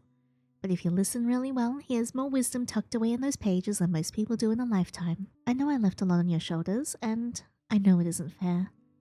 But I also know you can do this, my little Sprout. If anyone can, it's you. I have full belief in you. Take care of the store, take care of its people, take care of yourself. And please tell me you haven't tried to sell the bird vase. I told you it was cursed. With all my love, Aunt Sylvie. P.S. Tell Quinn I'm doing well, and that I think of him often. He always did know how to make me laugh. I do hope the two of you have become acquainted. With a smile, you refolded the letter and tucked it away. Alright, Aunt Sylvie, I'll do my best. You're still not telling me where you went, huh? Retrieving your groceries, you headed back upstairs to unpack. Your room was much like you left it. The window was still open. Your bed was still unmade, and the cushion from the couch was still discarded on the floor from your wake-up call with Florian. A small amount of guilt settled into your stomach as you put your groceries away and made a late dinner. If it isn't my illustrious master, returned from whatever nocturnal nonsense has stolen his attention this time. Barnabas floated into view with a dramatic puff of air, as though he'd been holding his breath in indignation. I do hope your day's endeavours have been worth abandoning your faithful servant for hours on end. I imagine whatever inane nonsense kept you away was terribly important. Perhaps a riveting chat with one of your incredibly mundane customers? What, are you actually saying you wanted my company? Course, Master. Course, Master, I live to be ignored, neglected, and left stewing in stagnation while you frolic about with fanged employees and amateur spell work. It brings me immeasurable joy to gather dust alone in your tiny, cramped abode. Something tells me you're being sarcastic right now. You don't say. What a master of deduction. How will I ever escape the clutches of your incredible talent? I did ask if you want to come with me, you know, which I did not. So what is it you want exactly then? Not to be alone, but also not to spend any time with me? Precisely. Your wisdom knows no bounds, Master. To be candid for a moment, I much prefer your company over the lurking menace you insist on calling an employee. Honestly, a vampire, Master. Did you already know? I could hardly call myself a grimoire if I did not know the scent of a vampire. I didn't think being a book had anything to do with smelling people, but alright. Alright. I forgot that your brain lags behind sometimes. Master, let me spell it out to you quite simply. Magic is in the air, the threads of reality and the auras people leave behind. And vampires. They reek of old blood, undeath and regret. They are more simple to pick out, but by all means continue trusting him. I'm sure nothing could go possibly wrong when employing an emotionally fraught bloodsucker with impulse control issues and a sad backstory. He's not really employed by me, he's employed by my aunt. And either way, Aunt Sylvie trusts him, and this store is a place for people who have nowhere else to belong. I would never just throw him out. Barnabas lets out a long drawn-out sigh, as though his entire world has grown tiresome. Oh, very well. Continue ignoring my sage advice and do as you please. After all, it is your funeral, not mine. He turned his attention towards your half-eaten dinner and snorted derisively. A meal fit for a king, I see. A truly inspired use of your time and resources, master. You know, that's pretty judgy for a stack of paper. That's probably why you don't have any friends. You continue eating, waiting for Barnabas's almost guaranteed response. A stack of... the gall of you. The gall. I do not need nor desire friends. I live to serve, not frolic around and have fun like some. Oh yeah? Then why do you get so huffy every time I leave you alone? Barnabas fluttered indignantly, his pages puffing outwards in an offended ripple. Because, master, leaving me unattended in this drafty little hovel is a waste of rare and precious genius. Not because I'm lonely, heavens forbid. I simply find it offensive to be shelved when I am a once-in-a-millennium arcane artifact. Loneliness is for sentimental beings with soft hearts, and I'm made of enchanted ink and intellect. Besides, I have plenty of company today. Lady Seraphina of House Moonridge accused Countess Belladonna of enchanting her husband with a love hex. Again, and the fallout was positively catastrophic. Wine flung, curses shouted, a hat caught fire. Utterly riveting. Now, I could be going crazy, but I'm pretty sure those are characters from a television show. The real sorceress of Silverkeep, in fact. It does not surprise me that you know so little about it, but it is a fascinating documentary. A documentary. And you enjoyed watching this documentary? It was purely academic viewing, master. A study of interpersonal dynamics among magically inclined nobility. It's research. Did you spend all day watching it? I may have absorbed 8 episodes, but only because Countess Belladonna's family betrayed her, and I had to see how that arc resolved. For scientific integrity, obviously. Right. Scientific integrity. Honestly, if they simply enchanted their contract bindings properly, none of this would happen. Amateur hour, really. Also, Seraphina's illusion magic is atrocious. Her whole tower is a lie and no one's talking about it. You do know that it's all fiction, right? Obviously, master, but some elements ring true. Magic, after all, is based purely in reality, and there have been countless Lady Seraphinas and Countess Belladonnas throughout history. Anyone like me in there? Why, yes. There happens to be a talking toad that advises the Countess. I believe the character is called Toadsworth. You share many qualities. Careful there, Barney. Compliment me too much and I might accidentally fall for you. You would not be the first human to do so, trust me. Nor the last. Wow. Ladies' man over here. Finishing your food, you cleaned up and then glanced over towards Barnabas, who was still watching you. It's late tonight. Maybe tomorrow we could do some more practicing? I'm always prepared to further your knowledge and skill, master. Though perhaps you could begin by tidying up this horrendous pigsty you called it. This horrendous mess you call a room. Honestly, a pigsty, truly. That feels a little unfair. This is all my aunt's stuff, not mine. It's not like I chose to have a room full of clutter. You have lived in it for a week and haven't even bothered to put away your own dirty dishes. Master, I would not deign to call that a good defense. With a groan, you conceded and began to put the room in order. You didn't have the energy for it, but you also didn't have the energy to argue with a book. By the way, is my whole magic shtick meant to be a secret? Do I seem as if I have the answer to every question? You seem like you like to think that, yes. Well, I am pleased to see you accepting the truth. But to answer your question, yes. In general, revealing one's magical capabilities to the mundane masses is frowned upon. Especially when one is a fledgling spellcaster who lacks any kind of control. You're far more likely to set your sleeves on fire than impress anyone. Hey, I'm already getting down that spell you taught me. As did every toddler told it in the past. I'm on the level of a toddler. Just below, actually, but don't be discouraged, master. Toddlers are remarkably clever these days. You know, a bit of encouragement wouldn't kill you. No, but it might kill you. And I've grown strangely fond of not being shoved into a forgotten drawer again. So consider my criticism a public service. One day it might even save your life. One day I'm going to be so good at magic you're going to eat those words. When that day comes, master, I shall serve them with tea jam and a commemorative plate. But until then, try not to burn down the house. I wonder how flammable you are. Excuse me? Did you just threaten to ignite me? Me? The illustrious Barnabas the Magnificent. I'll have you know I'm warded against flame, though clearly not against rude commentary from reckless amateurs. Honestly, how flammable are you? Have you no shame? No decorum? No decency? You're so easy to wind up, Bonnie. Yes, well, enjoy your jest at my expense, Master. It's good to have a hobby when one lacks talent. I'm sure you know all about that. Don't tell anyone lest you burst into flames, yada yada. Is it okay if I trust someone? That is your decision, Master.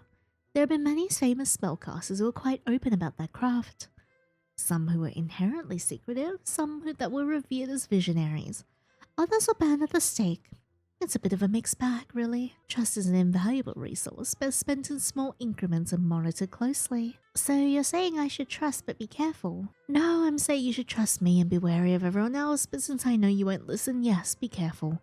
At least try to be. Magic may be your inheritance, Master, but secrecy is your shield.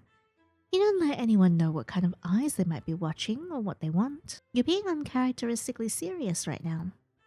Yes, well, even I am allowed moments of grim sincerity. Now, if you're quite done probing the depths of philosophical trust, please turn on the next episode of The Real Sorceresses of Silverkeep. I need to see if Lady Seraphina finally hexes that two-faced necromancer, or just throws another goblet. Yeah, here you go. You lifted up the remote and turned on the television, and the screen lit up with images and a loud voiceover. Barnabas fell silent, and you took the opportunity to settle into bed. With a yawn, you glanced towards the open window and the moon, hanging high and bright above the treetops. As tired as you were, sleep did not come easily. Thoughts raced through your mind, and the events of the day felt more vivid than ever. Even after some tossing and turning, you fell into a deep sleep, accompanied by the occasional gasp from Barnabas in the background. Is it day 7? It is, and it's raining today. You woke to the soft patter of rain against the window pane, gentle as a lullaby still echoing in the quiet hush of the morning. With bleary eyes, you saw the world outside your window was tinged in grey, the colours muted. The rain fell in steady sheets, and the air in your room felt cooler and calmer, like the storm had swept away yesterday. Wrapped in the warmth of your blankets, you let yourself sink in a little deeper into the mattress, lulled by the rhythm of the rain and the soft creak of the old building. You would not believe this, Master. It's just preposterous. Lady Seraphina has betrayed Countess Belladonna for a 3rd time, and this time there were public hexes, thrown about as if they were common insults. You peeked out of the covers towards the TV, and found Barnabas still on the couch where you left him last night. Light filtered through the rain-speckled window, and the room still held that quiet of early morning. But of course, peace could not survive Barnabas. And don't even get me started on Lord Thistlewick. He faked his own banishment, Master. Banishment? Who does that? Bonnie, did you even sleep? I am a sentient grimoire. The fact that I must explain this to you so often, however, does not surprise me, as I believe your brain never fully developed. That's so mean. I transcend such trivial mortal needs, but if I were capable of exhaustion, I would say I'm running solely on indignation and disbelief. You watched that show all night? Naturally, I could not possibly pause while the Countess Belladonna was teetering on the brink of scandal-fueled exile. I have 2 options. Lay in bed and listen to my book talk about an unpopular TV show, or get up and get to work. Not really a choice, is it? You rose from your bed, stretching as little as you did. A glance at your phone told you it was nearly 8 AM. The sun had risen, even if the sky remained cloudy and grey. You dressed, then got together a simple breakfast before heading downstairs. You came down the staircase expecting to see Lucille, the same as every morning, standing guard near the door. But she was nowhere in sight. Instead, you noticed Winnie sitting at the front desk. Sage, finally! Were you waiting for me? Not really waiting exactly. I was just getting lonely. Florian is usually here overnight, but after he ran off yesterday, he hasn't come back. I'm sorry, Winnie. You know I'm just upstairs, right? You can always come hang out if you're feeling lonely. I guess. I just don't want to make you get hurt again. What? You still thinking about the glass thing? Don't worry about that. It was a silly accident. Then maybe we could have a sleepover sometime. I'm sure Barney would love that. Who? Oh, Sage. Do you have a secret boyfriend hidden upstairs? Wouldn't that be exciting? Alas, no. He's a stray I picked up. A cat? That's even better than a boyfriend. No. Ah, what the hell, we're friends, right? Yeah, of course, the bestest friends ever. He's a book. A book? He's called Barnabas, he talks and everything.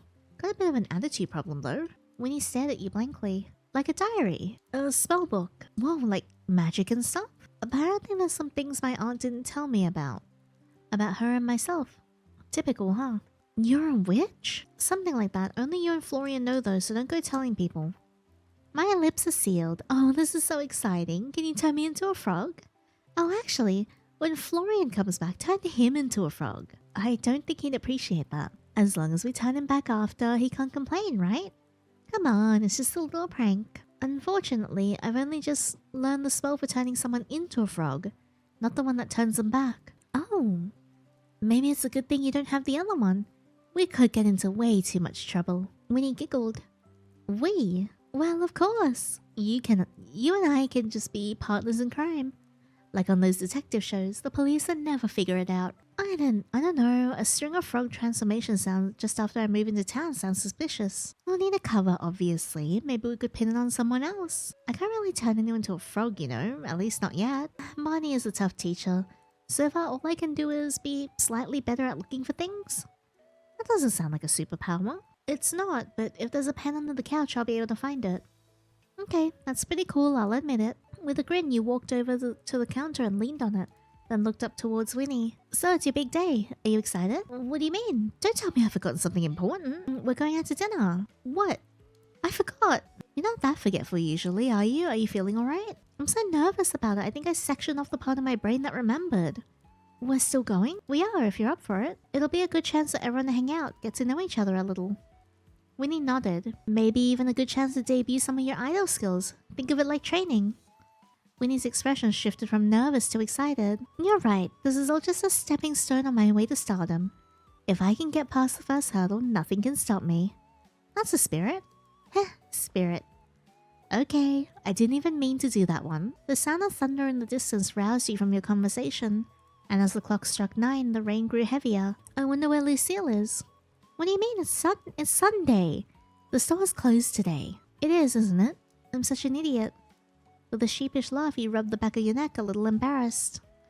I could have slept in some more then. Ah well, it's probably not good to spend all day lazing around in bed. It does sound pretty great though. You know, I can't remember what it was like to sleep. Winnie leaned forward on the counter, resting her chin in her hand. To be honest, I can't remember most things. What the world looks like or what the food tastes like. It's so weird, but also normal. I don't know. What kind of stuff do you remember? The sound of floorboards creaking, a sunset, and that song. But there are a lot of things I can't even remember. My birthday for one. Isn't that lame? I can't even celebrate. Oh, why not today? It's the 7th of November today. If you don't know when your birthday is, why not choose one for yourself? But isn't a birthday special? Any day can be special, even a random day in November. We're already going out for dinner tonight, why not make it a party? Winnie blinked and gave a big beaming smile. You'd do that? For me? You're acting like it's some huge inconvenience, of course I would. Really, thank you. Hopefully the rain clears up though, or we'll be having it here instead. I need to find some way to contact Florian. He left yesterday before I could ask him to come. It wouldn't be a proper birthday party without our resident grump, would it? No, it wouldn't. We gotta invite him. Except I don't have his number, or know where he lives. Do you know if he has any friends around town if we could ask? I don't think Florian has many friends, at least none that I've heard him talk about. He likes to keep his private life pretty private. Well, I have a few errands to run today, so maybe I'll have some luck finding, I don't know, his address or number somewhere. You think my aunt would have those? The rain outside pounded the roof in a constant steady rhythm. It was a calming sound, even if it was making the leaving the house a little less ideal. Since it's your birthday and everything, how about we keep each other company too? I'd love to. Alright, clean the store, sort through storage. Let's do this. You begin searching through your aunt's collection. Ooh, articulated fish pendant. Alright, you spend a couple of hours cleaning the store. By the end of it, you're happy with your efforts. Store cleanliness increased. Yay! The sun was beginning to crest over the horizon when the rain ceased and the sun peeked out from behind the clouds, painting the streets and buildings in a wash of color outside of the store. After a busy day around the closed store with Winnie, you're surprised to not find any way to contact Florian. With a sigh, you began to think, Quinn might know, or maybe Emmett? Who can I ask? At that moment, the chimes by the door sounded and the door opened timidly. Sorry, the store is closed. Standing in the doorway was a familiar short man with dark hair. Wearing a slightly oversized jacket and headphones around his neck, he looked towards you almost sheepishly. Can we talk? Oh, I missed him. I'd say we already are. He rubbed at the back of his neck, not meeting your eyes. Yeah, I guess so. Sorry for running away. He glanced towards you but quickly glanced away again. And sorry for what I tried to hurt you, so... God, this fucking sucks. Apology accepted. But on one condition. Can you tell me what's going on with you? Yeah, I guess it's fair. Where's, Winnie? She's upstairs still. I'm guessing she doesn't know. No one knows except Sylvie. I had to tell someone. Look, this is new to me. I'm a vampire, I guess. I don't fucking know. It's not like I chose this and I hate blood. The smell, the taste is disgusting. I try to avoid it, but sometimes I'm not in control. I get so hungry, but all my old favorite foods just don't work anymore. So I try to keep to myself and keep people away from me. All this tiredness has been hunger then. Yeah, but you've eaten now, right? You don't look as bad. I guess so. There we go. No harm done. You say that, but you're not a danger to me. I believe that. You're just going through some stuff. Florian was silent for a moment before a weak laugh escaped him. God, you're a friggin' moron. Why aren't you scared? Because I like you, Florian. I don't think you really hurt me. And I also kind of want to get into your pants. You're an idiot. Oh, I'm well aware. It won't happen again. I won't let myself get into a situation where it could. So, just try and keep your distance, please. I'm not going to abandon you just because you're scared. You can ask me to be careful, but don't ask me to pretend I don't care about you. I don't deserve that. Too bad. You got it all anyway. Why? Why the fuck are you so nice to me? Why not? You're a good person, Florian. Florian stared at you blankly as a confused, almost pained expression on his face, as if the very concept was foreign to him. With a deep breath, he looked away from you, then back. Just don't expect anything from me, alright? I don't want to drag you into my bullshit. Then don't, but I'm gonna stick around anyway. Now I've got a question for you. How does one go about inviting a vampire to a birthday party? A what? I meant to ask you yesterday, but things got a little hectic. Eden invited us all out for... I'm just now realizing. We're going out for dinner with two people who can't eat. God, am I just that insensitive or what? You're inviting me out. Yeah, of course, I'd love for you to be there, but if you don't want to, I'll go. Look at it blush. If it's fine. It's more than fine. It wouldn't have been the same without you. Where does the birthday thing come into it? Oh, we decided it's Winnie's birthday today. Is it her birthday today? Likely not, but today is as good as a day for someone who doesn't remember their birthday. There was another knock at the door, and it opened once again as Lucille walked in, though you almost didn't recognize her. For the first time since meeting her, she lacked her characteristic armor, and instead wore a much simpler blouse and trousers. Good afternoon, Sir Florian and Sage. How do you fare on this fine day?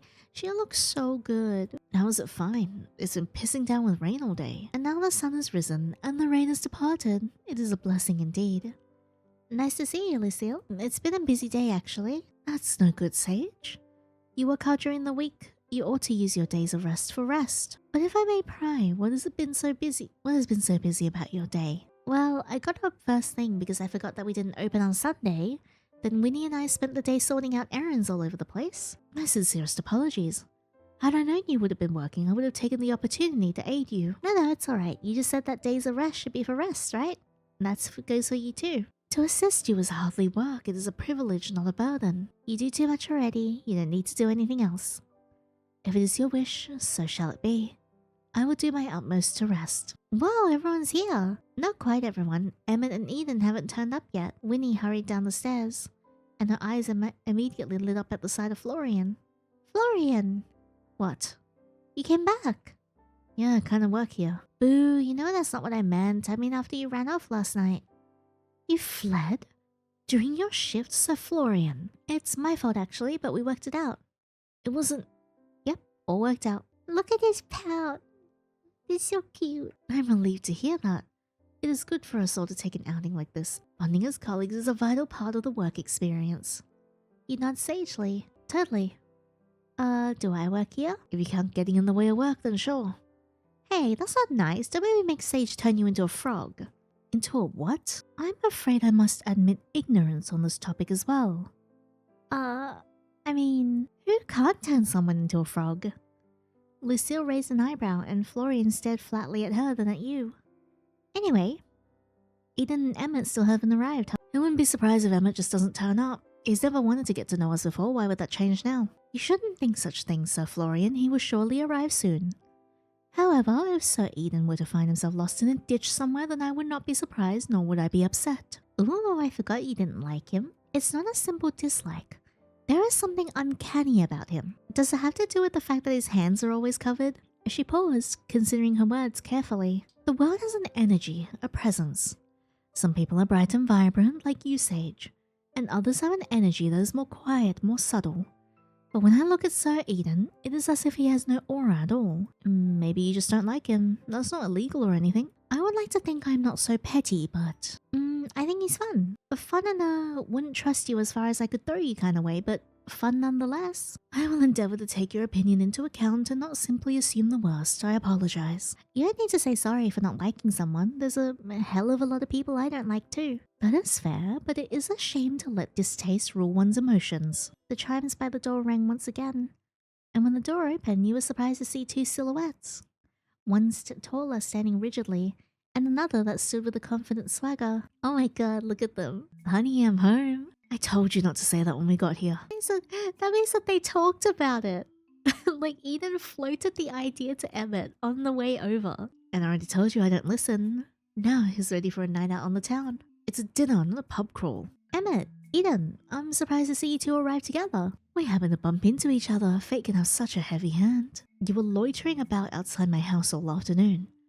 I would hardly call that fate, even if such a thing were to exist. Fate works in mysterious ways, my friend. As I said, it is hardly so mysterious, that fate. God save me. Maybe you two need to get a room. Unfortunately, he constantly turns me down. So he's just out here hitting on Emmett all the time. Feel free to submit a formal request and I'll file it under delusional nonsense. Stone cold, Emmett. Stone cold. Good evening, Sir Emmett. Sir Eden. It was a good evening, yes. And I'm sure it still will be. I don't think I've ever seen the store so full of life. Too much life, if you ask me. Ignore Florian, he's being a sourpuss. A what? A sourpuss? Come on, it's my birthday, cheer up. Your birthday? Well, no one told me that. Actually, we just decided this morning. I'm very curious of you. This makes you think you don't know when your birthday really is, perhaps. Well, it might be today. It's like a 1 in 365 chance. I don't know about you, but I like those odds. Honestly, I think it's a great idea. We should all get birthday cake whenever we want. That sounds fiscally irresponsible. Cake is never fiscally irresponsible, Emmett. I bet you have a secret sweet tooth hiding under that suit somewhere. Sugar should only be consumed in moderation. He's not wrong, but still. So you do like cake. I have cake, bends over. Of course he does. The guy is a huge softy deep down. I've seen the key ring in your pocket. It holds keys, Eden. And it also has an orange cat wearing a bow tie. It was a gift. Oh, I want to see it. It's hardly necessary. Come on, Emmett. It's her birthday. It is quite literally not her birthday. You wouldn't want to disappoint the birthday girl, would you? Fine. As he reached into his pocket and pulled out his keys, attached to them was a tiny crocheted kitten wearing indeed wearing a bow tie. Oh my god, that is so cute. It looks like Sage. What? It does not. It definitely does. Look at that fluffy orange hair. A coincidence then, that's all. Whatever helps you sleep at night, big guy. Oh, he's big, is he? I have known this for months. It is hardly related to a person I met in the last week.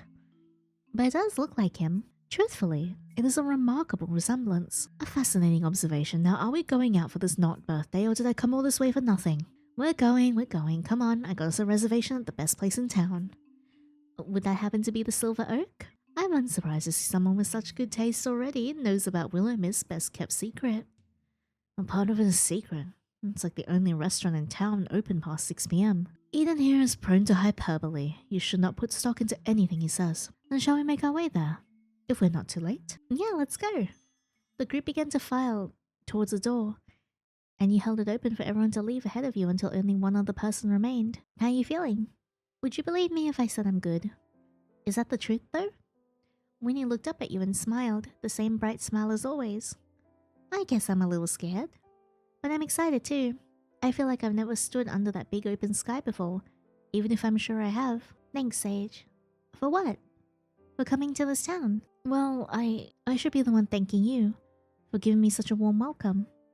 No way, I should be thanking you. If I remember correctly, I think I gave you kind of the opposite of a warm welcome. Let's agree to thank each other then. Deal? Deal. Now come on, everyone's waiting. You held open the door and stepped outside first. Outside the shop, the street was quiet. There was no traffic, and the storefronts across the street were dark and lifeless. Winnie stepped out after you slowly at first, her movements guided by hesitation and fear, but that quickly gave way to something brighter and bolder. As she left the doorway, she let out a gasp, her eyes fixed upon the stars above. They're beautiful. There was something in her gaze, awe, longing, or something else. but her expression was so filled with light that you couldn't help but smile. The others watched on, a mix of curiosity and knowing across their faces.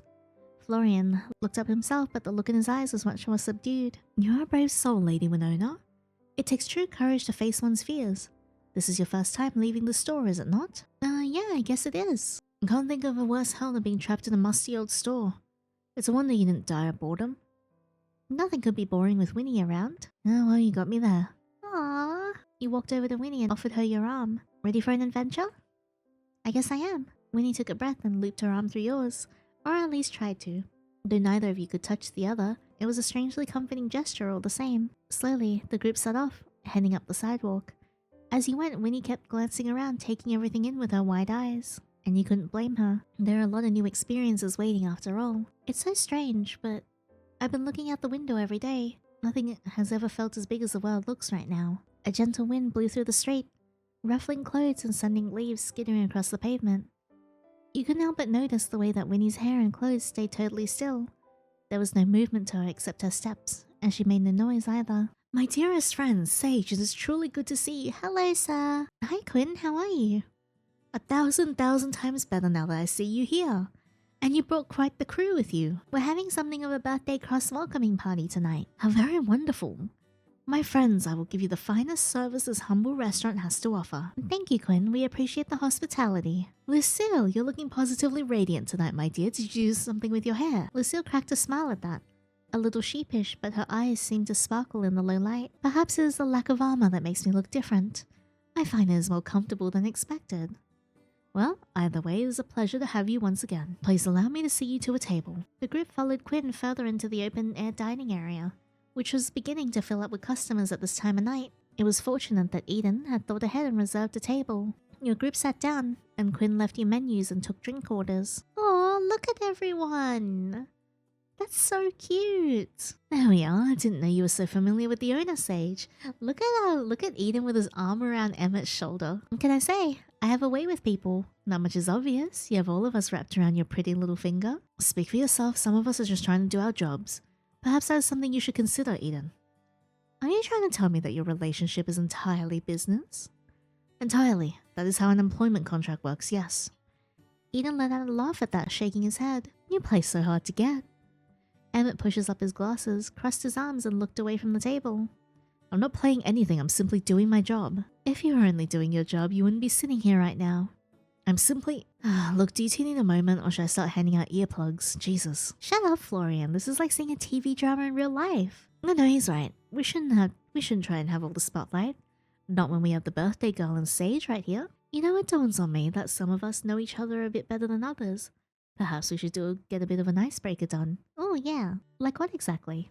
Oh, I know. I saw this game in a magazine, Two Truths and One Lie. Eden's eyes lit up. Now you're speaking my language.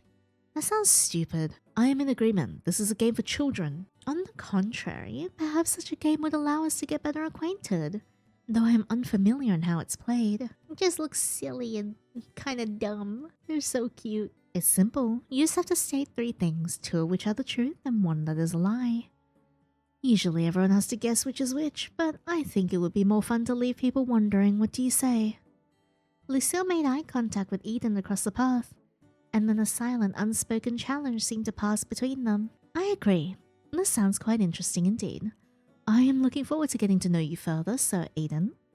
Careful. Beautiful people who know how to swing a sword are my weakness. I'll go first. Do I really have to play? As it is Lady Winona's birthday and she wishes it, you must. Oh, fine, whatever. Winnie beamed. Yay, okay, alright. 1, I'm a really good singer. 2, sometimes I randomly smell disinfectant when there isn't any. And 3, I love the ocean. A spread of options. Now all of us will be guessing all night. This is just stupid. You should not judge while you have not spoken your truths and lies, Sir Florian. Fine, but this is so dumb. Florian crossed his arms and leaned back, looking away. 1, I used to be a vegetarian. 2, I'm an only child. 3, someone tried to kill me once. Oh no! And we know he's not an only child. Oh my god, can you imagine being a vegetarian and then getting turned into a vampire? That's probably why he doesn't, handle the blood well. And someone tried to kill him. There, are you all happy? I know I am. Well, kinda, as long as someone didn't really try to kill you. They did. Who knows? Oh no! He just shrugged at that. That's so sad. It seems we're learning more about you by the moment, Sir Florian. Great, that's just what I want. Allow me to go next. I have prepared 2 truths and a lie, and I trust you will not be able to decipher the falsehood amongst them. Firstly, I was knighted before my 18th birthday. Secondly, the last time I saw my homeland, it was burning. Lastly, I held the crown of a fallen king for 3 days until his people could bury him. You deliver all 3 with such confidence that I suspect they're all technically true, and the lie is in the semantics. You do not seem like the kind of person to lie otherwise. Now you're getting to it. Emmett pushed his glasses up again and tapped his fingers against the table thoughtfully. I suspect you were knighted on your 18th birthday. I think you probably did hold someone's crown, but it was more than 3 days. Ooh. Or Lucy was still there after her homeland stopped burning? Look what you've done. We're not even supposed to be guessing. You're quite good at the game, Lucille. Thank you, Sir Eden. Just Eden is fine, you know?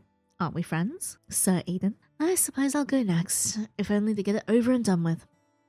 The pink in my hair is natural. I grew up in a town over from Willowmist. I've never had a cavity. Does that suffice? This is more than I've gotten out of you all week.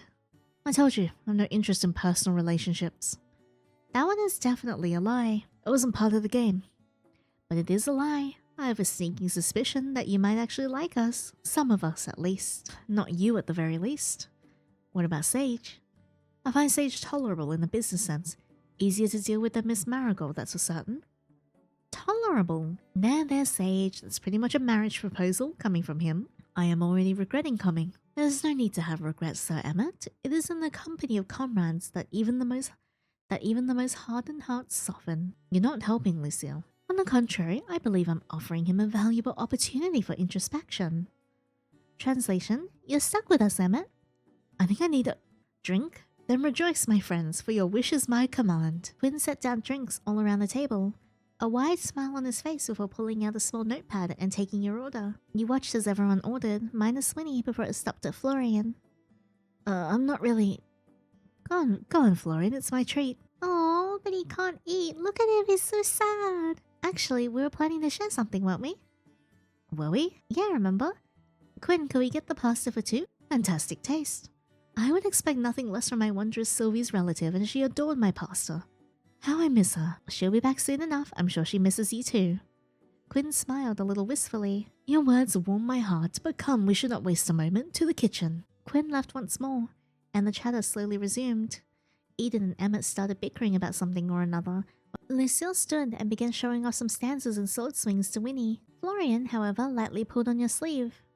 Hey, thanks for that. I appreciate it, I guess. You just have to pass me pasta under the table now. I probably should have picked something you eat with your hands. I could just start filling your pockets with it. Pocket pasta is the best kind. Oh, look at him, he's laughing. God, you're stupid, but thanks. Sage! Yes, Winnie? You haven't had your turn yet. Well, if I remember correctly, neither has Eden. I want pocket pasta now. Then I suppose I should have a turn. We'll have to save the best for last. Let's see. I had a lovely childhood. I was born in the most beautiful garden in the world that you never find on any map, and I've read over 10,000 books, though I couldn't tell you what any of them were called. Eden? Eden, are you... are you an angel? Eden, are you a celestial being? Is that why your name is Eden? Is that why your hands are covered? Because if you touch someone, you could actually kill them? Eden? I think we need to have a little talk. What are you? 10,000 books and no titles to note. That is most peculiar. Doesn't an average person read like 700 books in their lifetime? I haven't read any. You don't count. Maybe they were boring books. Answer the questions, Eden. What are you? Even boring books have titles. Forgetting every single one is statistically impressive, I suppose. I've always loved being statistically impressive. And what gardens are we talking about? Tulips? Oh, are you a man-eating tulip person? I could be. What do you think? I don't know, you're so mysterious. I guess I'll have to leave you all wondering then. I'm far more interested in what our new friend here has to share. Little old me? Don't play coy. You've been dodging the spotlight all evening. Maybe I just enjoy listening to all of you. If I had to play the stupid game, so do you. Of us all, you are shrouded in the deepest mystery. Am I? I think I've been pretty open with you all. Perhaps too open. Alright, let's see. Pick a truth. I used to write letters to the moon as a kid. I never did get a response. That would explain a lot about you, actually. Well, I think that's very adorable. I bet the moon read every single one and just didn't know how to write back. That's what my mom used to say too. Pick another truth. I name every mug I own. In fact, I started naming my aunt's mugs too. What's the point in naming an inanimate object? I'm pretty sure you named your cat keychain. That's different. Hardly. Pick a lie. I graduated top of my class. Straight A's all the way through. My teachers loved me. And what was your favorite class, if I may ask? Maths? If I remember correctly, you distinctly said you did not like to work with numbers just the other day. Oh, well, it's been a long time since I was in school, you know? Bon appetit. I hope you're all hungry. I want pasta now. Quinn placed a large bowl of pasta between you and Florian, and everyone else's dishes in front of them. The smell made your stomach growl. You're really starting to miss proper food with all the snacks and sandwiches you were living off of. Thanks, Quinn. It smells amazing. It's my pleasure, Sage. Please, eat to your heart's content. Oh, I want to tell you my aunt sent me a letter. Ah, the apple of my eye, muse to my culinary creativity, light of my life. How is she? She's doing good, I think. She's said to say she thinks of you often. I hate maths. She did. Quinn paused just for a second, long enough for you to catch the flicker of something soft in his expression, like the sun breaking through a cloud.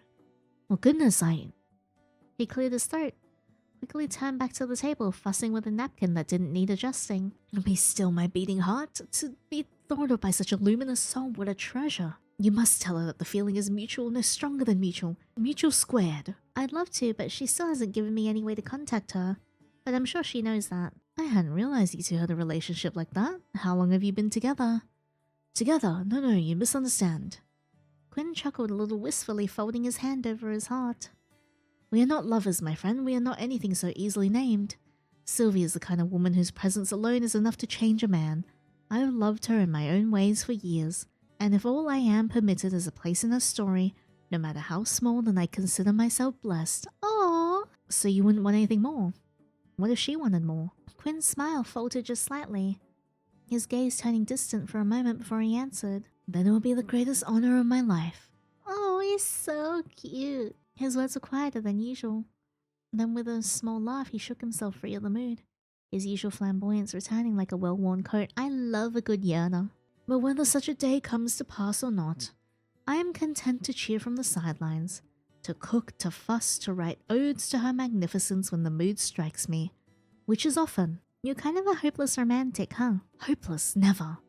I remain full of hope, overflowing with it in fact, and now I am passing that hope on to you. Eat, drink, and enjoy your evening amongst friends.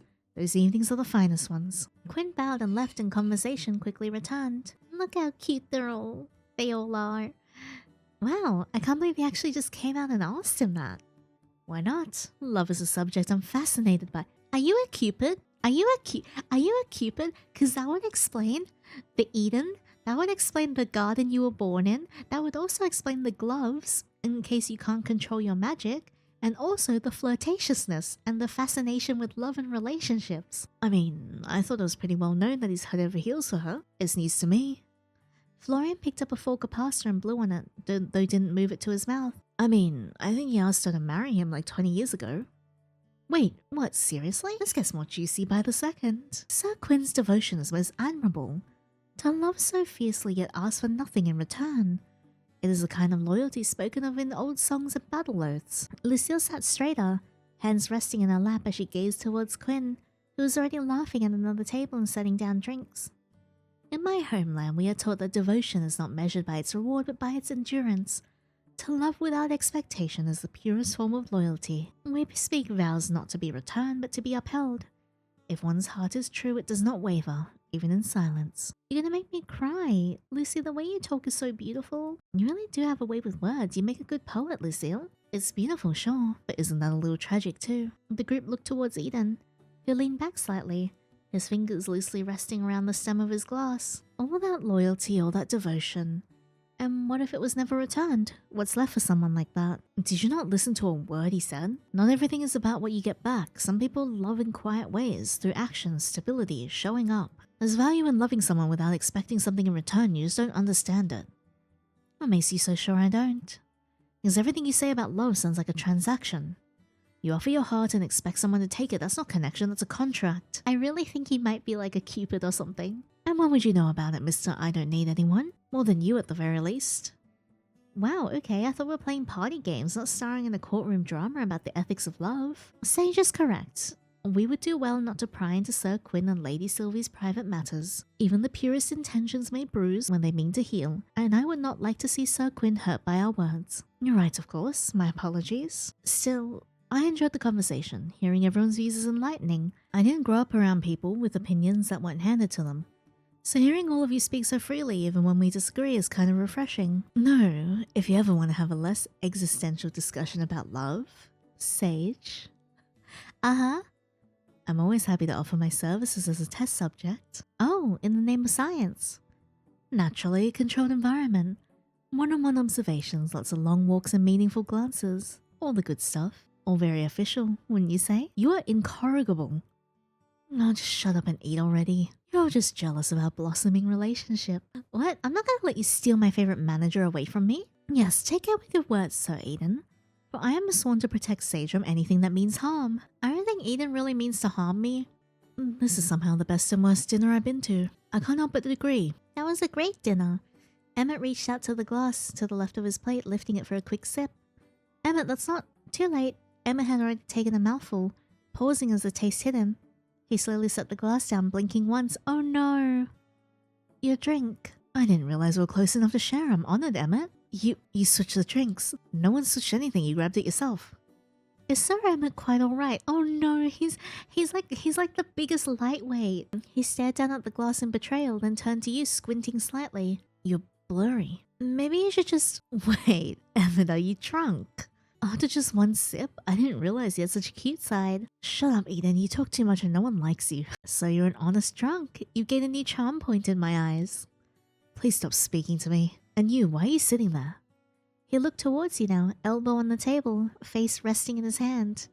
Why am I sitting here? To eat dinner? That's what you usually do at a restaurant, I think. Why aren't you sitting here? Emmett nodded his head towards Eden's seat. Do you want to sit next to me or something? Oh man, if I could eat popcorn, I would be eating popcorn right now. I had not known Sir Emmett held such strong opinions about seating arrangements. So what if I do? Is it a crime? Not the last time I checked. What, you don't want to sit next to me? No, your personality is exhausting and you flirt with everyone. I don't flirt with everyone. In fact, I've been decidedly unflirty tonight. You flirt with Sage.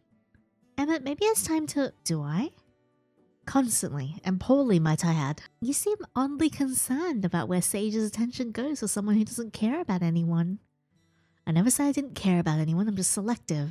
Emmett the local lightweight and he gets jealous and blushy. Selective? Yes, very. I only showed up because someone keeps getting dragged into nonsense and I have to keep an eye on them. Who, me? The other new antique store manager in town. Of course I mean you. Ooh, he's like a clingy cat that pretends to hate you but actually loves you and wants to sit on your keyboard while you work. That's so specific. I never pegged you for the possessive type. You haven't actually pegged anyone at all? I would like to volunteer. What do you think I'm gonna do? Bite him? Knowing you, probably. You need not worry, no one is getting bitten on my watch, Sir Emmett. Florian's all quiet. No one's going to bite me. Not unless you say please, at least. Please? Yeah, there's like a bunch of people who want to volunteer. Like, for example, me and Cinna. Please keep your mouth to yourself, Sir Eden, lest you lose it. Lose my mouth? Alright, I'll be good. I doubt it. Sage, you should come sit next to me for your safety. That's a little hard when I'm sharing dinner with Florian, don't you think? You can share mine. That depends. Will you feed me? That depends. Will you feed me? If I say, there was a pause, half the table watching, half of it holding in laughter, before Emmett, entirely without hesitation, lifted his fork with the most absurd seriousness imaginable. Say it then. Wait, what? Oh no. The fork slipped past your lips. It was a simple gesture, but something about the way his eyes were on you and the look in them was strangely intimate. Oh my gosh, he actually did it. Wow, that's pretty good. I'll have to try it next time. But hey, I think I'll stay here and finish my meal. Hey, think about it like this. You can keep a better eye on Eden if you're sitting together. Reduced to a third wheel. It seems I'll have to step up my game. Hey, Emmett, I had a question. Why do you stop by the store so much these days? He's helping me with I know all the boring numbers and stuff, but it's not just that, is it? It's part of my job. I'm ensuring the transition is smooth and that Sage isn't unintentionally ruining the store's finances. Come on, Emmett, just admit it, you're hovering. It is not dishonorable to show concern for one's companions. Are you checking in on me? Of course I am. Aww. He cleared his throat, adjusting his glasses. It was something dropped into your role with little warning in this town of all places. Monitoring your adjustment is prudent. Oh, he's worried about you. That's very sweet, Emmett. Thank you. I'll have to remind you of this entire conversation tomorrow. You owe me $5, Florian. Oh, once again, what does a ghost even need $5 for? Well, go on. What bet at my expense did you make this time? I bet that Emmett had a soft spot for you. I mean, he'd never stop by so much when Sylvie was around. You picked up the last of the pasta on your fork, already full to bursting. Apparently eating a pasta for two all by yourself was difficult work. Though fortunately, no one else seemed to have noticed Florian's lack of eating. Winnie hovered over Emmett, poking fun while he attempted to swat her away unsuccessfully. Eden and Lucille were engaged in a lively conversation about something or another, and for a moment you felt at peace. It was strange. You hadn't known anyone here for longer than a week, and yet here you all were, talking and laughing, having dinner together, like you'd known each other all your lives. It was a feeling you'd never felt before, not even back home. The closest you'd ever come was the nights you stayed up, playing video games with friends over voice chat. And even then there was a distance between you, a separation in place. Here though, it was different. Even when Emmett and Eden were arguing, there was something comforting about the knowledge that they were right beside you, a mere arm's length away. You leaned back, fork resting against your plate. Your stomach was full, your heart a little more so. Okay, new bet. No, I keep losing bets with you, I don't want to do them anymore. Wrong answer. Okay, here it is. I bet Lucille could out-eat Florian and Emmett and Eden in a pie-eating contest if she wanted to. Is there a pie-eating contest coming up that I haven't heard about? Well, no, but we could always organize one. I'll pass. That is not a wager I would wish to entertain, Lady Winona. But I am flattered by your confidence in my constitution. Lucille gave a quiet laugh and dabbed at the corner of her mouth with a napkin. This evening has been most enjoyable. In my kingdom, feasts are often accompanied by political tension and hidden motives. Here there is laughter, companionship, and light-hearted debate. I must confess, it is refreshing. I'm glad you think so. Same. I haven't had this much fun in forever. I wish every day was like this. You'll get bored of me eventually. Impossible, I can never get bored of you. It's true. You have a natural draw to you that's hard to resist. You think everyone's hard to resist. What can I say? I'm a lover. Ew. Anyway, are we done here? It's probably about time I dragged our favorite accountant home before he regrets the night any more than he already will.